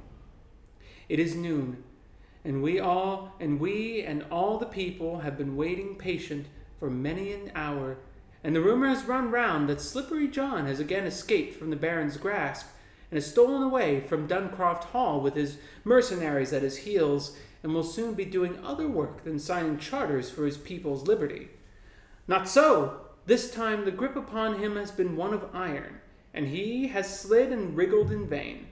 Far down the road a little cloud of dust has risen, and draws nearer and grows larger, and the pattering of many hoofs grows louder, and in and out between the scattered groups of drawn-up men there pushes on its way a brilliant cavalcade of gay-dressed lords and knights, and front and rear and either flank there ride the yeomen of the barons, and in the midst King John. He rides to where the barges lie in readiness, and the great barons step forth from their ranks to meet him.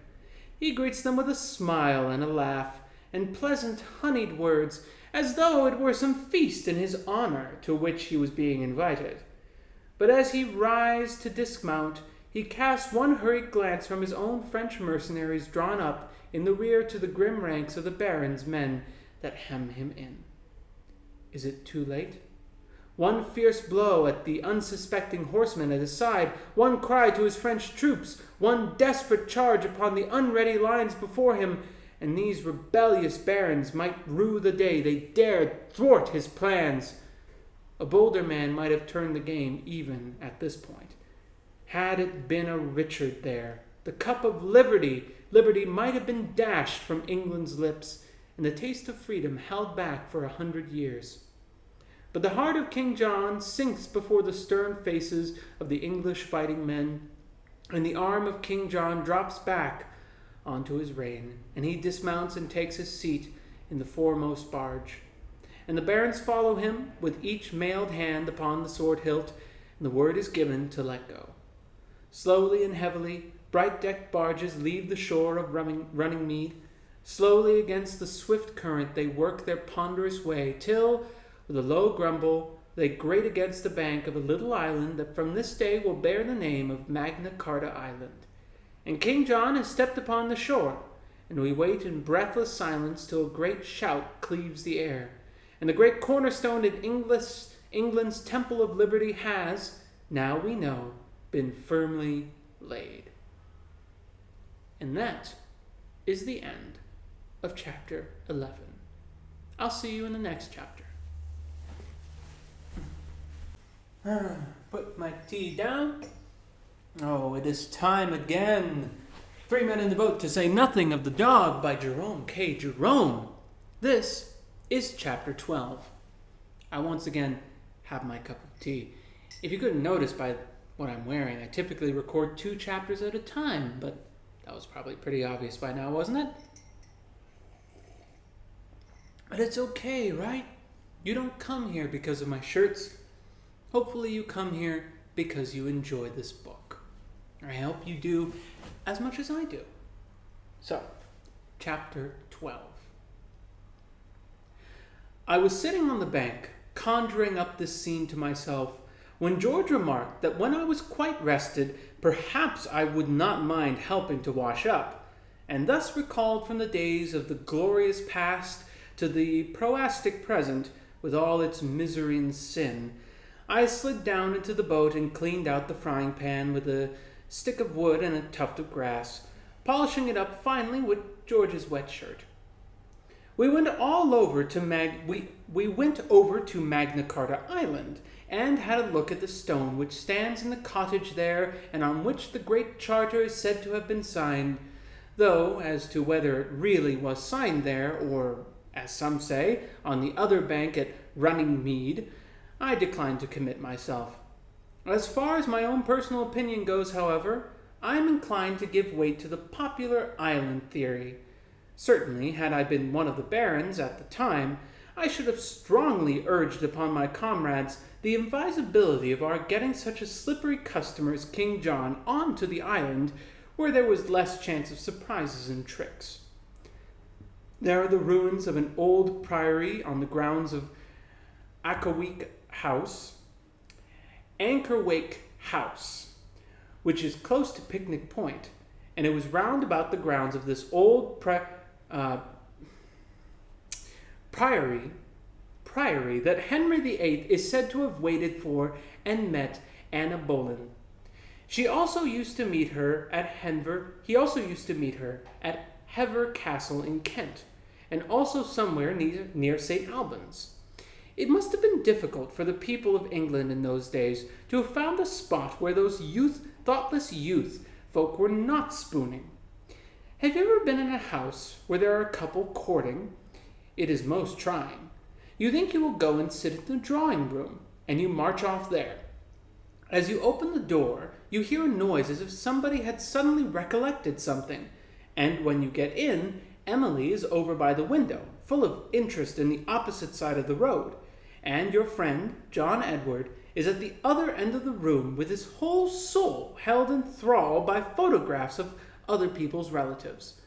"Oh," you say, pausing at the door, "I didn't know anybody was here." "Oh, didn't you?" says Emily, coldly, in a tone which implies that she does not believe you. You hang about for a bit, then you say, "It's very dark. Why don't you light the gas?"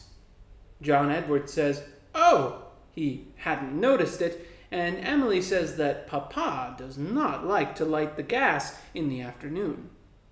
You tell them 1 or 2 items of news, and give them your views and opinions on the Irish question, but this does not appear to interest them. All they remark on any subject is, "Oh, is it? Did he? Yes, and you don't say so." And after 10 minutes of such style of conversation, you edge up to the door and slip out, and are surprised to find that the door immediately closes behind you and shuts itself without your having touched it. Half an hour later, you think you will try a pipe in the conservatory. The only chair in the place is occupied by Emily, and John Edward, if the language of clothes can be relied on, has evidently been sitting on the floor. They do not speak, but they give you a look that says all that can be said in a civilized community, and you back out promptly and shut the door behind you. You are afraid to poke your nose into any room in the house now, So after walking up and down the stairs for a while, you go and sit in your own bedroom. This becomes uninteresting, however, after a time, so you put on your hat and stroll out into the garden. You walk down the path, and as you pass the summer house, you glance in, and there are those two young idiots, huddled up into one corner of it, and they see you, and are evidently under the idea that, for some wicked purpose of your own, you are following them about. Why don't they have a special room for this sort of thing, and make people keep to it? You mutter, and you rush back to the hall, get your umbrella, and go out.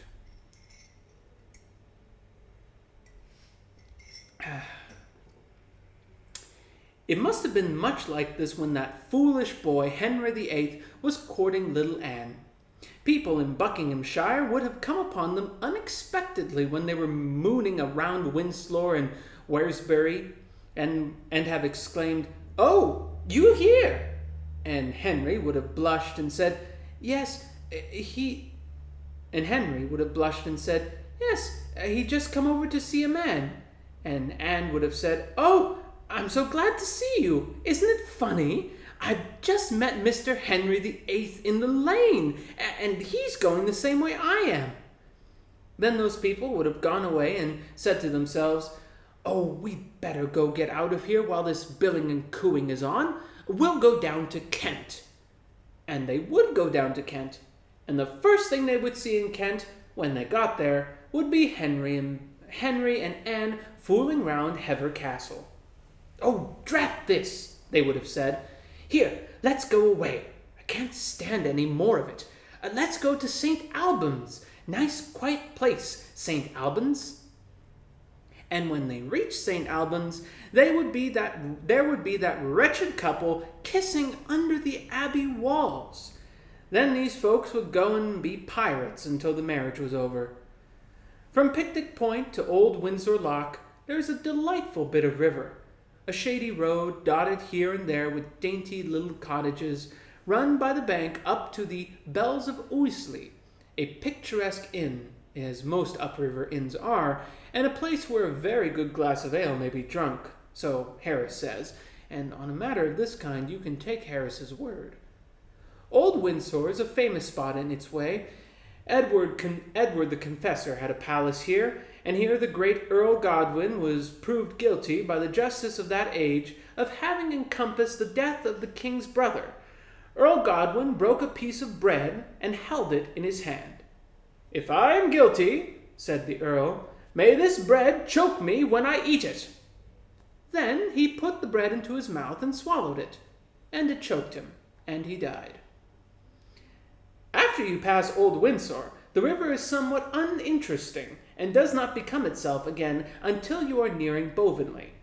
George and I towed up past the home park, which stretches along the right bank from Albert to Victoria Bridge, and as we were passing Datchet, George asked me if I remembered our first trip up the river, and when we landed at Datchet at 10 o'clock at night and wanted to go to bed. I answered that I did remember it. It will be some time before I forget it.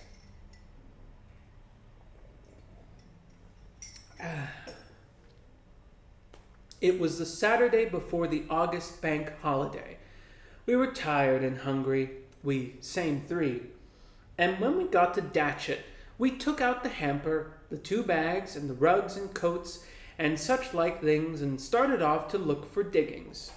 We passed a very pretty little hotel, with clematis and creeper over the porch, but there was no honeysuckle about it, and for some reason or other, I had got my mind fixed on honeysuckle, and I said, "Oh, don't let's go in there. Let's go on a bit further and see if there isn't one with honeysuckle over it."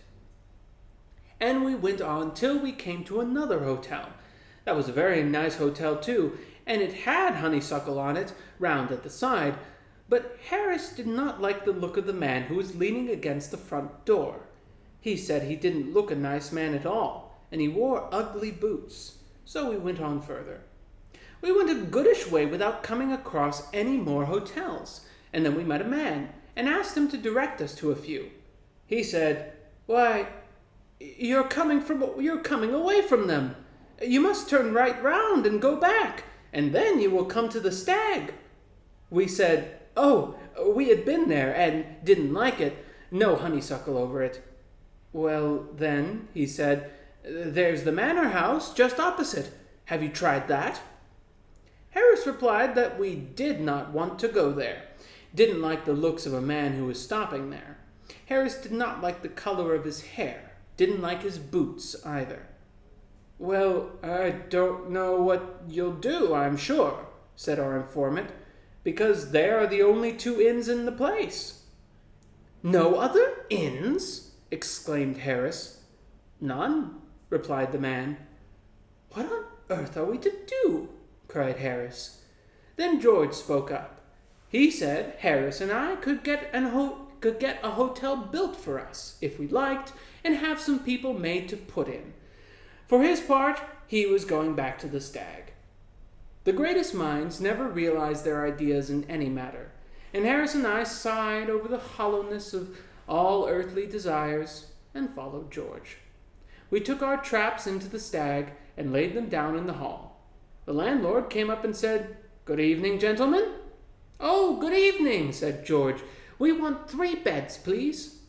"I'm very sorry, sir," said the landlord, "but I'm afraid we can't manage it." "Oh, well, never mind," said George. 2 will do. 2 of us can sleep in 1 bed, can't we?" he continued, turning to Harris and me. Harris said, "Oh, yes." He thought George and I could sleep in 1 bed very easily. "Very sorry, sir," again repeated the landlord, but we really haven't got a bed vacant in the whole house. In fact, we are putting 2 and even 3 gentlemen in 1 bed, as it is." This staggered us for a bit. But Harris, who was an old traveler, rose to the occasion and, laughing cheerily, said, "Oh, well, we can't help it.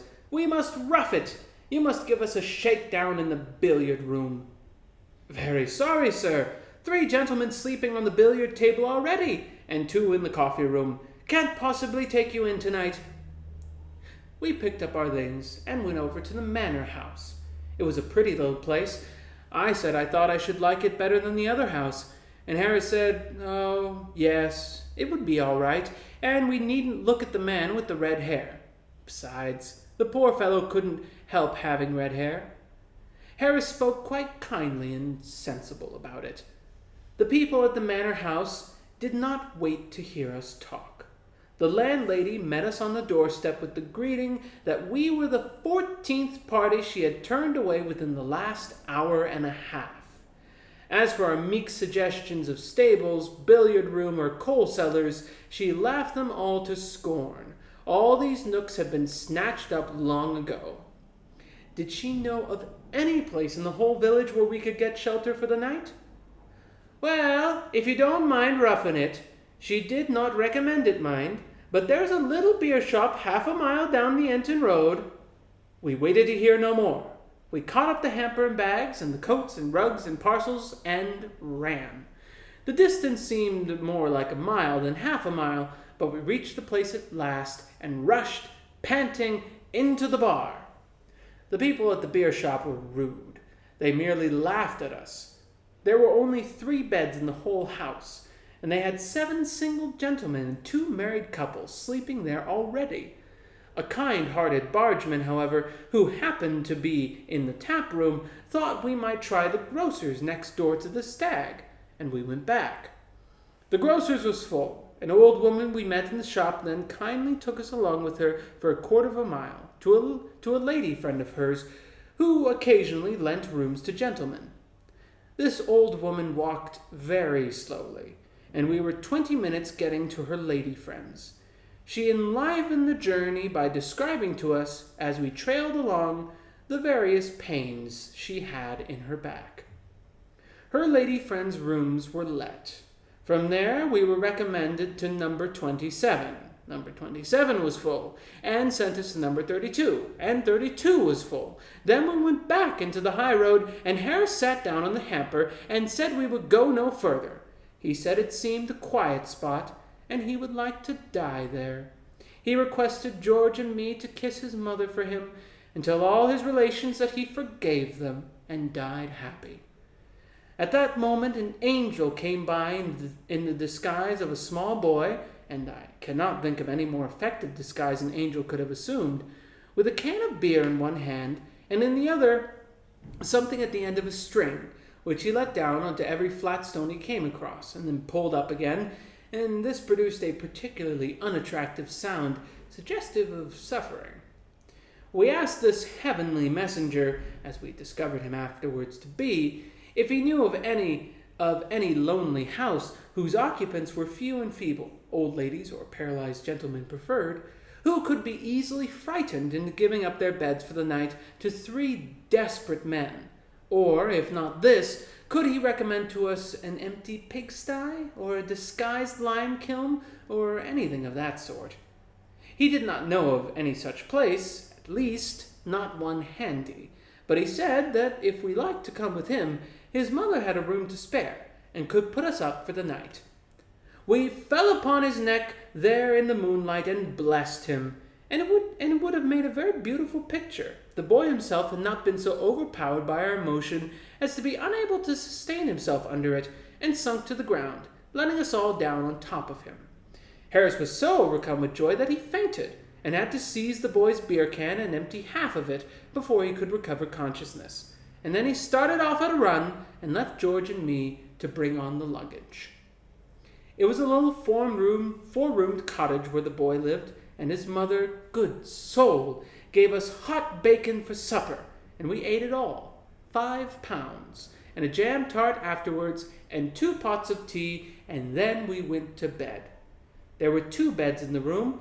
One was a 2-foot 6-inch truckle bed, and George and I slept in that, and kept in by tying ourselves together with a sheet.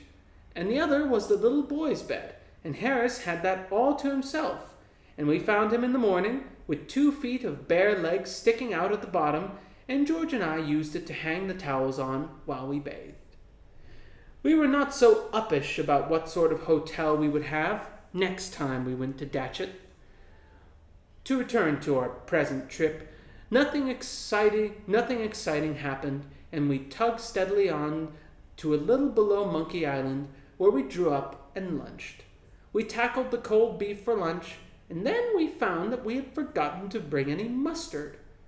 I don't think I ever in my life, before or since, felt I wanted mustard as badly as I felt I wanted it then. I don't care for mustard as a rule, and it is a very seldom thing that I take in at all, but I would have given worlds for them. I don't know how many worlds there may be in the universe, but anyone who had brought me a spoonful of mustard at that precise moment could have had them all. I grow reckless like that when I want a thing I can't get it.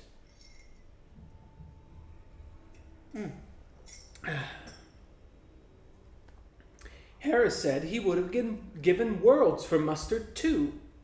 It would have been a good thing for anybody who had come up to that spot with a can of mustard. Then he would have been set up in worlds for the rest of his life. But there, I dare say both Harris and I would have tried to back out of the bargain after we had got the mustard. One makes these extravagant offers in moments of excitement, but of course, when one comes to think of it, one sees how absurdly out of proportion they are with the value of the required article. I heard a man, going up to a mountain in Switzerland, once say he would give worlds for a glass of beer, and when he came to a little shanty where they kept it, he kicked up a most fearful row because they charged him 5 francs for a bottle of Bass. He said it was a scandalous imposition, and he wrote to the Times about it. Cast a gloom over the boat, there being no mustard. We ate our beef in silence. Existence seemed hollow and uninteresting. We thought of the happy days of childhood and sighed. We brightened up a bit, however, over the apple tart, and when George drew out a tin of pineapple from the bottom of the hamper and rolled it into the middle of the boat, we felt that life was worth living after all. We are very fond of pineapple, all 3 of us. We looked at the picture on the tin. We thought of that juice. We smiled at one another, and Harris got a spoon ready. Then we looked for the knife to open the tin with. We turned out everything in the hamper. We turned out the bags. We pulled up the boards at the bottom of the boat. We took everything out onto the bank and shook it. There was no tin opener to be found. Then Harris tried to open the tin with a pocket knife, and broke the knife and cut himself badly. And George tried a pair of scissors, and the scissors flew up and nearly put his eye out. While they were dressing their wounds, I tried to make a hole in the thing with the spiky end of the hitcher, and the hitcher slipped and jerked me out between the boat and the bank into 2 feet of muddy water, and the tin rolled over, uninjured, and broke a teacup. Then we all got mad. We took that tin out onto the bank, and Harris went up into the field and got a big sharp stone, and I went back into the boat and brought out the mast. And George held the tin, and Harris held the sharp end of the stone against the top of it, and I took the mast and poised it up high in the air and gathered up all my strength and brought it down. It was George's straw hat that saved his life that day. He keeps that hat now, or what is left of it, and of a winter's evening, when the pipes are lit and the boys are telling stretchers about the dangers they have passed through, George brings it down and shows it round, and the stirring tale is told anew, with fresh exaggerations every time. Harris got off with merely a flesh wound. After that, I took the tin off myself and hammered at it with the mast till I was worn out and sick at heart, whereupon Harris took it in hand. We beat it out flat. We beat it back square. We battered it into every form known to geometry, but we could not make a hole in it. Then George went at it and knocked it into a shape so strange, so weird, so unearthly in its wild hideousness that he got frightened and threw away the mast. Then we all three sat round it on the grass and looked at it. There was one great dent across the top that had the appearance of a mocking grin, and it drove us furious, so that Harris rushed at the thing and caught it up and flung it far into the middle of the river, and as it sank, we hurled our curses at it, and we got into the boat and rowed away from the spot, and never paused till we reached Maidenhead. Maidenhead itself is too snobby to be pleasant. It is the haunt of the river swell and his overdressed female companion. It is a town of showy hotels, patronized chiefly by dudes and ballet girls. It is the witch's kitchen from which go forth those demons of the river, steam launches. The London Journal Duke always has his little place at Maidenhead, and the heroine of the 3-volume novel always dines there when she goes out on a spree with somebody else's husband. We went through Maidenhead quickly, and then eased up, and took leisurely that grand reach beyond Bolters and Cookham locks. Clevedon Woods still wore their dainty dress of spring, and rose up from the water's edge in one long harmony of blended shades of fairy green. In its unbroken loveliness, this is, perhaps, the sweetest stretch of all river, and lingeringly we slowly drew our little boat away from its deep peace. We pulled up in the backwater, just below Cookham, and had tea. And when we were through the lock, it was evening. A stiffish breeze had sprung up, in our favor, for a wonder, for as a rule on the river, the wind is always dead against you whatever way you go. It is against you in the morning, when you start for the day's trip, and you pull a long distance, thinking how easy it will be to come back with the sail. Then, after tea, the wind veers round, and you have to pull hard in its teeth all the way home. When you forget to take the sail at all, then the wind is constantly in your favor both ways. But there, this world is only a probation, and man is born to trouble as the sparks fly upward. This evening, however, they had evidently made a mistake, and had put the wind round at our back instead of in our face. We kept very quiet about it, and got the sail up quickly before they found out, and then we spread ourselves about the boat in thoughtful attitudes, and the sail bellied out and strained and grumbled at the mast, and the boat flew. I steered. There is no more thrilling sensation I know than sailing. It comes as near to flying as man has got yet, except in dreams. The wings of the rushing wind seem to be bearing you onward, you know not where. You are no longer the slow, plodding, puny thing of clay, creeping tortuously upon the ground. You are part of nature. Your heart is throbbing against hers, her glorious arms around you, raised up against her heart. Your spirit is at one with hers. Your limbs grow light. The voices of the air are singing to you. The earth seems far away and little, and the clouds so close above your head are brothers, and you stretch your arms to them. We had the river to ourselves, except that, far in the distance, we could see a fishing punt moored in midstream, on which 3 fishermen sat, and we skimmed over the water and past the wooded banks, and no one spoke. I was steering. As we drew nearer, we could see that the 3 men fishing seemed old and solemn-looking men. They sat on 3 chairs in the punt and watched intently their lines. And the red sunset threw a mystic light upon the waters and tinged with fire the towering woods and made a golden glory of the piled-up clouds. It was an hour of deep enchantment, of ecstatic hope and longing. The little sail stood out against the purple sky.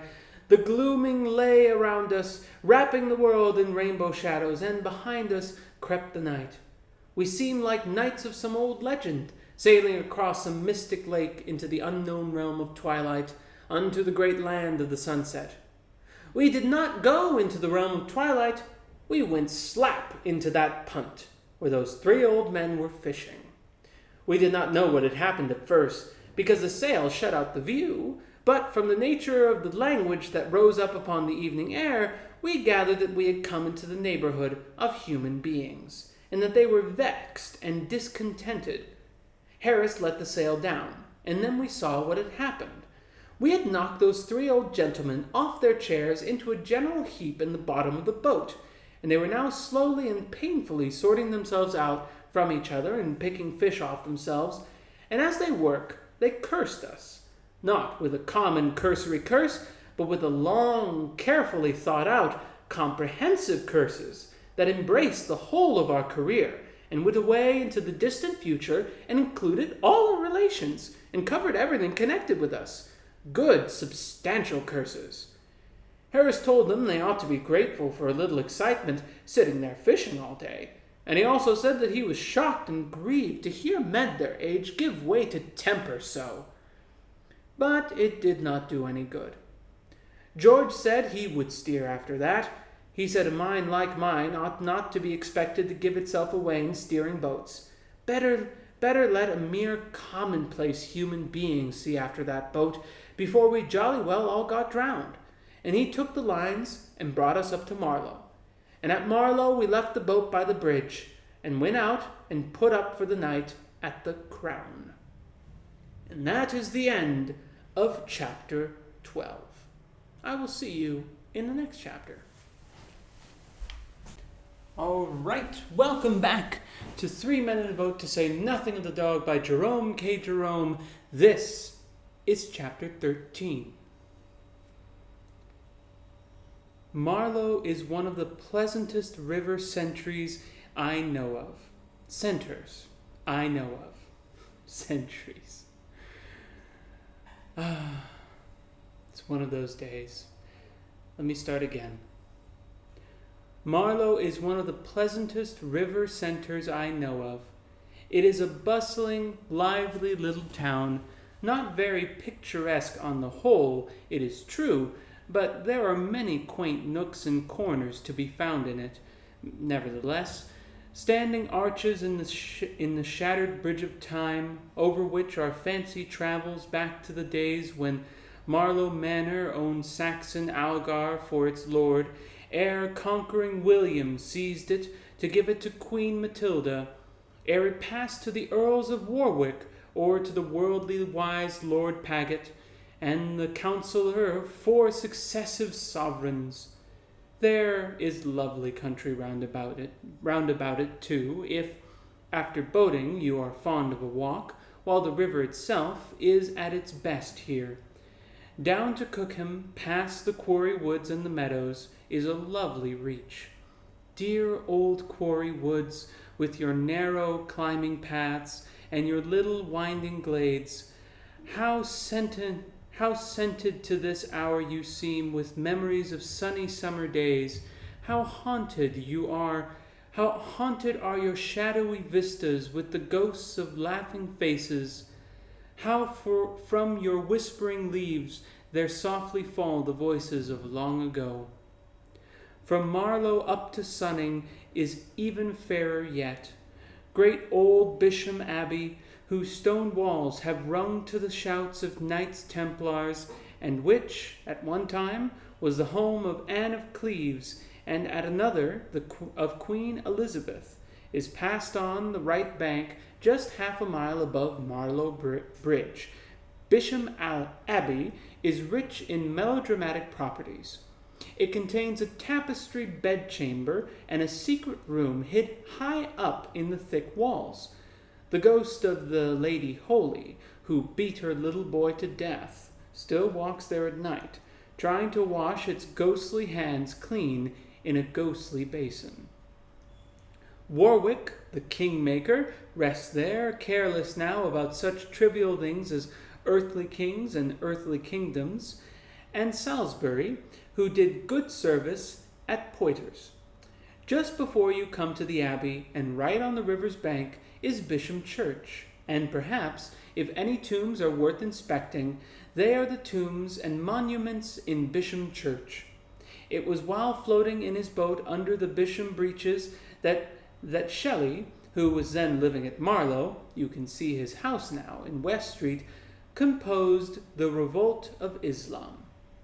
By Hurley Wire, a little higher up, I have often thought that I could stay a month without having sufficient time to drink in all the beauty of the scene. The village of Hurley, 5 minutes' walk from the loch, is as old a little spot as there is on the river, dating as it does, to quote the quaint phraseology of those dim days, from the times of King Serbert and King Offa. Just past the wire, going up, is Danesfield, where the invading Danes once encamped during their march to Gloucestershire, and a little further still, nestling a sweet corner of the stream, is what is left of Medmenham Abbey. The famous Medmenham monks, or Hellfire Club, as they were commonly called, and of whom the notorious Wilkes was a member, were a fraternity whose motto was, "Do as you please," and that invitation still stands over the ruined doorway of the abbey. Many years before this bogus abbey, with its congregation of irreverent jesters, was founded, there stood upon this same spot a monastery of sterner kind, whose monks were of a somewhat different type to the revelers that were to follow them 500 years afterwards. The Cistercian monks, whose abbey stood there in the 13th century, wore no clothes but rough tunics and cowls, and ate no flesh, nor fish, nor eggs. They lay upon straw, and they rose at midnight to Mass. They spent the day in labor, reading and prayer, and over all their lives there fell a silence as of death, for no one spoke. A grim fraternity, passing grim lives in that sweet spot that God had made so bright. Strange that nature's voice all around them, the soft singing of the waters, the whisperings of the river grass, the music of the rushing wind, should not have taught them a truer meaning of life than this.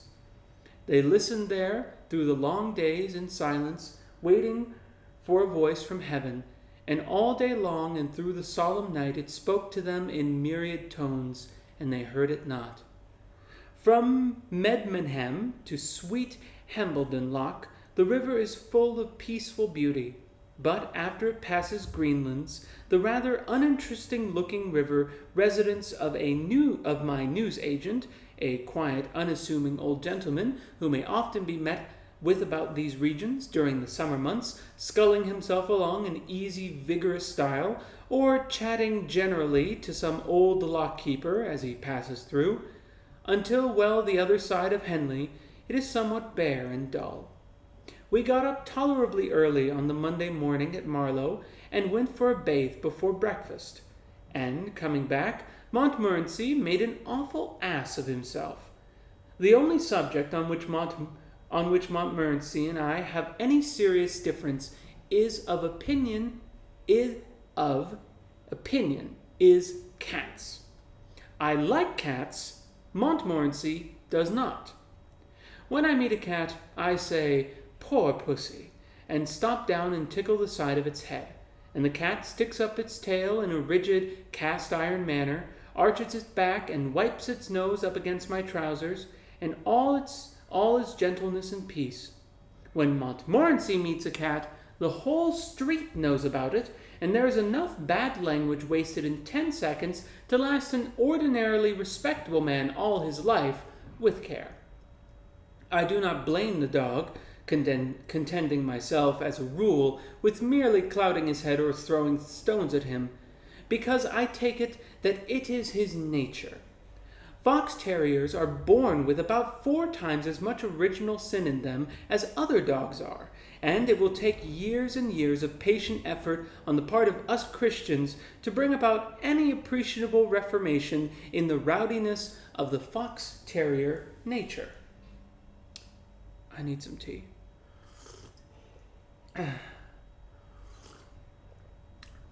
Tea. It's orange. I'm having, orange and honey tea tonight. That's good. I remember being in the lobby of the Haymarket stores one day, and all round me were dogs, waiting for the return of their owners, who were shopping inside. There were a Mastiff, and 1 or 2 Collies, and a St. Bernard, a few Retrievers and Newfoundlands, a Boarhound, a French Poodle, with plenty of hair round its head, but mangy about the middle, a Bulldog, a few Lothair Arcade sort of animals, about the size of rats, and a couple of Yorkshire Tykes. There they sat, patient, good, and thoughtful. A solemn peacefulness seemed to reign in that lobby. An air of calmness and resignation, of gentle sadness, pervaded the room. Then a sweet young lady entered, leading a meek-looking little fox terrier, and left him chained up there between the bulldog and the poodle. He sat and looked about him for a minute. Then he cast his eyes to the ceiling, and seemed, judging from his expression, to be thinking of his mother. Then he yawned. Then he looked round at the other dogs, all silent, grave, and dignified. He looked at the bulldog sleeping dreamlessly on his right. He looked at the poodle, erect and haughty, on his left. Then, without a word of warning, without the shadow of a provocation, he bit that poodle's near foreleg, and a yelp of agony rang through the quiet shades of that lobby. The result of his first experiment seemed highly satisfactory to him, and he determined to go on and make things lively all round. He sprang over the poodle and vigorously attacked a collie, and the collie woke up and immediately commenced a fierce and noisy contest with the poodle. Then Foxy came back to his own place and caught the bulldog by the ear and tried to throw him away, and the bulldog, a curiously impartial animal, went for everything he could reach, including the hall porter, which gave that dear little terrier the opportunity to enjoy an uninterrupted fight of his own with an equally willing Yorkshire Tyke. Anyone who knows canine nature need hardly be told that, by this time, all the other dogs in the place were fighting as if their hearts and homes depended on the fray. The big dogs fought each other indiscriminately, and the little dogs fought among themselves, and filled up their spare time by biting the legs of the big dogs. The whole lobby was a perfect pandemonium, and the din was terrific. A crowd assembled outside in the Haymarket, and asked if it was a vestry meeting, and if not, who was being murdered and why. Men came with poles and ropes, and tried to separate the dogs, and the police were sent for. And in the midst of the riot, that sweet young lady returned, and snatched up that sweet little dog of hers. He had laid the tyke up for a month, and had on the expression now of a newborn lamb. into her arms and kissed him and asked him if he was killed and what those great nasty brutes of dogs had been doing to him, and he nestled up against her and gazed up into her face with a look that seemed to say, "Oh, I'm so glad you've come to take me away from this disgraceful scene." She said that the people at the stores had no right to allow great savage things like those other dogs to be put with respectable people's dogs, and that she had a great mind to summon somebody.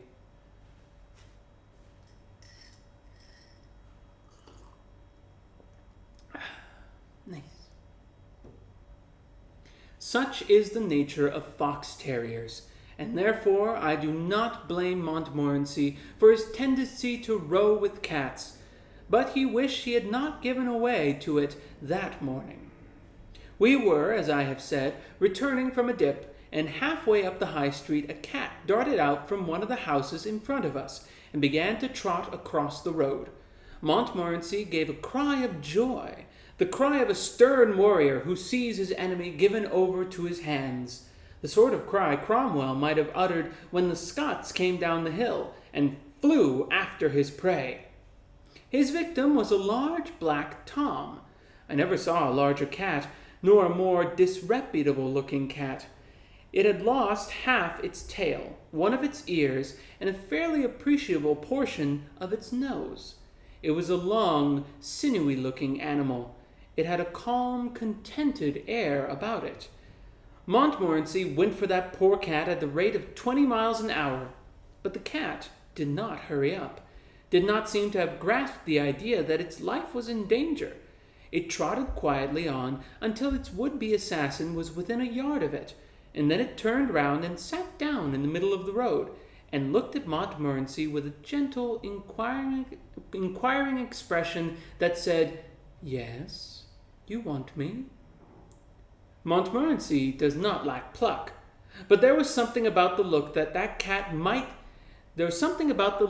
that cat that might have chilled the heart of the boldest dog. He stopped abruptly and looked back at Tom. Neither spoke, but the conversation that one could imagine was clearly as follows. The cat: "Can I do anything for you?" Montmorency: No, thanks." The cat: "Don't you mind speaking? If you really want anything, you know." Montmorency, backing down the high street: "Oh, no, not at all. Certainly. Don't you trouble. I am afraid I've made a mistake. I thought I knew you. Sorry I disturbed you." The cat: "Not at all. Quite a pleasure. Sure you don't want anything now?" Montmorency, still backing: "Not at all, thanks. Not at all. Very kind of you. Good morning." The cat: "Good morning." Then the cat rose and continued his trot, and Montmorency, fitting what he calls his tail carefully into its groove, came back to us and took up an unimportant position in the rear.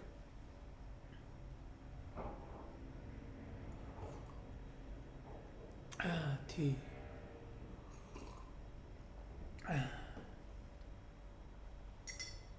Normally I like to drink coffee, but there's something special about tea and a good British book.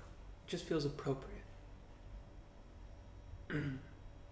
To this day, if you say the word cats to Montmorency, he will visibly shrink and look up piteously at you, as if to say, "Please don't."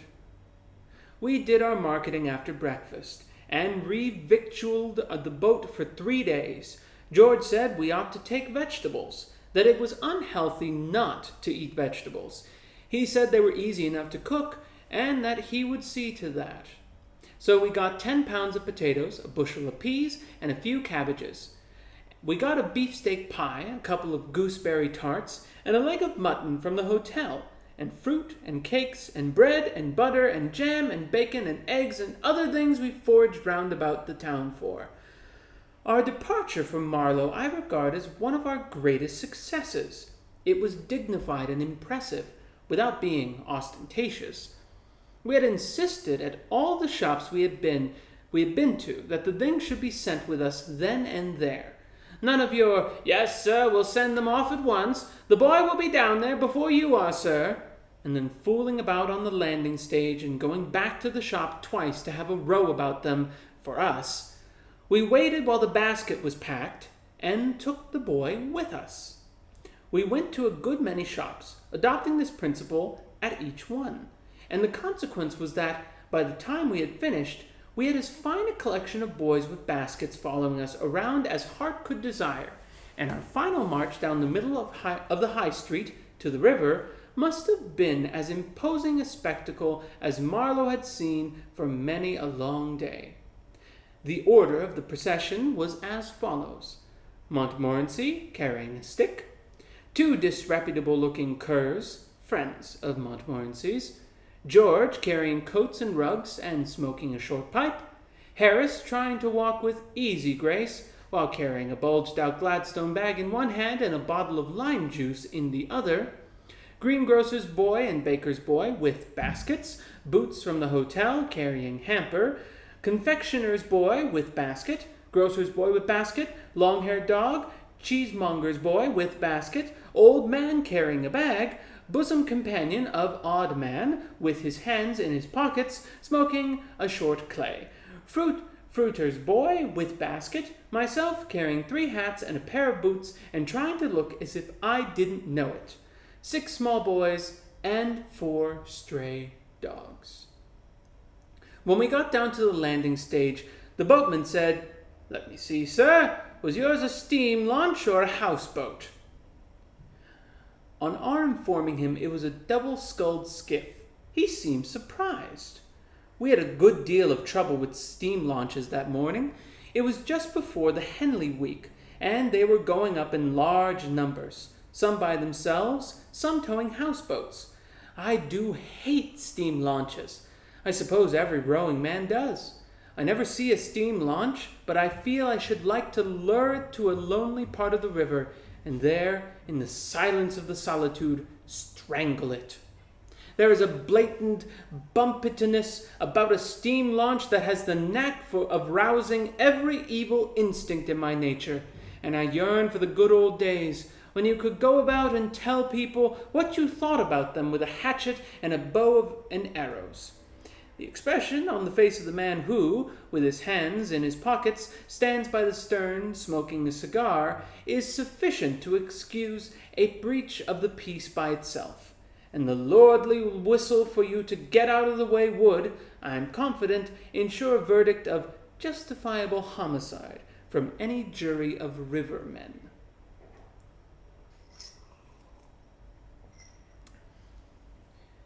They used to have to whistle for us to get out of their way. But if I may do so without appearing boastful, I think I can honestly say that our one small boat during that week caused more annoyance and delay and aggravation to the steam launches that we came across than all the other craft on the river put together. "Steam launch coming!"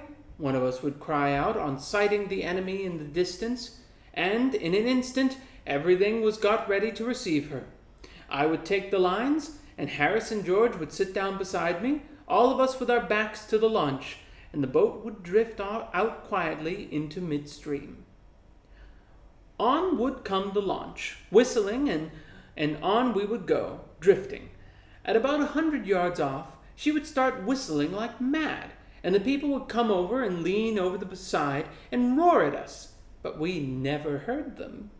Harris would be telling us an anecdote about his mother, and George and I would not have missed a word of it for worlds. Then that launch would give one final shriek of a whistle that would nearly burst the boiler, and she would reverse her engines and blow off steam and swing round and get around, and everyone on board of it would rush to the bow and yell at us, and the people on the bank would stand and shout to us, and all the other passing boats would stop and join in, till the whole river for miles up and down would be in a state of frantic commotion. And then Harris would break off in the most interesting part of his narrative and look up with mild surprise and say to George, "Why, George, bless me, if here isn't a steam launch!" And George would answer, "Well, do you know, I thought I heard something. Upon which we would get nervous and confused and not know how to get the boat out of the way, and the people on the launch would crowd around and instruct us. Pull your right! You idiot! Back with your No, not you! The other one! Leave the lines alone, can't you? Now, both together! Not that way! Oh, you! Then they would lower a boat and come to our assistance, and after a quarter of an hour's effort would get us clean out of their way that they could go on, and we would thank them so much and ask them to give us a tow, but they never would.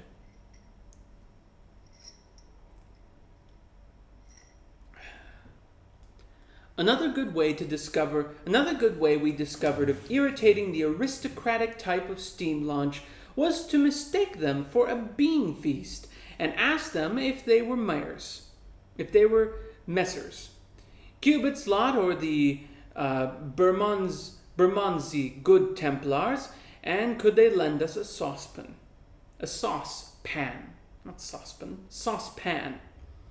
Old ladies, not accustomed to the river, are always intensely nervous of steam launches.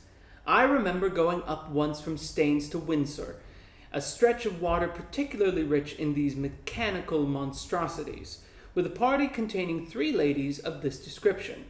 It was very exciting. At the first glimpse of every steam launch that came in view, they insisted on landing and sitting down on the bank until it was out of sight again. They said they were very sorry, but that they owed it to their families not to be foolhardy. We found ourselves short of water at Hambledon Lock. So we took our jar and went up to the lock-keeper's house to beg for some. George was our spokesman. He put on a winning smile and said, "Oh, please, could you spare us a little water?" "Certainly," replied the old gentleman. "Take as much as you want and leave the rest." "Thank you so much," murmured George, looking about him. Where do you keep it?" "It's always in the same place, my boy," was the stolid reply. "Just behind you." "I don't see it," said George, turning round. "Why, bless you, where's your eyes?" was the man's comment, as he twisted George round and pointed up and down the stream. "There's enough of it to see, ain't there?" "Oh!" exclaimed George, grasping the idea. "But we can't drink the river, you know." "No, but you can drink some of it," replied the old fellow. "It's what I've drunk for the last 15 years. George told him that his appearance after the course did not seem a sufficiently good advertisement for the brand, and that we would prefer it out of a pump. We got some from a cottage a little higher up. I dare say that was only river water, if we had known, but we did not know, so it was all right. What the eye does not see, the stomach does not get upset over. We tried river water once, later on in the season, but it was not a success. We were coming downstream, and had pulled up to have tea in the backwater near Windsor. Our jar was empty, and it was a case of going without our tea or taking water from the river. Harris was for chancing it. He said it must be all right if we boiled the water. He said that the various germs of poison present in the water would be killed by the boiling. So we filled our kettle with Thames backwater and boiled it, and very careful we were to see that it did boil. We made the tea, and were just settling down comfortably to drink it, when George, with his cup halfway to his lips, paused and exclaimed, "What's that?" "What's what?" asked Harris and I. "Why, that!" said George, looking westward. Harris and I followed his gaze, and saw coming towards us on the sluggish current a dog. It was one of the quietest and peacefulest dogs I have ever seen. Never met a dog who seemed more contented, more easy in its mind. It was floating dreamily on its back, with its forelegs stuck up straight into the air. It was what I should call a full-bodied dog, with a well-developed chest. On he came, serene, dignified, and calm, until he was abreast of our boat, and there, among the rushes, he eased up and settled down cozily for the evening. George said he didn't want any tea, and emptied his cup into the water. Harris did not feel thirsty either, and followed suit.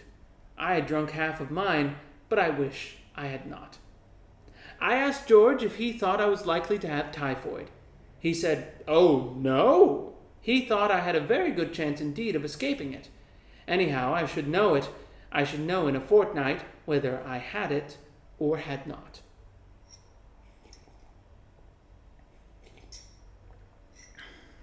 We went up the backwater to Wargrave.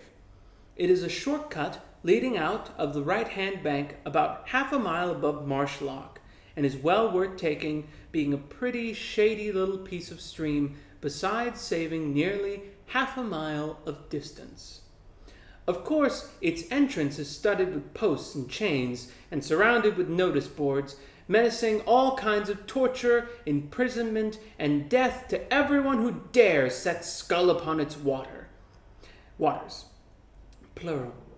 I wonder some of these riparian boors don't claim the air of the river and threaten everyone with 40 shillings fine who breathes it. But the posts and chains and a little skill will easily avoid, and as for the boards, you might, if you have 5 minutes to spare, and there is nobody about, take 1 or 2 of them down and throw them into the river. Halfway up the backwater, we got out and lunched, and it was during this lunch that George and I received a rather trying shock. Harris received the shock too, but I do not think Harris's shock could have been anything like so bad as the shock that George and I had over the business. You see, it was in this way. We were sitting in a meadow about 10 yards from the water's edge, and we had just settled down comfortably to feed. Harris had the beefsteak pie between his knees and was carving it, and George and I were waiting with our plates ready. "Have you got a spoon there?" said Harris. "I want a spoon to help the gravy with." The hamper was close behind us, and George and I both turned round to reach one out. We were not 5 seconds getting it. When we looked round again, Harris and the pie were gone. It was a wide open field. There was not a tree or a bit of hedge for hundreds of yards. He could not have tumbled into the river because we were on the water side of him, and he would have had to climb over us to do it. George and I gazed all about. Then we gazed at each other. "Has he been snatched up to heaven?" I queried. "They'd hardly have taken the pie too," said George. There seemed weight on this objection, and we discarded the heavenly theory. "I suppose the truth of the matter is," suggested George, descending to the commonplace and practicable, "that there has been an earthquake." And then he added, with a touch of sadness in his voice, "I wish he hadn't been carving that pie."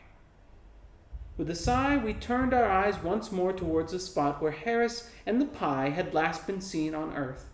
And there, as our blood froze in our veins and our hair stood up on end, we saw Harris's head, and nothing but his head, sticking bolt outright among the tall grass, the face very red, bearing upon it an expression of great indignation. George was the first to recover. "Speak," he cried, "and tell us whether you are alive or dead. And where is the rest of you?" "Oh, don't be a stupid ass," said Harris's head. "I believe you did it on purpose." "Did what?" exclaimed George and I. "Why, put me to sit here. Darn silly trick. Here, catch hold of the pie." And out of the middle of the earth, as it seemed to us, rose the pie, very much mixed up and damaged, and after that scrambled Harris, tumbled, grubby, and wet. He had been sitting, without knowing it, on the very verge of a small gully, the long grass hiding it from view, and in leaning on a little back, he had shot over, pie and all. He said he had never felt so surprised in all his life, as when he first felt something going, without being able to conjecture in the slightest what had happened. He thought at first that the end of the world had come. Harris believes to this day George and I planned it all beforehand, Thus does unjust suspicion follow even the most blameless, for, as the poet says, who shall escape calumny? Who indeed? Calumny. Is it calumny? I say calumny. That's it for today. I will see you in the next chapter.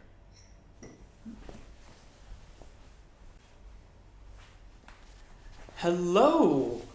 Oh, I'm going to take a big old sip of tea. My favorite letter in the alphabet to drink.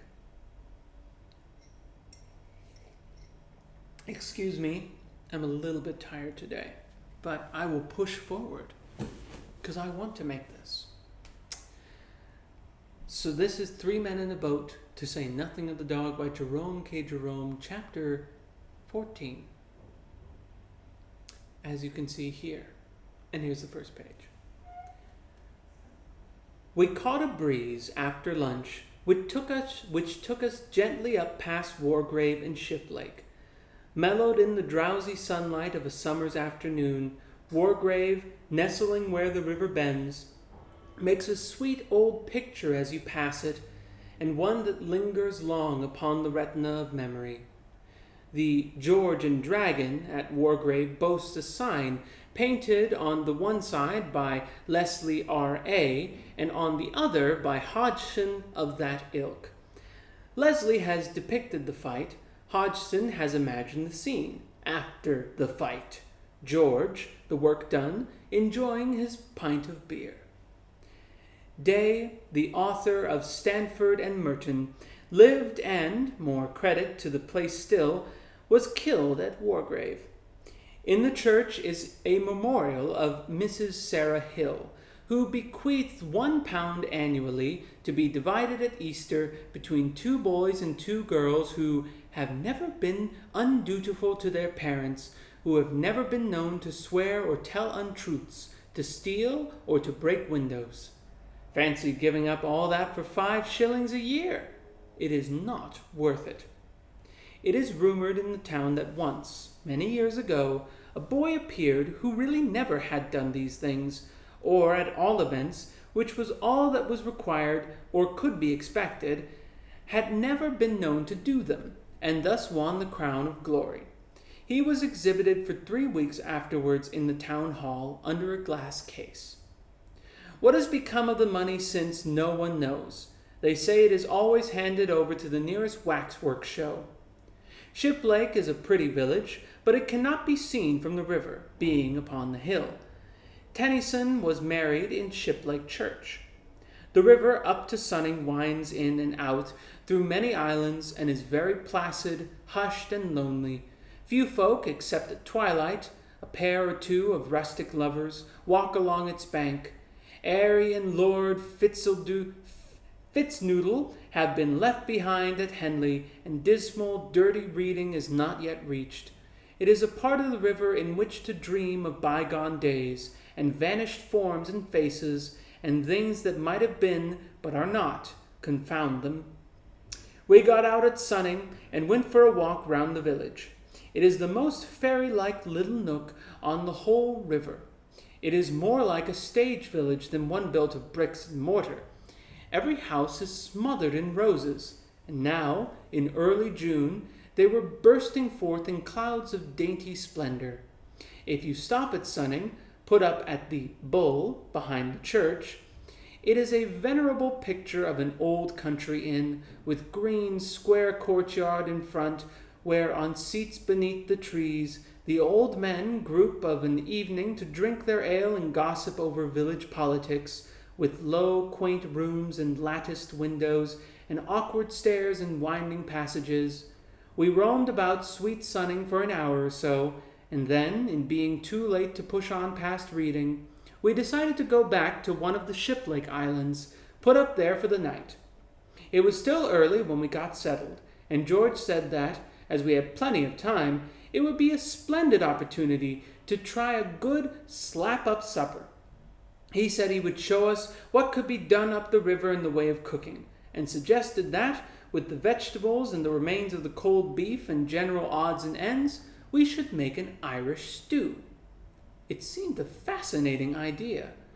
George gathered wood and made a fire, and Harris and I started to peel the potatoes. I should never have thought that peeling potatoes was such an undertaking. The job turned out to be the biggest thing of its kind that I had ever been in.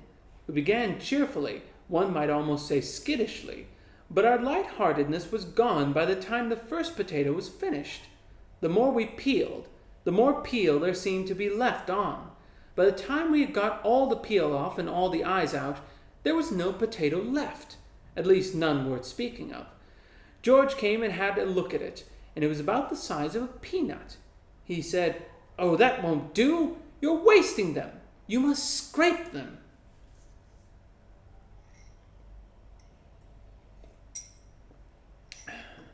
So we scraped them. That was harder work than peeling. They are such an extraordinary shape, potatoes, all bumps and warts and hollows. We worked steadily for 25 minutes and did 4 potatoes. Then we struck. We said we should require the rest of the evening for scraping ourselves. I never saw such a thing as potato scraping for making a fellow in a mess. It seemed difficult to believe that the potato scrapers in which Harris and I stood, half smothered, could have come off 4 potatoes. It shows what can be done with economy and care. George said it was absurd to have only 4 potatoes in an Irish stew, so we washed off half a dozen or so more and put them in without peeling. We also put in a cabbage and about half a peck of peas.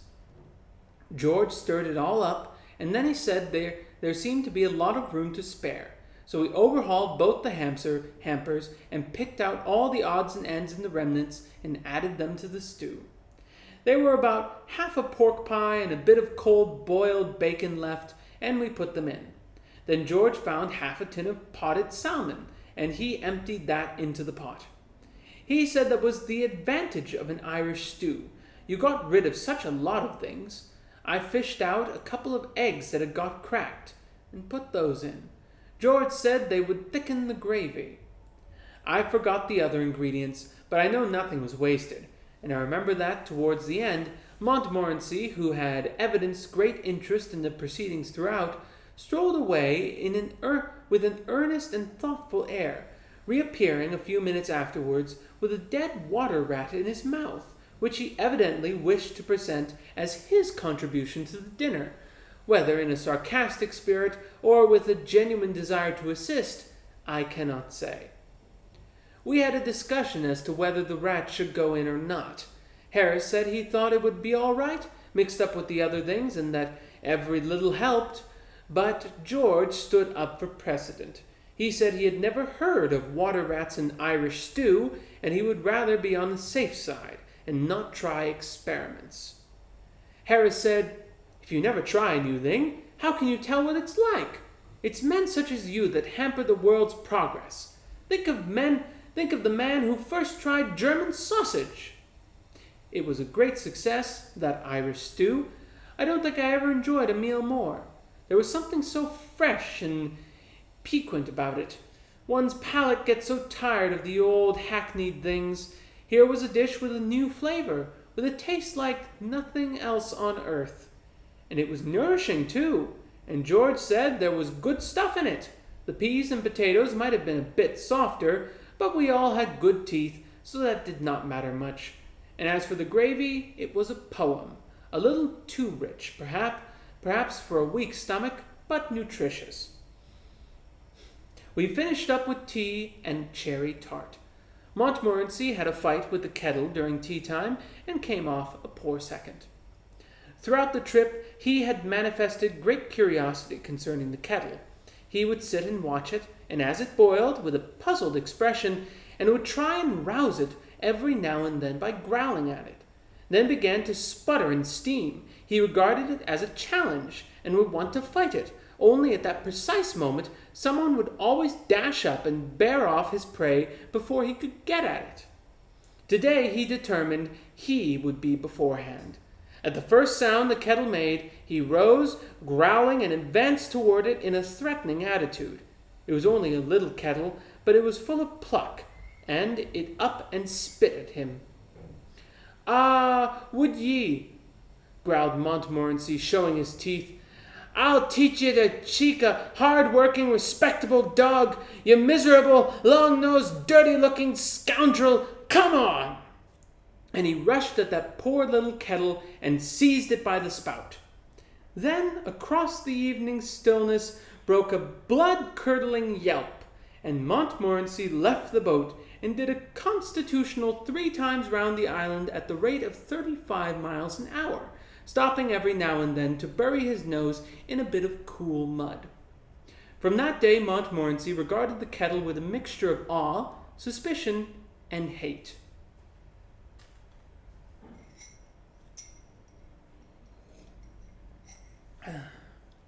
Whenever he saw it, he would growl and back at a rapid rate, with his tail shut down, and the moment it would put upon the stove, he would promptly climb out of the boat and sit on the bank till the whole tea business was over.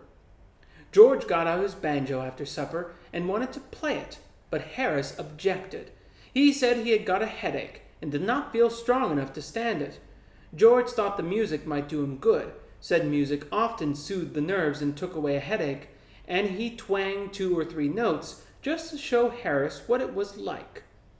Harris said he would rather have the headache. George has never learned to play the banjo to this day. He has had too much all-round discouragement to meet. He tried on 2 or 3 evenings while we were up the river to get a little practice, but it was never a success. Harris's language used to be enough to unnerve any man, added to which Montmorency would sit and howl steadily right through the performance. It was not giving the man a fair chance. What's he want to howl like that for when I'm playing?" George would exclaim indignantly, while taking aim at him with a boot. "What do you want to play like that for when he is howling?" Harris would retort, catching the boot. "You let him alone. He can't help howling. He's got a musical ear, and your playing makes him howl." So George determined to postpone study of the banjo until he reached home. But he did not get much opportunity even there. Mrs. P. used to come up and say she was very sorry for herself. She liked to hear him, but the lady upstairs was in a very delicate state, and the doctor was afraid that it might injure the child. Then George tried taking it out with him late at night and practicing round the square. But the inhabitants complained to the police about it, and a watch was set for him one night, and he was captured. The evidence against him was very clear, and he was bound over to keep the peace for 6 months. He seemed to lose heart in the business after that. He did make 1 or 2 feeble efforts to take up the work again when the 6 months had elapsed, but there was always the same coldness, the same want of sympathy in the heart of the world to fight against, and after a while he despaired altogether, and advertised the instrument for sale at a great sacrifice, owner having no further use for same, and took to learning card tricks instead. It must be disheartening work learning a musical instrument.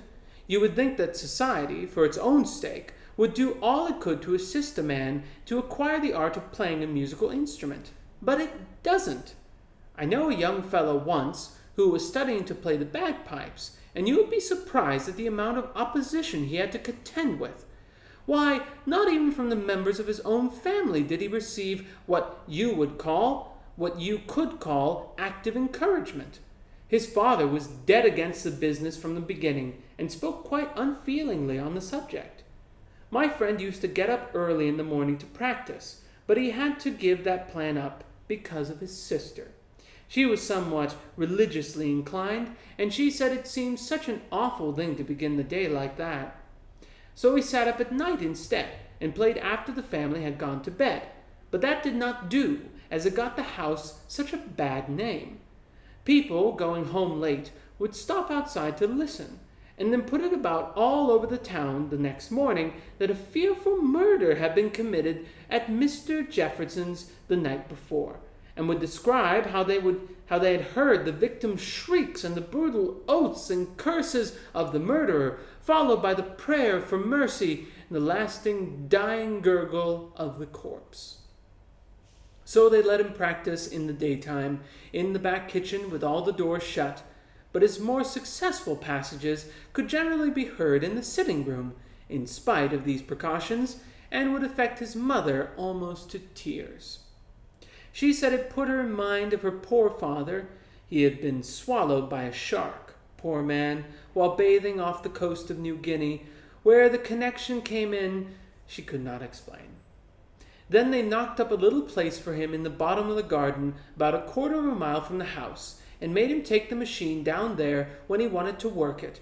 And sometimes a visitor would come to the house who knew nothing of the matter, and they would forget to tell him all about it and caution him, and he would go out for a stroll round the garden and suddenly get within earshot of those bagpipes without being prepared for it or knowing what it was. If he were a man of strong mind, it only gave him fits, but a person of mere average intellect is usually sent mad. There is, it must be confessed, something very sad about the early efforts of an amateur in bagpipes. I felt that myself when listening to my young friend. They appear to be a trying instrument to perform upon. You have to get enough breath for the whole tune before you start. At least so I gathered from watching Jefferson. He would begin magnificently with a wild, full, come-to-the-battle sort of note that quite roused you. But he would get more and more piano as he went on, and the last verse generally collapsed in the middle with a sputter and a hiss. You want to be in good health to play the bagpipes.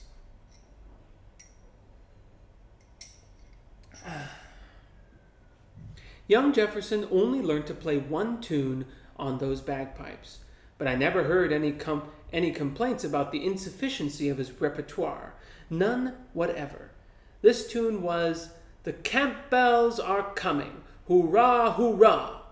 So he said, though his father always held that it was the Bluebells of Scotland. Nobody seemed quite sure what it was exactly, but they all agreed that it sounded Scotch. Strangers were allowed 3 guesses, and most of them guessed a different tune each time. Harris was disagreeable after supper. I think it must have been the stew that had upset him.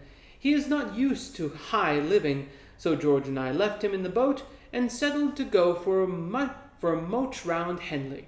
He said he should have a glass of whiskey and a pipe, and fix things up for the night. We were to shout when we returned, and he would row over from the island and fetch us. "Don't go to sleep, old man," we said as we started. "Not much fear of that while this stew's on," he grunted as he pulled back to the island. Henley was getting ready for the regatta, and was full of bustle. We met a goodish number of men who knew about the town, and in their pleasant company the time slipped by somewhat quickly, so that it was nearly 11 o'clock before we set off on our 4-mile walk home, as we had learned to call our little craft by this time. It was a dismal night, coldish, with a thin rain falling, and as we trudged through the dark, silent fields, talking low to each other, and wondering if we were going right or not, we thought of the cozy boat with the bright light streaming through the tight-drawn canvas, of Harris and Montmorency and the whiskey, and wished that we were there. We conjured up the picture of ourselves inside, tired and a little hungry, of the gloomy river and the shapeless trees, and like a giant glowworm underneath them, our dear old boat, so snug and warm and cheerful. We could see ourselves at supper there, pecking away at cold meat and passing each other chunks of bread. We could hear the cheery clatter of our knives, the laughing voices filling all the space and overflowing through the opening out into the night, and we hurried on to realize the vision. We struck the towpath at length, and that made us happy, because prior to this we had not been sure whether we were walking towards the river or away from it. And when we are tired and want to go to bed, uncertainties like that worry you. We passed Skip Lake as the clock was striking the 11:45, and then George said, thoughtfully, "You don't happen to remember which of the islands it was, do you?" "No," I replied, beginning to grow thoughtful too. "I don't. How many are there?" "Only 4," answered George. "It will be all right if he's awake." "And if not?" I queried. But we dismissed that train of thought. We shouted when we came opposite the first island, but there was no response, so we went on to the second and tried that and obtained the same result. "Oh, I remember now," said George. "It was the third one." And we ran on hopefully to the third one and hallooed. No answer. The case was becoming serious. It was now past midnight. The hotels at Ship Lake and Henley would be crammed, and we could not go round knocking up cottagers and householders in the middle of the night to know if they let apartments. George suggested walking back to Henley and assaulting a policeman, and so getting a night's lodging in the station house. But then there was the thought, suppose he only hits us back and refuses to lock us up? We could not pass the whole night fighting policemen. Besides, we did not want to overdo the thing and get 6 months. We despairingly tried what seemed in the darkness to be the 4th island, but met with no better success. The rain was coming down fast now, and evidently meant to last. We were wet to the skin, and cold and miserable. We began to wonder whether there were only 4 islands or more, or whether they were near the islands at all, or whether we were anywhere within a mile of where we ought to be, or in the wrong part of the river altogether. Everything looked so strange and different in the darkness. We began to understand the sufferings of the babes in the woods. Just when we had given up all hope, yes, I know that is always the time that things do happen in novels and tales, but I can't help it. I resolved, when I began to write this book, that I would be strictly truthful in all things. So I will be, even if I have to employ hackneyed phrases for the purpose. It was just when we had given up all hope, and I must therefore say so. Just when we had given up all hope, then I suddenly caught sight, a little way below us, of a strange, weird sort of glimmer flickering among the trees on the opposite bank. For an instant, I thought of ghosts. It was such a shadowy, mysterious light. The next moment it flashed across me that it was our boat, and I sent up such a yell across the water that made the night seem to shake in its bed. We waited breathless for a minute, and then, oh, divine music of the darkness, we heard the answering bark of Montmorency. We shouted back loud enough to wake the 7 sleepers. I never could understand myself why it should take more noise to wake 7 sleepers than one. And after what seemed an hour, but what was really, I suppose, about 5 minutes, we saw the lighted boat creeping slowly over the blackness and heard Harris's sleepy voice asking where we were. There was an unaccountable strangeness about Harris. It was something more than mere ordinary tiredness. He pulled the boat against a part of the bank from which it was quite impossible for us to get into it, and immediately went to sleep. It took us an immense amount of screaming and roaring to wake him up again and put some sense into him, but we succeeded at last and got safely on board. Harris had a sad expression on him, so we noticed, when we got into the boat. He gave you the idea of a man who had been through trouble. We asked him if anything had happened, and he said, "Swans." It seemed we had moored close to a swan's nest, and soon after George and I had gone, the female swan came back and kicked up a row about it. Harris had chivied her off, and she had gone away and fetched up her old man. Harris said he had quite a fight with those 2 swans, but courage and skill had prevailed in the end, and he had defeated them. Half an hour afterwards they returned with 18 other swans. It must have been a fearful battle, so far as we could understand Harris's account of it. The swans had tried to drag him and Montmorency out of the boat and drown them, and he had defended himself like a hero for 4 hours, and had killed the lot, and they had all paddled away to die. How many swans did you say they were? Asked George. 32, replied Harris, sleepily. You said 18 just now, said George. No, I didn't, grunted Harris. I said 12. Think I can't count? What were the real facts about these swans? We never found out. We questioned Harris on the subject in the morning, and he said, What swans? And seemed to think that George and I had been dreaming. Oh, how delightful it was to be safe in the boat after our trials and fears. We ate a hearty supper, George and I, and we should have some toddy after it if we could have found the whiskey, but we could not. We examined Harris as to what he had done with it, but he did not seem to know what we meant by whiskey or what we were talking about at all. Montmorency looked as if he knew something, but said nothing. I slept well that night, and should have slept better if it had not been for Harris. I have a vague recollection of having been woke up at least a dozen times during the night by Harris wandering about the boat with the lantern, looking for his clothes. He seemed to be worried about his clothes all night. Twice he routed up George and myself to see if we were lying on his trousers. George got quite wild the second time. What the thunder do you want your trousers for in the middle of the night? He asked indignantly.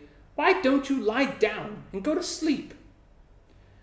I found him in trouble the next time I woke because he could not find his socks, and my last hazy remembrance of this being rolled over on my side and of hearing Harris mutter something about its being an extraordinary thing where his umbrella could have gone to.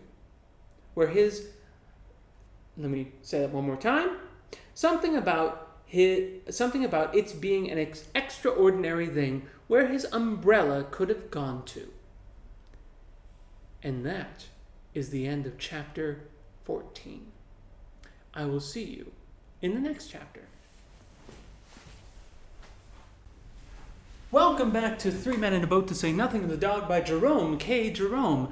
I'm getting better at saying that every chapter. Today is chapter 15. Let's continue. It starts there. We woke up late the next morning, and at Harris's earnest desire partook of a plain breakfast with non-dainties. Then we cleaned up and put everything straight, a continual labor which was beginning to afford me a pretty clear insight into the question that had often posed me, namely, how a woman with the work of only one house on her hands manages to pass away her time, and at about 10 set out on what we had determined should be a good day's journey. We agreed that we would pull this morning as a change from towing, and Harris thought the best arrangement would be that George and I should scull and he steer. I did not chime in with this idea at all. I said I thought Harris would have been showing a more proper spirit if he had suggested that he and George should work and let me rest a bit. It seemed to me I was doing more than my fair share of the work on this trip, and I was beginning to feel strongly on the subject. It always does seem to me that I am doing more work than I should do. It is not that I object to the work, mind you. I like work. It fascinates me. I can sit and look at it for hours. I love to keep it by me. The idea of getting rid of it nearly breaks my heart. You cannot give me too much work.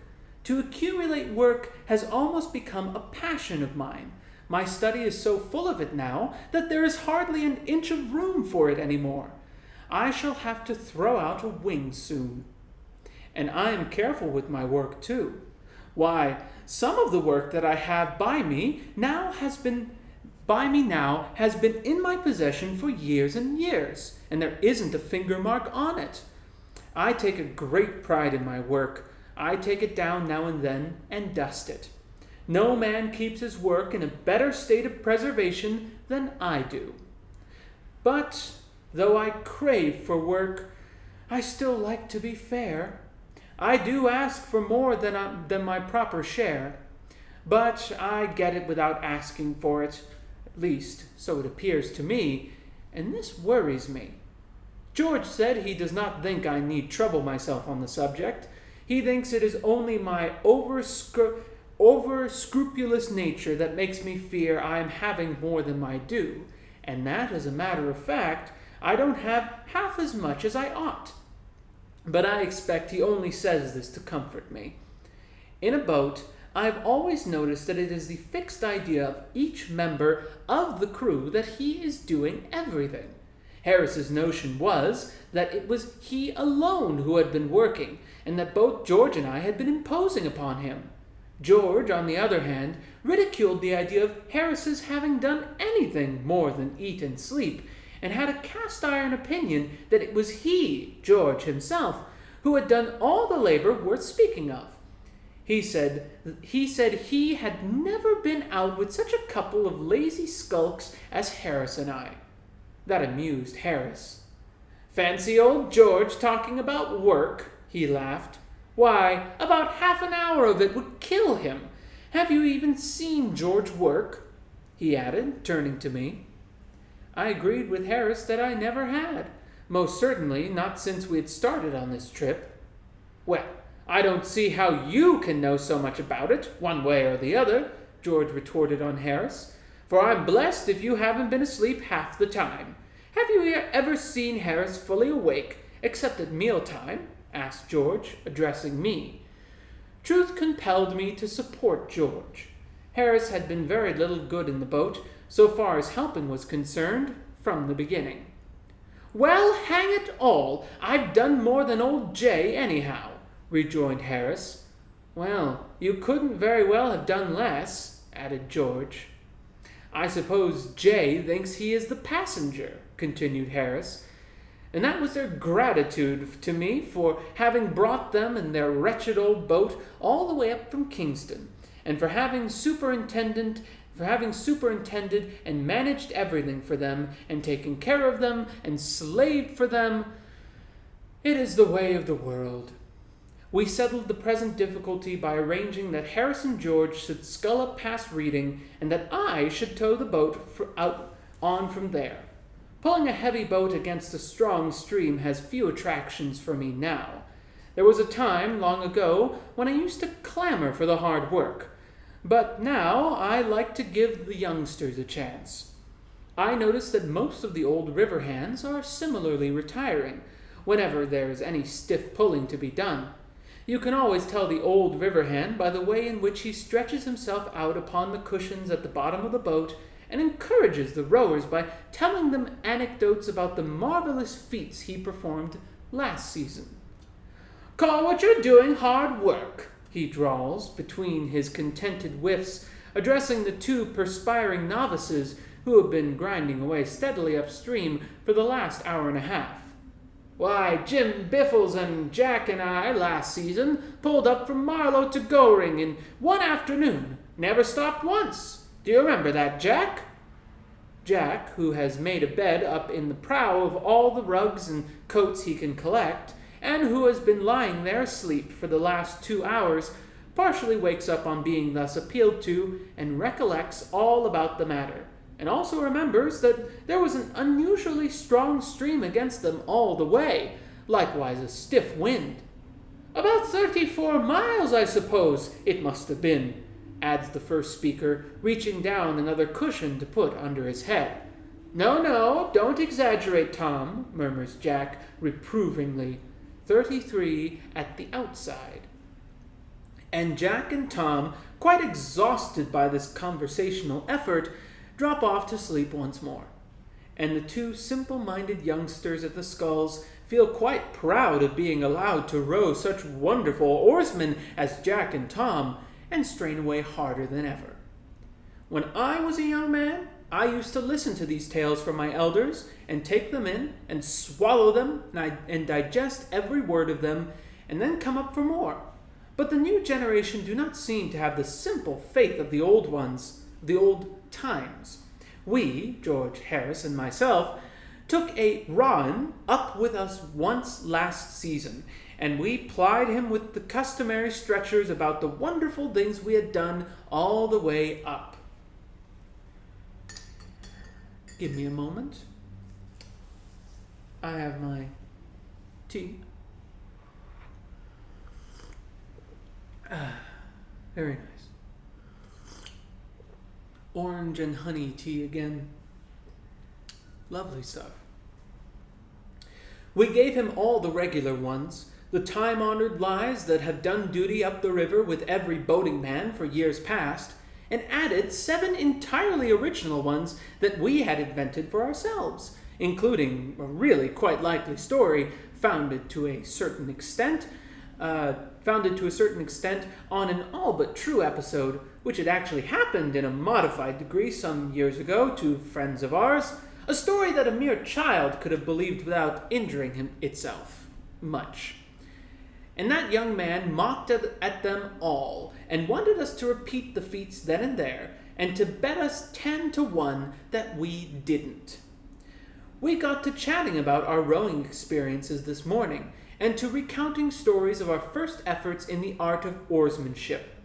My own earliest boating recollection is of 5 of us contributing 3 pence each, and taking out a curiously constructed craft on the Regent's Park Lake, drying ourselves subsequently in the park keeper's lodge. After that, having acquired a taste for the water, I did a good deal of rafting in various suburban brickfields, an exercise providing more interest and excitement than might be imagined, especially when you are in the middle of the pond and the proprietor of the materials of which the raft is constructed suddenly appears on the bank with a big stick in his hand. Your first sensation on seeing this gentleman is that, somehow or other, you don't feel equal to company in conversation, and that if you could do so without appearing rude, you would rather avoid meeting him, and your object is, therefore, to get off on the opposite side of the pond to which he is, and go home quietly and quickly, pretending not to see him. He, on the contrary, is yearning to take you by the hand and talk to you. It appears that he knows your father, and is intimately acquainted with yourself, but this does not draw you towards him. He says he'll teach you to take his boards and make a raft of them, but seeing that you know how to do this pretty well already, the offer, though doubtless kindly meant, seems a superfluous one on his part, and you are reluctant to put him to any trouble by accepting it. His anxiety to meet you, however, is proof against all your coolness, and the energetic manner in which he dodges up and down the pond so as to be on the spot to greet you when you land is really quite flattering.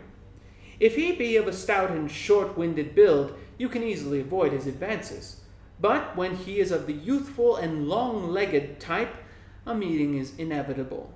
The interview is, however, extremely brief, most of the conversation being on his part, your remarks being mostly of an exclamatory and monosyllabic order, and as soon as you can tear yourself away, you do so.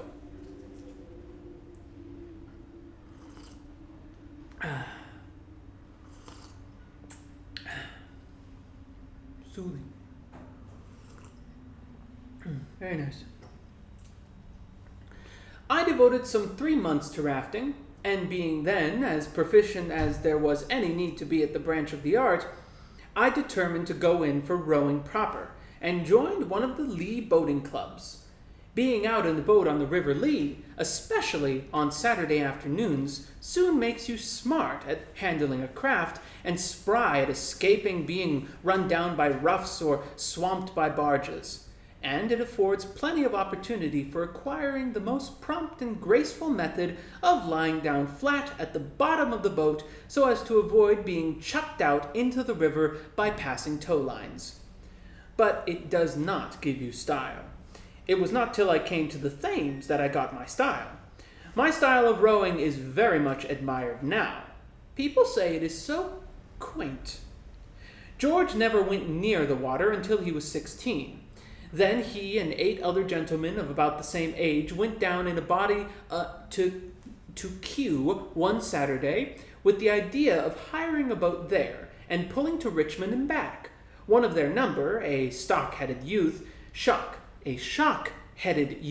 named Joshkins, who had once or twice taken out a boat on the Serpentine, told them it was jolly fun boating.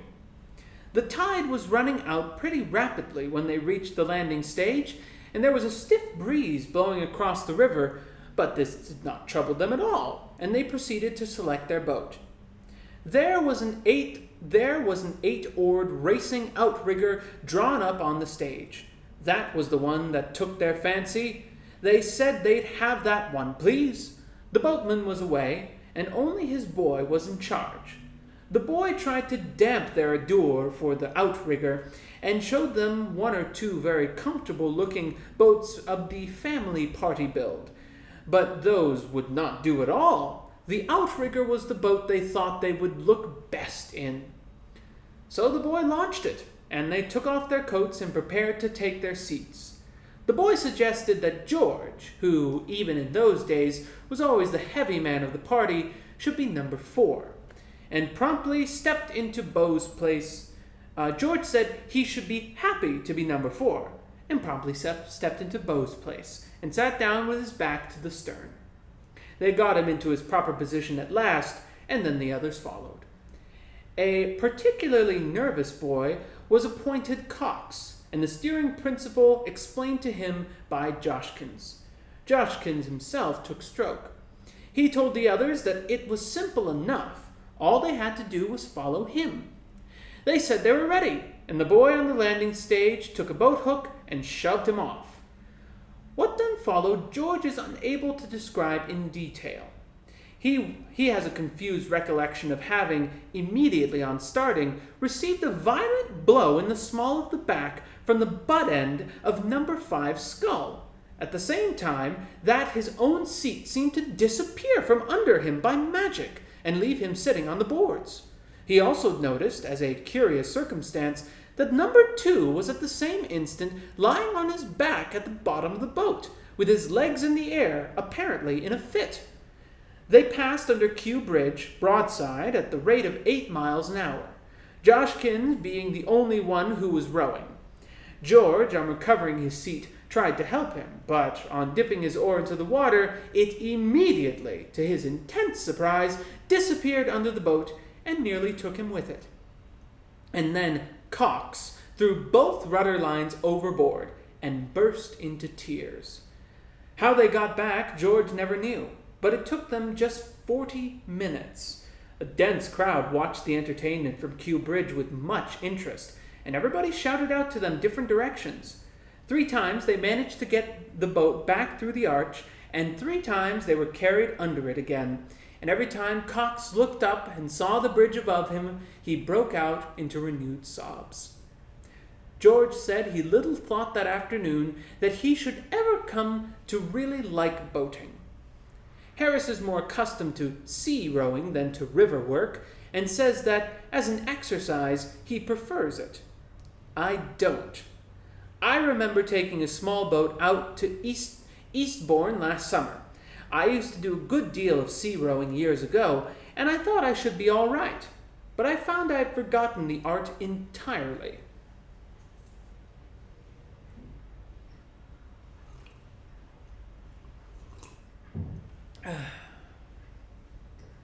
When one scull was deep down underneath the water, the other would be flourishing wildly about in the air. To get a grip of the water with both at the same time, I had to stand up. The parade was crowded with nobility and gentry, and I had to pull past them in this ridiculous fashion. I landed halfway down the beach and secured the services of an old boatman to take me back. I like to watch an old boatman rowing, especially one who has been hired by the hour. There is something so beautifully calm and restful about his method. It is so free from that fretful haste, that vehement striving that is every day becoming more and more the bane of 19th century life. He is not for ever straining himself to pass all the other boats. If another boat overtakes him and passes him, it does not annoy him. As a matter of fact, they all do overtake him and pass him, all those that are going his way. This would trouble and irritate some people. The sublime equanimity of the hired boatman under the ordeal affords us a beautiful lesson against ambition and uppishness. Plain practical rowing of the get the boat along order is not a very difficult art to acquire, but it takes a good deal of practice before a man feels comfortable when rowing past girls. It is the time that worries a youngster.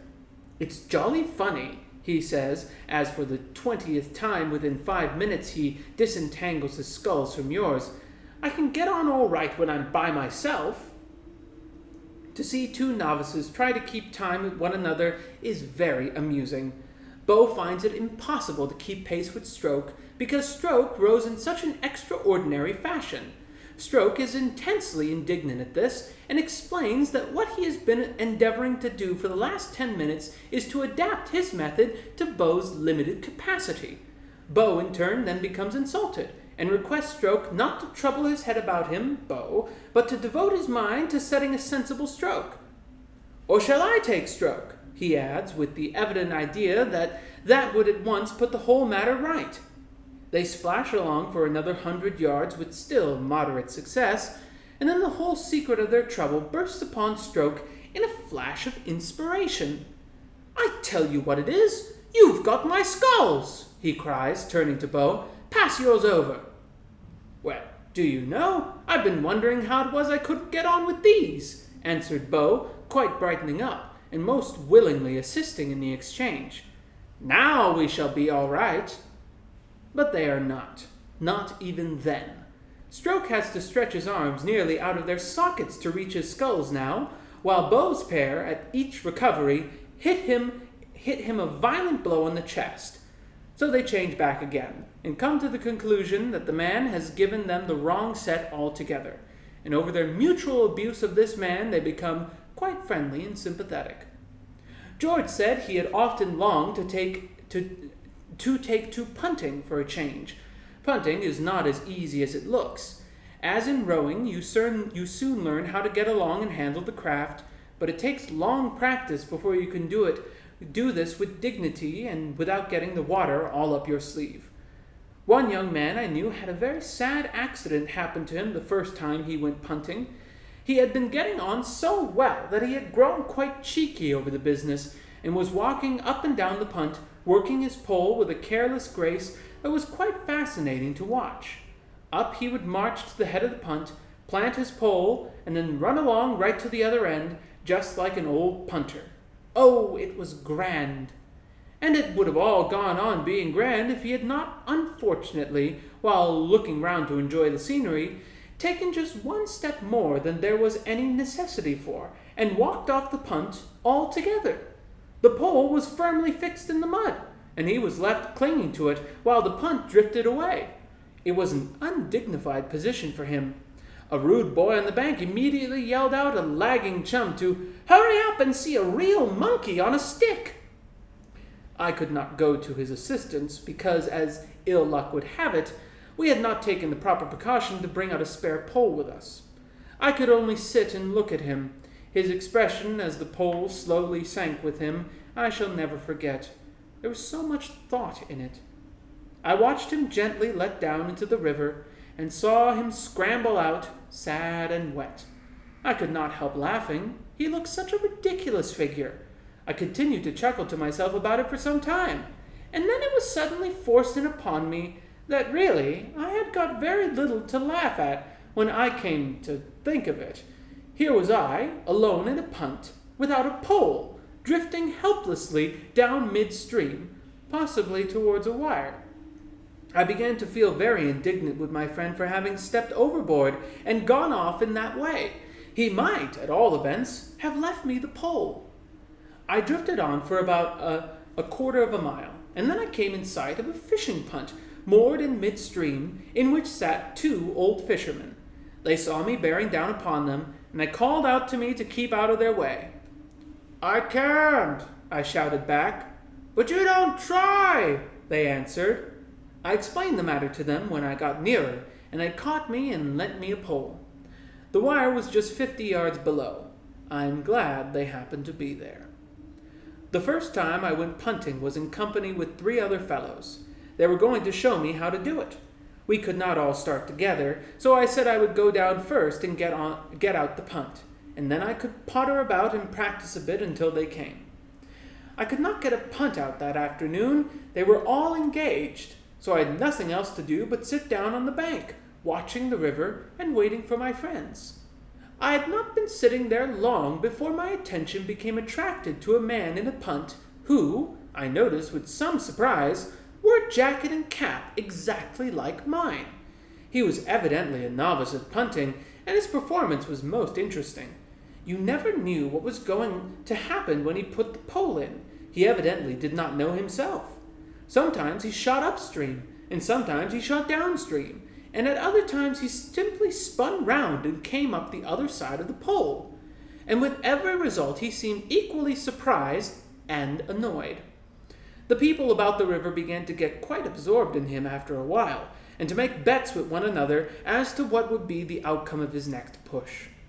In the course of time, my friends arrived on the opposite bank, and they stopped and watched him too. His back was towards them, and they only saw his jacket and cap. From this, they immediately jumped to the conclusion that it was I, their beloved companion, who was making an exhibition of himself, and their delight knew no bounds. They commenced to chaff him unmercifully.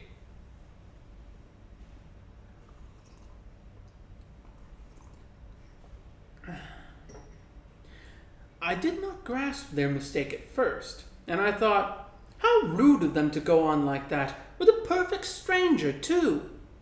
But before I could call out and reprove them, the explanation of the matter occurred to me, and I withdrew behind a tree. Oh, how they enjoyed themselves, ridiculing that young man. For 5 good minutes they stood there, shouting ribaldry at him, deriding him, mocking him, jeering at him. They peppered him with stale jokes. They even made a few new ones and threw at him. They hurled at him all the private family jokes belonging to our set, and which must have been perfectly unintelligible to him. And then, unable to stand their brutal jibes any longer, he turned round to them, and they saw his face. I was glad to notice that they had sufficient decency left in them to look very foolish. They explained to him that they had thought he was someone they knew. They said they hoped he would not dream them capable of so insulting anyone except a personal friend of their own. Of course, their having mistaken him for a friend excused it. I remember Harris telling me once of a bathing experience he had in Boulogne. He was swimming about there near the beach when he felt himself suddenly seized by the neck from behind and forcibly plunged under water. He struggled violently, but whoever had got hold of him seemed to be a perfect Hercules in strength, and all his efforts to escape were unavailing. He had given up kicking and was trying to turn his thoughts upon solemn things when his captor released him. He regained his feet and looked round for his would-be murderer. The assassin was close by him, laughing heartily, but the moment he got sight of Harris's face, as it emerged from the water, he started back and seemed quite concerned. I really beg your pardon, he stammered confusedly, but I took you for a friend of mine. Harris thought it was lucky for him the man had not mistaken him for a relation, or he would probably have been drowned outright. Sailing is a thing that wants knowledge and practice too, though, as a boy, I did not think so. I had an idea it came naturally to a body, like rounders and touch. I knew another boy who held this view likewise, and so, one windy day, we thought we would try the sport. We were stopping down at Yarmouth, and we decided we would go for a trip up the Yar. We hired a sailing boat at the yard by the bridge and started off. "It's a rather rough day," said the man to us as we put off. "Better take in a reef and luff sharp when you get round the bend." We said we would make a point of it, and left him with a good, cheery good morning, wondering to ourselves how you loofed and where you would get a reef from, and what we were to do with it when we had got it. We rowed until we were out of sight of the town, and then, with a wide stretch of water in front of us, and the wind blowing a perfect hurricane across it, we felt that the time had come to commence operations. Hector, I think that was his name, went on pulling while I unrolled the sail. It seemed a complicated job, but I accomplished it at length, and then came the question, which was the top end? By a sort of natural instinct, we, of course, eventually decided that the bottom was the top and set to work to fix it upside down. But it was a long time before we could get it up, either that way or any other way. The impression in the mind of the sail seemed to be that we were playing at funerals, and that I was the corpse and itself was the winding sheet. When it found that this was not the idea, it hit me over the head with the boom and refused to do anything. "Wet it," said Hector. "Drop it over and get it wet." He said people in ships always wetted the sails before they put them up, so I wetted it, but that only made matters worse than they were before. A dry sail clinging to your legs and wrapping itself round your head is not pleasant, but when the sail is sopping wet, it becomes quite vexing. We did get the thing up at last, the two of us together. We fixed it, not exactly upside down, more sideways like, and we tied it up to the mast with the painter, which we cut off for the purpose. That the boat did not upset, I simply state as a fact. Why it did not upset, I am unable to offer any reason. I have often thought about the matter since, but I have never succeeded in arriving at any satisfactory explanation of the phenomenon. Possibly the result may have been brought about by the natural obstinacy of all things in this world. The boat may possibly have come to the conclusion, judging by a cursory view of our behavior, that we had come out for a morning suicide, and had thereupon determined to disappoint us. That is the only suggestion I can offer. By clinging like grim death to the gunwale, we just managed to keep inside the boat, but it was exhausting work. Hector said that pirates and other seafaring people generally lashed the rudder to something or other and hauled in the main top jib during severe squalls, and thought we ought to try to do something of the kind. But it was for letting her have her head to the wind. But I was for letting her have her head to the wind. As my advice was by far the easiest to follow, we ended by adopting it, and contrived to embrace the gunwale and give her her head. The boat traveled up the stream for about a mile at a pace, and I have never sailed at since, and don't want to again. Then, at a bend, she heeled over till half her sail was under water. Then she righted herself by a miracle, and flew for a long, low bank of soft mud. That mud bank saved us. The boat plowed its way into the middle of it, and then stuck. Finding that we were once more able to move according to our ideas, instead of being pitched and thrown about like peas in a bladder, we crept forward and cut down the sail. We had had enough sailing. We did not want to overdo the thing and get a surfeit of it. We had a sail, a good all-around exciting, interesting sail, and now we thought we should have a row, just for a change like. We took the sculls and tried to push the boat off the mud, and in doing so, we broke one of the sculls. After that we proceeded with great caution, but they were a wretched old pair, and the second one cracked almost easier than the first, and left us helpless. The mud stretched out for another 100 yards in front of us, and behind us was the water. The only thing to be done was to sit and wait until someone came by. It was not the sort of day to attract people out on the river, and it was 3 hours before a soul came in sight. It was an old fisherman who, with immense difficulty, at last rescued us, and we were towed back in an ignominious fashion to the boatyard. What between tipping the man who had brought us home, and paying for the broken sculls, and for having been out 4 hours and a half, it cost us a pretty considerable number of weeks' pocket money, that sail, but we learned experience, and they say that is always cheap at any price. And that is the end of chapter 15. I will see you in the next chapter. Hello and welcome back to Three Men in a Boat, to Say Nothing of the Dog by Jerome K. Jerome. This is chapter 16. Before we begin, a little disclaimer. This chapter deals with suicide. There's a character later on in this chapter who has killed themselves. It's rather grim, so if you would rather not listen to that, if you would rather not hear about that, then by all means, skip on ahead to chapter 17. But if not, let us continue. This is chapter 16. We came in sight of Reading about 11. The river is dirty and dismal here.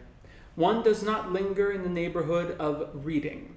The town itself is a famous old place, dating from the dim days of King Ethelred, when the Danes anchored their warships at Kennet and started from Reading and ravaged all the land of Wessex. And here Ethelred and his brother Alfred fought and defeated them, Ethelred doing the praying and Alfred the fighting. In later years, Reading seemed to have been regarded as a handy place to run down to when matters were becoming unpleasant in London. Parliament generally rushed off to Reading whenever there was a plague on the Westminster, and in 1625, the law followed suit, and all the courts were held at Reading. It must have been worthwhile having a mere ordinary plague now and then in London to get rid of both the lawyers and the Parliament. During the parliamentary struggle, Reading was besieged by the Earl of Essex, and a quarter of a century later, the Prince of Orange routed King James' troops here. Henry I lies buried at Reading, on the Benedictine abbey founded by him there, the ruins of which may still be seen, and in this same abbey, great John of Gaunt was married to the Lady Blanche. At Reading Lock we came up with a steam launch belonging to some friends of mine, and they towed us up to within about a mile of Streatley. It was very delightful being towed up by a launch. The run would have been more delightful still, if it had not been for a lot of wretched small boats that were continually getting in the way of our launch, and to avoid running down which, we had to be continually easing and stopping. It is really most annoying, the manner in which these rowing boats get in the way of one's launch up the river. Something ought to be done to stop it. And they are so confoundedly impertinent, too, over it. You can whistle till you nearly burst your boiler before they will trouble themselves to hurry. I would have one or two of them run down now and then, if I had my way, just to teach them all a lesson. The river becomes very lovely a little above Reading. The railway rather spoils it near Tilehurst, but from Mapledurham up to Streatley it is glorious. A little above Mapledurham Lock you pass Hardwicke House, where Charles I played bowls. The neighbourhood of Pangbourne, where the quaint little Swan Inn stands, must be as familiar as the habituals of the art exhibitions as it is to its own inhabitants. My friend's launch cast us loose just below the grotto, and then Harris wanted to make out that it was my turn to pull. This seemed to me most unreasonable. It had been arranged in the morning that I should bring the boat up to 3 miles above Reading. Well, here we were, 10 miles above Reading. Surely it was now their turn again. I could not get either George or Harris to see the matter in its proper light, however, so to save argument, I took the sculls. I had not been pulling for more than a minute or so when George noticed something black floating on the water, and we drew up to it. George leant over, and as we neared it, and laid hold of it, and then he drew back with a cry and a blanched face. It was the dead body of a woman. It lay very lightly on the water, and the face was sweet and calm. It was not a beautiful face. It was too prematurely aged looking, too thin and drawn to be that, but it was a gentle, lovable face, in spite of its stamp and pinch of poverty, and upon it was that look of restful peace that comes to the faces of the sick sometimes when at last the pain has left them. Fortunately for us, we having no desire to be kept hanging about coroners' courts, some men on the bank had seen the body too, and now took charge of it from us. We found out the woman's story afterwards. Of course, it was the old vulgar tragedy. She had loved and been deceived, or had deceived herself. Anyhow, she had sinned. Some of us do that now and then, and her family and friends, naturally shocked and indignant, had closed their doors against her. Left to fight the world alone, with the millstone of her shame around her neck, she had sunk ever lower and lower. For a while she had kept both herself and the child on the 12 shillings a week that 12 hours drudgery a day produced her, paying 6 shillings out of it for the child, and keeping her own body and soul together on the remainder. 6 shillings a week does not keep body and soul together very untidily, very unitedly. They want to get away from each other when there is only such a very slight bond as that between them.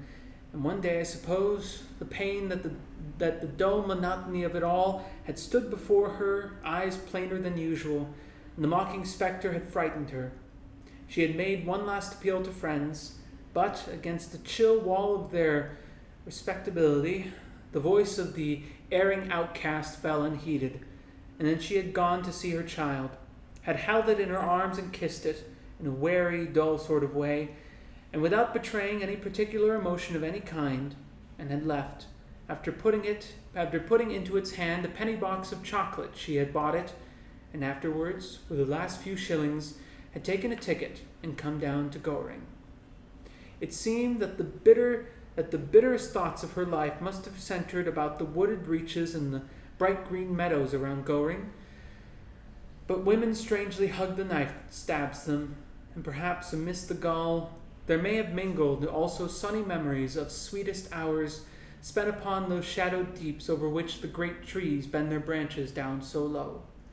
She had wandered about the woods about the river's brink all day, and then, when evening fell and the grey twilight spread its dusky robe upon the waters, she stretched her arms out over the silent river that had known her sorrow and her joy, and the old river had taken her into its gentle arms, and had laid her weary head upon its bosom, and had hushed away the pain. Thus she had sinned in all things, sinned in living and in dying. God help her and all other sinners, if any more there be.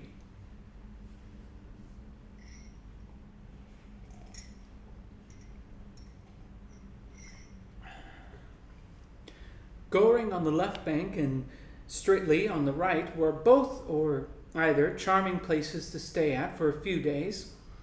The reaches down to Pangbourne woo one for a sunny sail or for a moonlight row, and the country round about is full of beauty. We had intended to push to Wallingford that day, but the sweet smiling face of the river had lured us to linger for a while, and so we left our boat at the bridge and went up to Streatley and launched at the Bull, with much to Montmorency's satisfaction. They say that the hills on each ride of the stream here once joined and formed a barrier across what is now the Thames, and that then the river ended there, above Goring, in one vast lake. I am not in a position either to contradict or affirm this statement. I simply offer it. It is an ancient place, Streatley, dating back, like most riverside towns and villages, to British and Saxon times. Goring is not nearly so pretty a little spot to stop in as Streatley, if you have your choice, but it is passing fair enough in its way, and is nearer the railway in case you want to slip off without paying your hotel bill. And that is chapter 16. I will see you in the next chapter.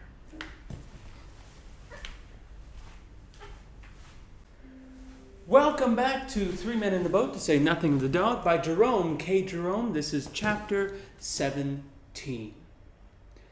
We stayed 2 days at Streatley and got our clothes washed. We had tried washing them ourselves in the river under George's superintendence, and it had been a failure. Indeed, it had been more than a failure, because we were worse off after we had washed our clothes than we were before. Before we had washed them, they had been very, very dirty, it is true, but they were just wearable. After we had washed them, well, the river between Reading and Henley was much cleaner after we had washed our clothes in it than it was before. All the dirt contained in the river between Reading and Henley we collected during that wash and worked it into our clothes.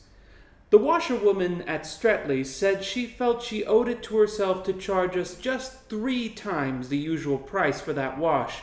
She said it had not been like washing, it had been more in the nature of excavating. We paid the bill without a murmur. The neighborhood of Streatley and Goring is a great fishing center. There is some excellent fishing to be had there. The river abounds in pike, roach, dace, gungan, and eels just there, and you can sit and fish for them all day. Some people do. They never catch them. I never knew anybody catch anything up the Thames except minnows and dead cats. But that has nothing to do, of course, with fishing. The local fisherman's guide doesn't say a word about catching anything. All it says is the place is a good station for fishing. And from what I have seen of the district, I am quite prepared to bear out this statement. There is no spot in the world where you can get more fishing or where you can fish for a longer period. Some fishermen come here and fish for a day, and others stop and fish for a month. You can hang on and fish for a year if you want to, and it will be all the same.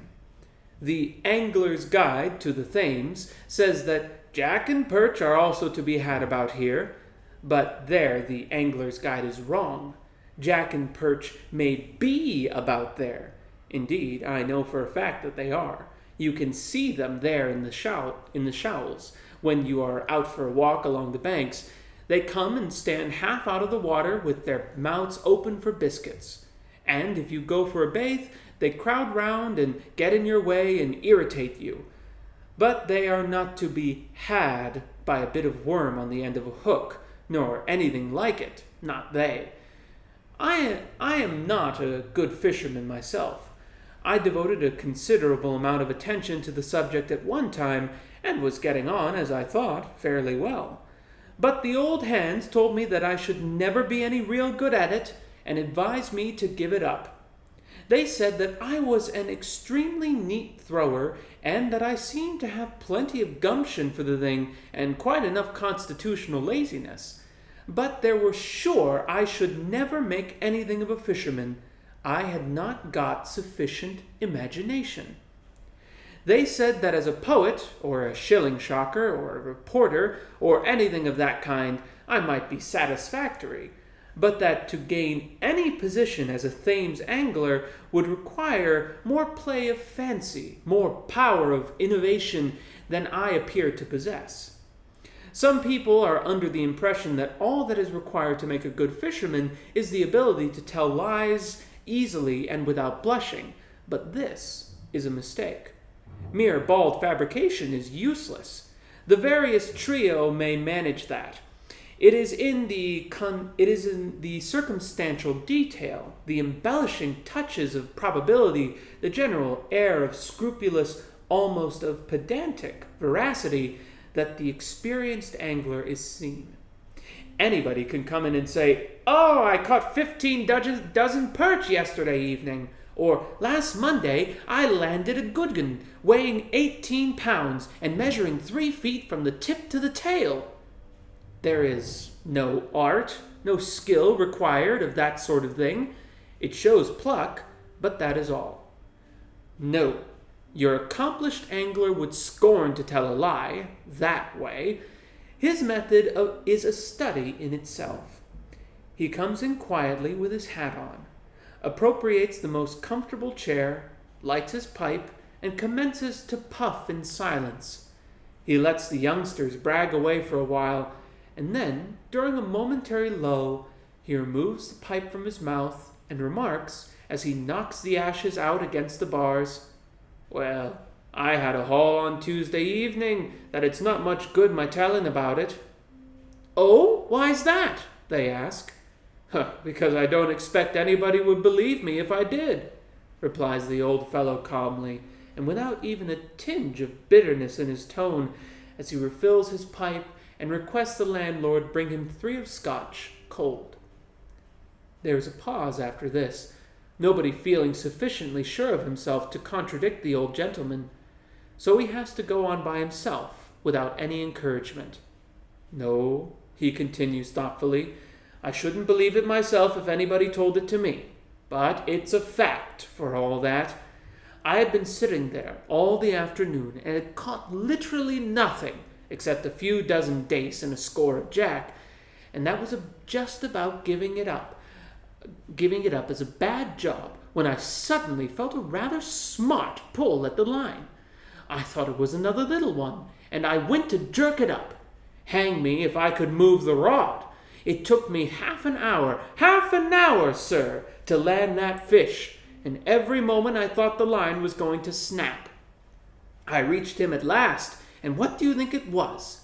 A sturgeon! A 40-pound sturgeon taken on the line, sir. Yes, you may very well look surprised. I'll have another 3 of Scotch, landlord, please.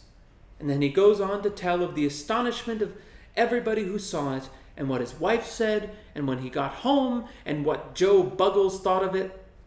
I asked the landlord of an inn up the river once if it did not injure him sometimes, listening to the tales that the fishermen about there told him, and he said, "Oh, no, not now, sir. It did used to knock me over a bit at first, but, lor love you, me and the missus, we listens to him all day now. It's what you're used to, you know. It's what you're used to." I knew a young man once. He was a most conscientious fellow, and when he took to fly fishing, he determined never to exaggerate his hauls by more than 25%. "When I have caught 40 fish," said he, "then I will tell people that I have caught 50, and so on. But I will not lie any more than that, because it is sinful to lie." But the 25% plan did not work well at all. He was never able to use it. The greatest number of fish he ever caught in one day was 3, and you can't add 25% to 3, at least not in fish. So he increased his percentage to 33 1/3, to 33 1/3. But that, again, was awkward when he had only caught 1 or 2. So to simplify matters, he made up his mind to just double the quantity. He stuck to this arrangement for a couple of months, and then he grew dissatisfied with it. Nobody believed him when he told them that he had only doubled, and he, therefore, gained no credit that way whatever, while his moderation put him at a disadvantage among the other anglers. When he had really caught 3 small fish and said he had caught 6, it used to make him quite jealous to hear a man, whom he knew for a fact had only caught 1, going about telling people he had landed 2 dozen. So, eventually, he made one final arrangement with himself, which he has religiously held to ever since, and that was to count each fish that he caught as 10, and to assume 10 to begin with. For example, if he had not caught any fish at all, then he said he had caught 10 fish. You could never catch less than 10 fish by his system. That was the foundation of it. Then, if by any chance he really did catch 1 fish, he called it 20, while 2 fish would count 30, 3 40, and so on. It is a simple and easily worked plan, and there has been some talk lately of its being made use of by the angling fraternity in general. Indeed, the committee of the Thames Anglers Association did recommend its adoption about 2 years ago, but some of the older members opposed it. They said they would consider the idea if the number were doubled, and each fish counted as 20. If ever you have an evening to spare up the river, I should advise you to drop into one of the little village inns and take a seat in the tap room. You will be nearly sure to meet one of the 2 old rod men sipping their toddy there, and they will tell you enough fishy stories in half an hour to give you indigestion for a month. George and I don't know what had become of Harris. He had gone out and had a shave early in the afternoon, and had then come back and spent full 40 minutes in pipe-claying his shoes. We had not seen him since. George and I, therefore, and the dog, left to ourselves, went for a walk to Wallingford on the 2nd evening, and coming home, we called in at a little riverside inn for a rest and other things. I'm going to take a drink of water.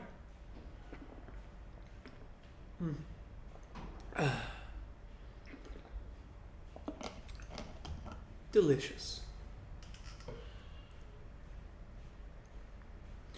We went into the parlor and sat down. There was an old fellow there, smoking a long clay pipe, and we naturally began chatting. He told us that it had been a fine day today, and we told him that it had been a fine day yesterday, and then we all told each other that we thought it would be a fine day tomorrow, and George said the crops seemed to be coming up nicely. After that it came out, somehow or other, that we were strangers in the neighborhood, and that we were going away the next morning.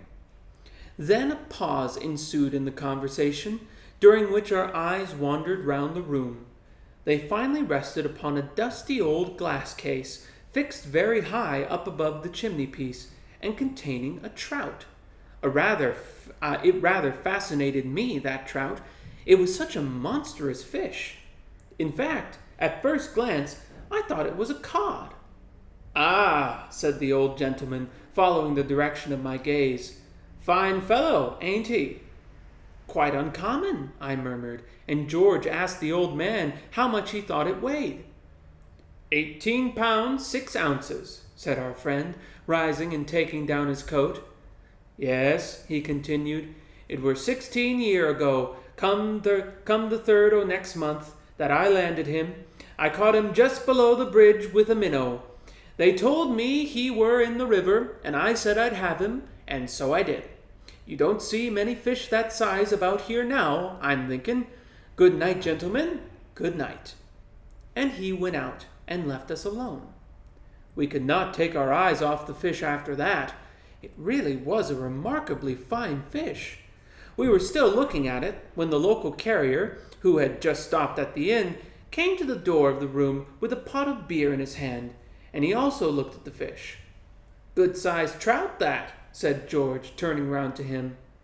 "Ah, you may well say that, sir," replied the man, and then, after a pull at his beer, he added, "Maybe you wasn't here, sir, when that fish was caught?" "No," we told him. "We were strangers in the neighborhood."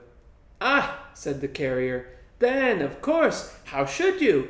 It was nearly 5 years ago that I caught that trout." "Oh, it was you who caught it then?" said I. "Yes, sir," replied the genial old fellow. "I caught him just below the lock, leastways, what was the lock then, on Friday afternoon, and the remarkable thing about it is that I caught him with a fly.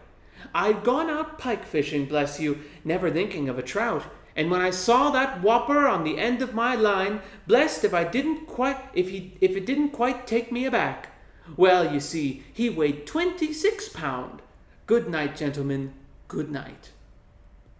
5 minutes afterwards, a third man came in and described how he had caught it early one morning with bleak. And then he left, and a stolid, solemn-looking, middle-aged individual came in and sat down over by the window.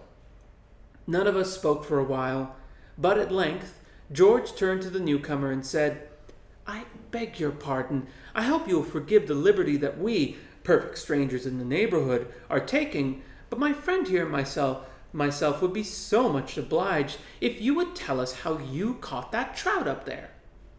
"Why, who told you I caught that trout?" was the surprised query. We said that nobody had told us, but somehow or other we felt instinctively that it was he who had done it. "Well, it's a most remarkable thing, most remarkable," answered the stolid stranger, laughing. "Because, as a matter of fact, you are quite right. I did catch it, but fancy your guessing it like that. Dear me, it's really a most remarkable thing." And then he went on and told us how it had taken him half an hour to land it, and how it had broken his rod. He said he had weighed it carefully when he reached home, and it had turned the scale at 34 pounds. He went in his turn, and when he was gone, the landlord came in to us. We told him the various histories we had heard about his trout, and he was immensely amused, and we all laughed very heartily. Fancy Jim Bates and Joe Muggles and Mr. Jones and old Billy Modders all telling you they had caught it. "Ha, ha, ha! Well, that is good," said the honest old fellow, laughing heartily. "Yes, they are the sort to give it me to put up in my parlor if they had caught it, they are. Ha, ha, ha!" And then he told us the real history of the fish. It seemed that he had caught it himself years ago when he was quite a lad. not by any art or skill, but by that unaccountable luck that appears to always wait upon a boy when he plays the wag from school and goes out fishing on a sunny afternoon with a bit of string tied to the end of a tree. He said that bringing home that trout had saved him from a whacking, and that even his schoolmasters had said it was worth the rule of 3 and practice put together. He was called out of the room at this point, and George and I again turned our gaze upon the fish. It really was a most astonishing trout. The more we looked at it, the more we marveled at it. It excited George so much that he climbed up on the back of a chair to get a better view of it. And then the chair slipped, and George clutched wildly at the trout case to save himself, and down it came with a crash, George and the chair on top of it. "You haven't injured the fish, have you?" I cried in alarm, rushing up. "I hope not," said George, rising cautiously and looking about. But he had. That trout lay shattered into 1,000 fragments. I say 1,000, but there may have only been 900. I did not count them. We thought it strange and unaccountable that a stuffed trout should break up into little pieces like that.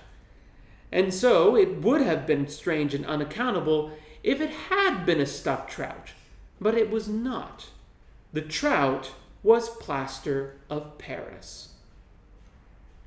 And that is the end of chapter 17.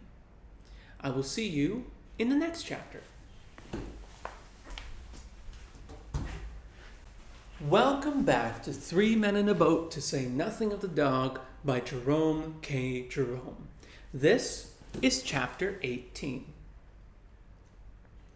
We left Streatley early the next morning and pulled up to Culham and slept under the canvas in the backwater there. The river is not extraordinarily interesting between Streatley and Wallingford. From Cleve you get a stretch of 6.5 miles without a lock. I believe this is the longest uninterrupted stretch anywhere above Teddington, and the Oxford Club make use of it for their trial 8s. But however satisfactory this absence of locks may be to rowing men, it is to be regretted by the mere pleasure seeker. For myself, I am fond of locks. They pleasantly break the monotony of the pull. I like sitting in the boat and slowly rising out of the cool depths up into new reaches and fresh views, or sinking down, as it were, out of the world, and then waiting while the gloomy gates creak and the narrow strip of daylight between them widens till the fair, smiling river lies full before you, and you push your little boat out from its brief prison onto the welcoming waters once again. They are picturesque little spots, these locks. The stout old lock-keeper or his cheerful-looking wife or bright-eyed daughter are the pleasant folk to have a passing chat with. You meet other boats there, and river gossip is exchanged. The Thames would not be the fairyland it is without its flower-decked locks. Talking of locks reminds me of an accident George and I very nearly had one summer's morning at Hampton Court. It was a glorious day, and the lock was crowded, and it is a common practice up the river. A speculative photographer was taking a picture of us all as we lay upon the rising waters.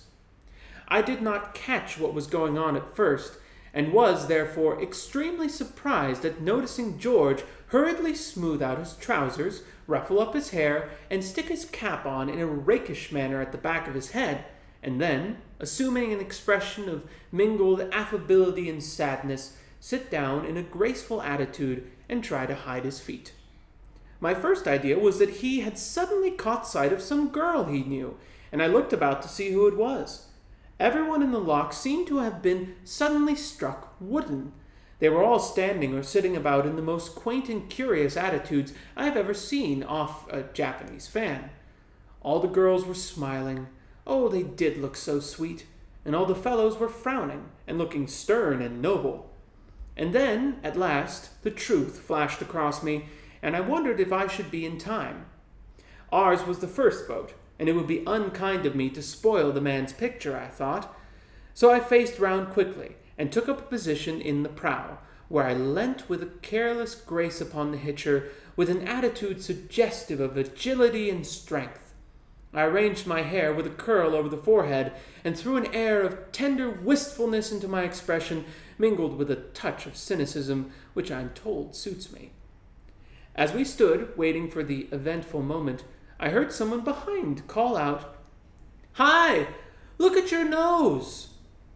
I could not turn round to see what was the matter, and whose nose it was that was to be looked at. I stole a side glance at George's nose. It was all right. At all events, there was nothing wrong with it that could be altered. I squinted down at my own, and that seemed to be all that could be expected also. "Look at your nose, you stupid ass!" came the same voice again, louder. And then another voice cried, "Push your nose out, can't you? You too, with the dog!" Neither George nor I dared to turn round. The man's hand was on the cap, and the picture might be taken any moment. Was it us they were calling to? What was the matter with our noses? Why were they to be pushed out? But now the whole lock started yelling, and a stentorian voice from the back shouted, "Look at your boat, sir! You in the red and black caps! It's your two corpses that will be taken in that photo if you ain't quick." We looked then and saw that the nose of our boat had got fixed under the woodwork of the lock, while the incoming water was rising all around it and tilting it up. In another moment we should be over.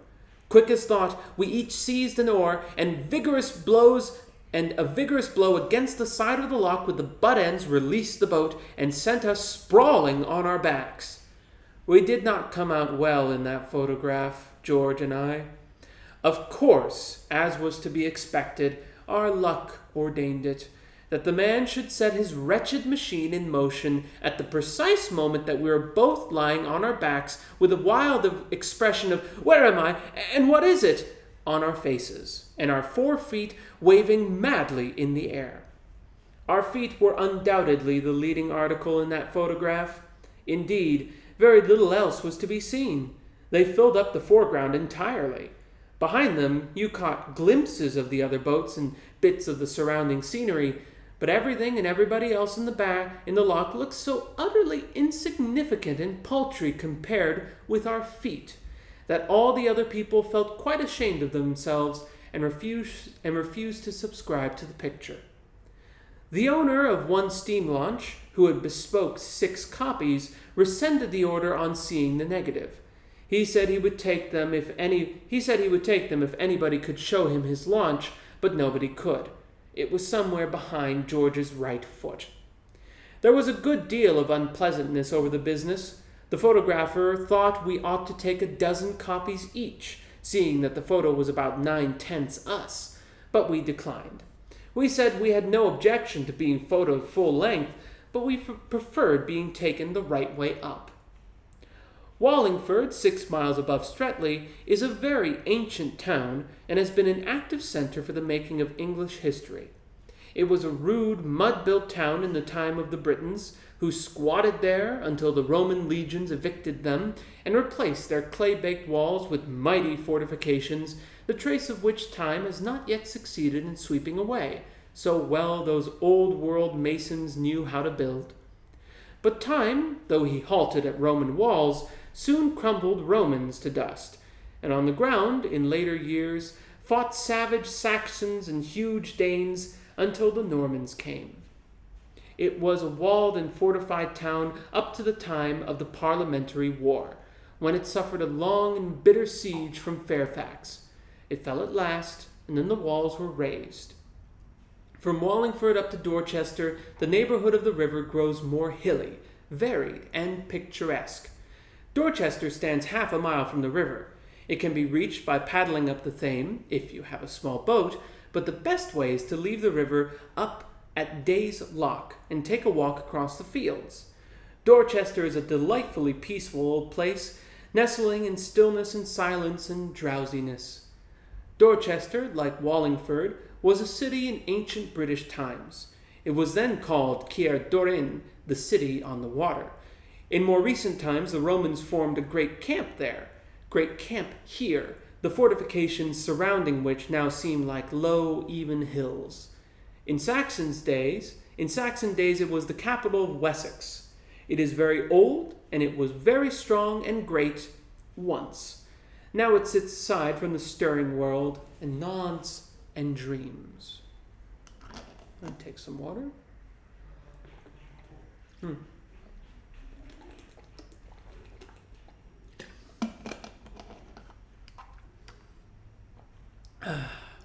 Delicious. Delicious water. Dorchester, like Wallingford, was a city in ancient... Oh, I already read that. I'm sorry. Bottom of the page. Round Clifton Hempton, itself a wonderfully pretty village, old-fashioned, peaceful, and dainty with flowers, the river scenery is rich and beautiful. If you stay the night on land at Clifton, you cannot do better than to put up at the Barley Mow. It is, without exception, I should say, the quaintest, most old-world inn up the river. It stands on the right of the bridge, quite away from the village. Its low-pitched gables and thatched roof and latticed windows give it quite a storybook appearance, while inside it is even still more once-upon-a-timeified. It would be a good place for the heroine of a modern novel to stay at. The heroine of a modern novel is always divinely tall, and she is ever drawing herself up to her full height. At the Barley Mow, she would bump her head against the ceiling each time she did this. It would also be a bad house for a drunken man to put up at. There are too many surprises in the way of unexpected steps down into this room and up into that, and as for getting upstairs to his bedroom, or ever finding his bed when he got up, either operation would be utterly impossible to him. We were up early the next morning, as we wanted to be in Oxford by the afternoon. It is surprising how early one can get up when camping out. One does not yearn for just another 5 minutes, nearly so much, lying wrapped up in a rug on the boards of a boat, with a Gladstone bag for a pillow, and one does not as one does in a feather bed. We had finished breakfast and were through Clifton Lock at 8:30. From Clifton to Colham, the river banks are flat, monotonous, and uninteresting. But after you get through Colham Lock, the coldest and deepest lock on the river, the landscape improves. At Abingdon, the river passes by the streets. Abingdon is a typical country town of the smaller order. Quiet, eminently respectable, clean, and desperately dull. It prides itself on being old, but whether it can compare in this respect with Wallingford and Dorchester seems doubtful. A famous abbey stood here once, and within what is left of its sanctified walls, they brew bitter ale nowadays. At St. Nicholas Church, at Abingdon, there is a monument to John Blackwell and his wife Jane, who both, after leading a happy married life, died on the very same day, August 21st, 1625. And in St. Helen's Church, it is recorded that W. Lee, who died in 1637, had in his lifetime issue from his loins 200 lacking but 3. If you work this out, you will find that Mr. W. Lee's family numbered 197. Mr. W. Lee, 5 times mayor of Abington, was no doubt a benefactor to his generation, but I hope there are not many of his kind about in this overcrowded 19th century. From Abingdon to Newnham County, Courtney is a lovely stretch. Newnham Park is well worth a visit. It can be viewed on Tuesdays and Thursdays. The house contains a fine collection of pictures and curiosities, and the grounds are very beautiful. The pool under Stanford Lasher, just behind the lock, is a very good place to drown yourself in. The undercurrent is terribly strong, and if you once get down into it, you are all right. An obelisk marks the spot where 2 men have already been drowned while bathing there, and the steps of the obelisk are generally used as a diving board by young men now who wish to see if the place really is dangerous. Iffley Lock and Mill, a mile before you reach Oxford, is a favorite subject with the river-loving brethren of the bush. The real article, however, is rather disappointing after the pictures. Few things, I have noticed, come quite up to the pictures of them in this world. We passed through Iffley Loch at about 12:30, and then, having tidied up the boat and made all ready for landing, we set to work on our last mile. Between Iffley and Oxford is the most difficult bit of river I know. You want to be born on that bit of water to understand it. I have been over it a fairish number of times, but I have never been able to get the hang of it. The man who could row a straight course from Oxford to Iffley ought to be able to live comfortably under one roof with his wife, his mother-in-law, his elder sister, and the old servant who was in the family when he was a baby. First the current drives you on to the right bank, and then to the left, and then it takes you out into the middle, turns you round 3 times, and carries you upstream again, and always ends by trying to smash you up against a college barge. Of course, as a consequence of this, you get in the way of a good many other boats during the mile, and they in yours, and of course, as a consequence of that, a good deal of bad language occurred.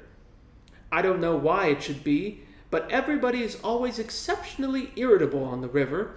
Little mishaps that you would hardly notice on dry land drive you nearly frantic with rage when they occur on the water. When Harris or George makes an ass of himself on dry land, I smile indulgently.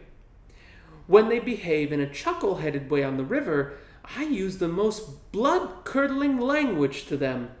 When another boat gets in my way, I feel I want to take an oar and kill all the people in it. The mildest-tempered people, when on land, become violent and bloodthirsty when in a boat. I did a little boating once with a young lady. She was naturally of the sweetest and gentlest disposition imaginable, but on the river it was quite awful to hear her. "Oh, drat the man!" she would exclaim when some unfortunate sculler would get in her way. "Why don't he look where he's going?" And, "Oh, bother the silly old thing!"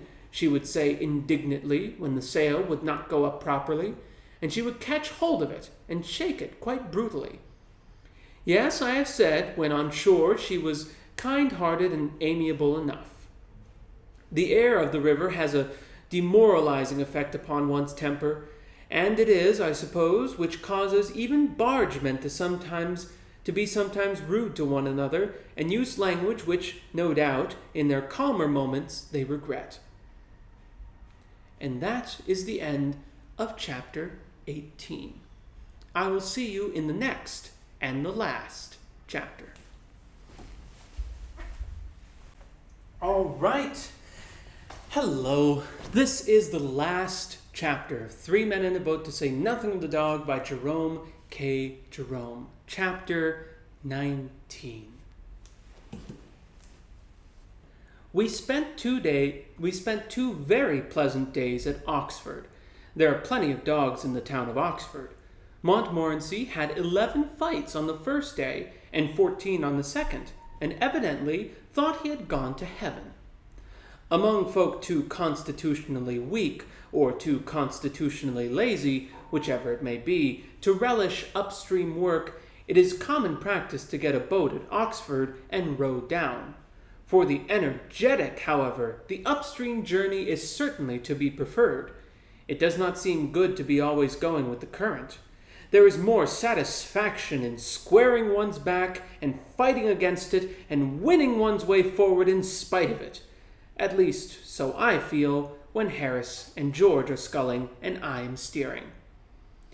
To those who do contemplate making Oxford their starting place, I would say, take your own boat. Unless, of course, you can take someone else's without any possible danger of being found out. The boats that, as a rule, are let for hire on the Thames above Marlow are very good boats. They are fairly watertight, and so long as they are handled with care, they rarely come to pieces or sink. There are places in them to sit down on, and they are complete with all necessary arrangements, or nearly all, to enable you to row them and steer them. But they are not ornamental. The boat you hire up the river above Marlow is not the sort of boat in which you can flash about and give yourself airs.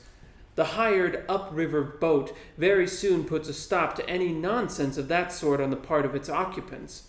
That is its chief, one may say its only recommendation. The man in the hired upriver boat is modest and retiring. He likes to keep on the shady side, underneath the trees, and do most of his traveling early in the morning or late at night, when there are not many people about on the river to look at him.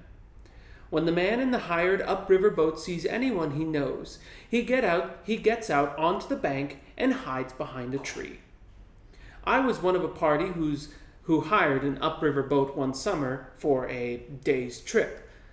We had none of us ever seen the hired upriver boat before, and we did not know what it was when we did see it. We had written for a boat, a double-sculling skiff, and when we went down with our bags to the yard and gave our names, the man said, "Ah, yes, you're the party that wrote for a double-sculling skiff. It's all right. Jim, fetch round the Pride of the Thames." The boy went and reappeared 5 minutes afterwards, struggling with an antediluvian chunk of wood that looked as though it had been recently dug out of somewhere and dug out carelessly, as to have been unnecessarily damaged in the process. My own idea, on first catching sight of the object, was that it was a Roman relic of some sort. Relic of what, I do not know, possibly of a coffin.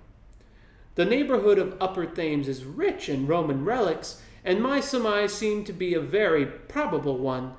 But our serious young man, who was a bit of a geologist, pooh-poohed my Roman relic theory and said it was clear to the meanest intellect, in which category he seemed to be grieved that he could not conscientiously include mine, that the thing the boy had found was the fossil of a whale, and he pointed out to us various evidences proving that it must have belonged to the pre-glacial period.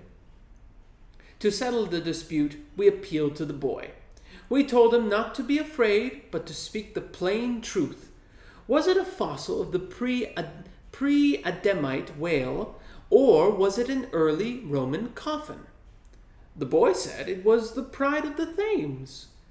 We thought it was a very humorous answer on the part of the boy at first, and somebody gave him 2 pence as a reward for his ready wit. But when he persisted in keeping up the joke, as we thought, too long, we got vexed with him. "Come, come, my lad," said our captain sharply. "Don't let us have any nonsense. You take your mother's washing tub home again and bring us a boat." The boat builder himself came up then and assured us, on his word, as a practical man, that the thing really was a boat, was in fact the boat, the double-sculling skiff, selected to take us on our trip down the river. We grumbled a good deal. We thought he might at least have had it whitewashed or tarred, had something done to it to distinguish it from a bit of wreck, but he could not see any fault in it. He even seemed offended at our remarks. He said he had picked out the best boat in all his stock, and he thought we might have been more grateful. He said it, the Pride of the Thames, had been in use, just as it now stood, or rather as it now hung together, for the last 40 years, to his knowledge, and nobody had complained of it before, and he did not see why we should be the first to begin. We argued no more. We fastened the so-called boat together with some pieces of string, got a bit of wallpaper and plastered over the shabbier places, said our prayers, and stepped on board. They charged us 35 shillings for the loan of the remnant for 6 days, and we could have bought the thing out and out for 4 and 6 pence at any sale of driftwood round the coast. The weather changed on the 3rd. I am talking about our present trip now, and we started from Oxford upon our homeward journey in the midst of a steady drizzle.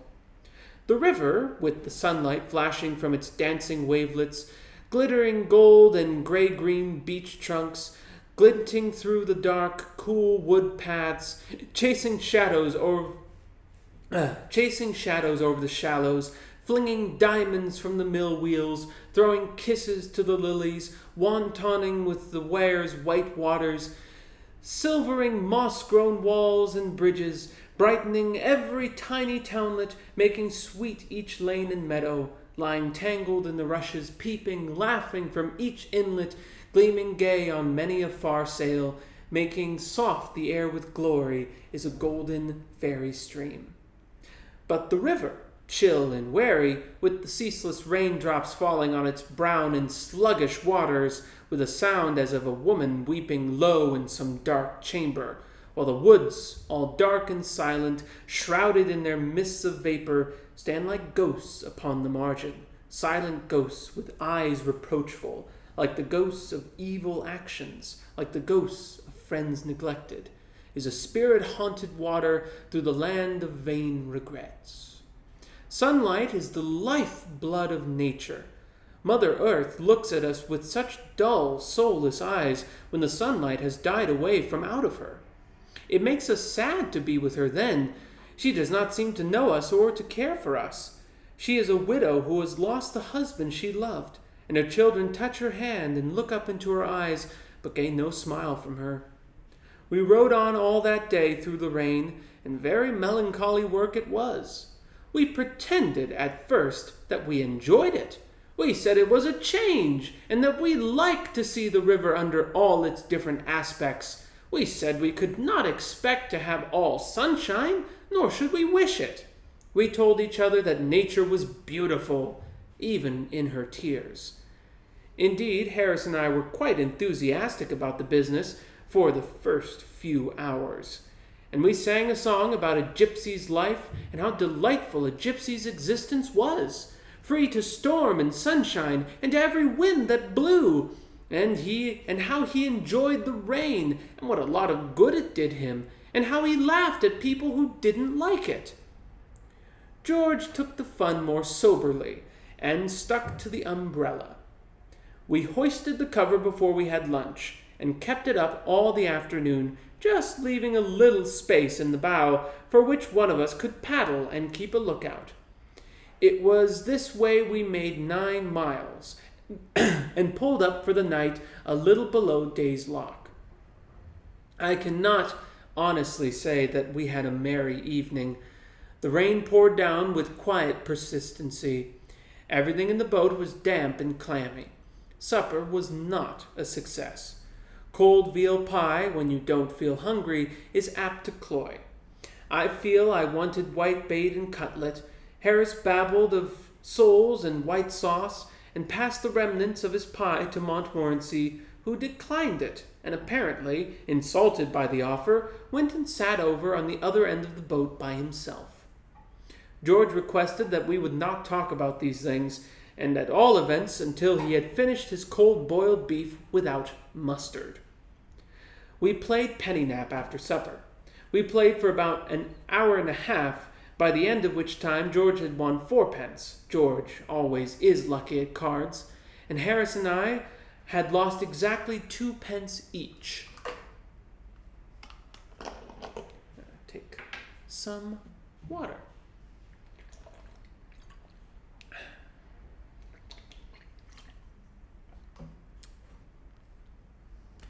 We thought we would give up gambling then. As Harris said, it breeds an unhealthy excitement when carried too far. George offered to go on and give us our revenge, but Harris and I decided not to battle any further against fate. After that, we mixed ourselves some toddy and sat round and talked. George told us about a man he had known who had come up the river 2 years ago and who had slept out in a damp boat on such another night as that was, and it had given him rheumatic fever, and nothing was able to save him, and he had died in great agony 10 days afterwards.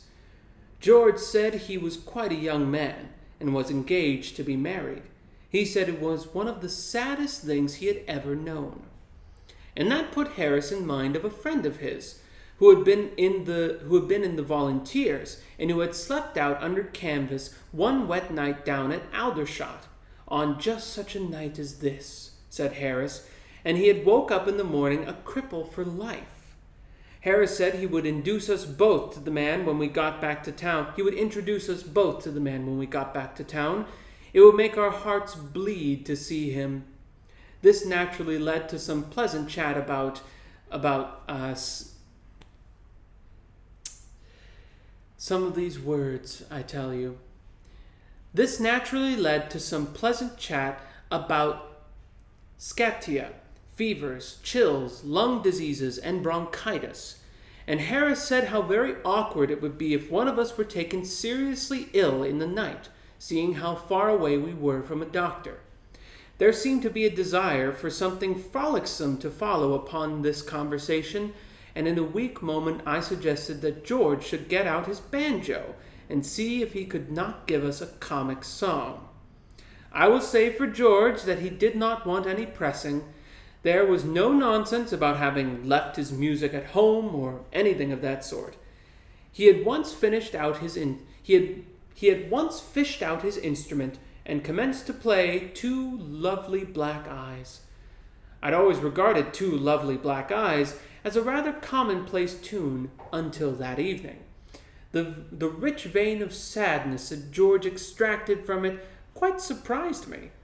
The desire that grew upon Harris and myself was as the mournful strains progressed, was to fall upon each other's necks and weep, but by great effort we kept back the rising tears and listened to the wild, yearnful melody in silence.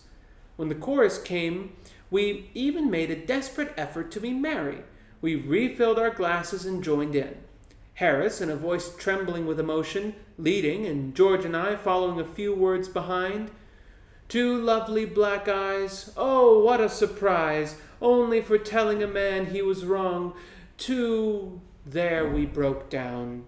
The unutterable fat pathos of George's accompaniment to that too we were, in our then state of depression, unable to bear. Harris sobbed like a little child, and the dog howled till I thought his heart or his jaw must surely break. George wanted to go on with another verse. He thought that when he had got a little more into the tune, he could throw more abandon, as it were, into the rendering. It might not seem so sad. The feeling of the majority, however, was opposed to the experiment. There being nothing else to do, we went to bed. That is, we undressed ourselves and tossed about at the bottom of the boat for some 3 or 4 hours. After which, we managed to get some fitful slumber until 5 a.m. We all got up and had breakfast. The second day was exactly like the first. The rain continued to pour down, and we sat, wrapped up in our mackintoshes, underneath the canvas, and drifted slowly down. One of us, I forgot which one now, but I rather think it was myself, made a few feeble attempts during the course of that morning to work up the old gypsy foolishness about being children of nature and enjoying the wet, but it did not go down well at all. That "I care not for the rain, not I," was so painfully evident as expressing the sentiments of each of us, that to sing it seemed unnecessary. On one point we all agreed, that was that, come what might, we would go through with this job to the bitter end. We had come out for a fortnight's enjoyment on the river, and a fortnight's enjoyment on the river we meant to have. If it killed us, well, that would be a sad thing for our friends and relations, but it could not be helped. We felt that to give in to the weather in a climate such as ours would be the most disastrous predicament, would be the most disastrous precedent. I'm sorry, I need some water.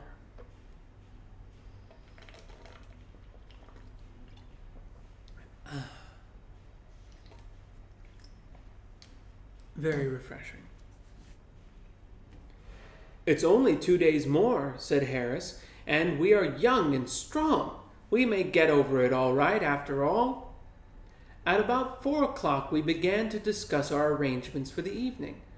We were a little past Goring then, and we decided to paddle on to Pangbourne and put up there for the night. "Another jolly evening," murmured George. We sat and mused on the prospect. We should be in at Pangbourne by 5. We should finish dinner at, say, 6:30. After that we could walk about the village in the pouring rain until bedtime, or could sit in a dimly lit bar parlor and read the almanac. Why, the Alhambra would be almost more lively, said Harris, venturing his head outside the cover for a moment and taking a survey of the sky. With a little supper at the redacted to follow, I added, half unconsciously. Yes, it's almost a pity we've made our minds to stick to this boat, answered Harris, and then there was silence for a while. If we hadn't made up our minds to contract our certain debts in this bally old coffin, observed George, casting a glance of intense malevolence over the boat, it might be worthwhile to mention that there's a train leaves Pangbourne, I know, soon after 5, which would just land us in town in comfortable time to get a chop, and then go on to the place you mentioned afterwards. Nobody spoke. We looked at one another, and each one seemed to see his own mean and guilty thoughts reflected in the faces of the others. In silence, we dragged out and overhauled the Gladstone. We looked up the river and down the river. Not a soul was in sight. 20 minutes later, 3 figures, followed by a shamed-looking dog, might have been seen creeping stealthily from the boathouse at the Swan towards the railway station, dressed in the following neither neat nor gaudy costume: black leather shoes, dirty; suit of boating flannels, very dirty; brown felt hat, much battered; mackintosh, very wet; umbrella. We had deceived the boatman at Pangbourne. We had not had the face to tell him that we were running away from the rain. We had left the boat and all it contained in his charge, with instructions that it was to be ready for us at 9 the next morning. If anything unforeseen should happen, preventing our return, we would write him. We reached Paddington at 7, and drove direct to the restaurant I had before described, where we partook of a light meal, left Montmorency, together with suggestions for a supper to be ready at 10:30, and then continued our way to Leicester Square. We attracted a good deal of attention at Alhambra. On our presenting ourselves at the pay-box, we were gruffly directed to go round to Castle Street, and were informed that we were half an hour behind our time. We convinced the man, with some difficulty, that we were not the world-renowned contortionists from the Himalaya mountains, and he took our money and let us pass. Inside we were still greater success. Our fine bronze countenances and picturesque clothes were followed round the place with admiring gaze. We were the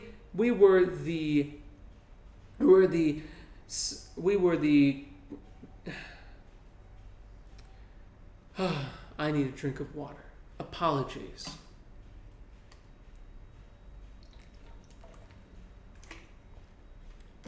We were the clinassure of every eye. It was a proud moment for us all. We adjourned soon after the first ballet and wended our way back to the restaurant, where supper was already waiting us. I must confess to enjoying that supper. For about 10 days we seemed to have been living, more or less, on nothing but cold meat, cake, and bread and jam.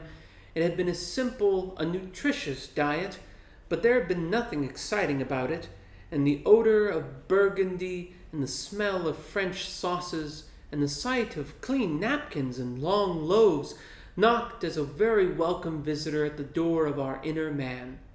We pegged and quaffed away in silence for a while, until the time came when, instead of sitting bolt upright and grasping the knife and fork firmly, we leant back in our chairs and worked slowly and carelessly.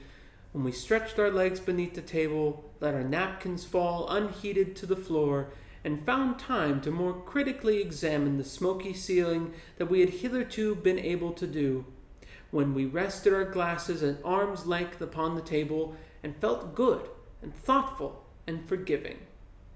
Then Harris, who was sitting next to the window, drew aside the curtain and looked upon the street.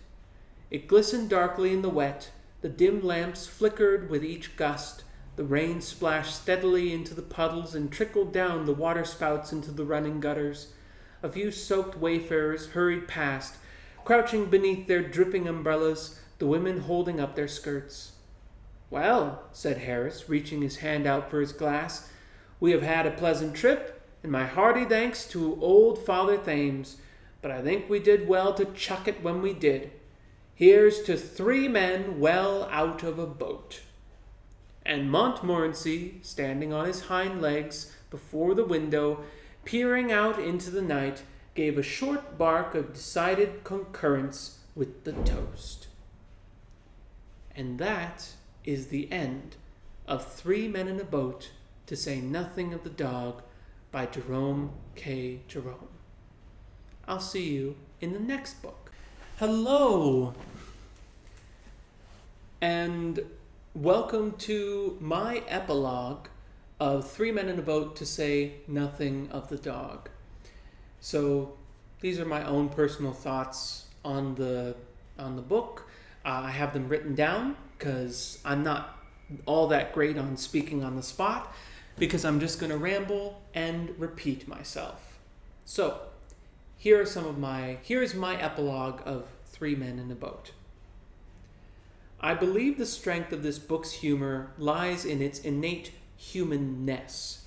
Like in the start, when Jerome thinks he's ill because he read a medicine ad and believes that he has the described symptoms. And I know I've done that, read, heard, or watched someone describe a sickness of some kind, and the first question that pops into my head is, wait, do I have this? And I scratch my head and think back to the smallest little tweaks and pangs, wondering if those might be the early symptoms, and I find myself almost internally exaggerating things to the point that a stubbed toe might be remembered as a broken foot.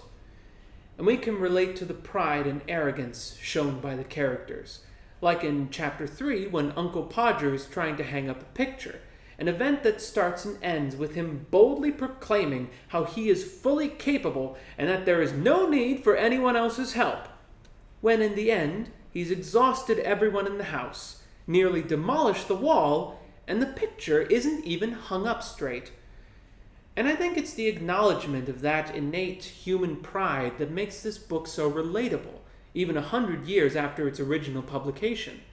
Like how Jerome says that he feels he is the best there is at packing, and yet when we later get to the incident with the tin of pineapple, we found they forgot to pack something as basic as a can opener.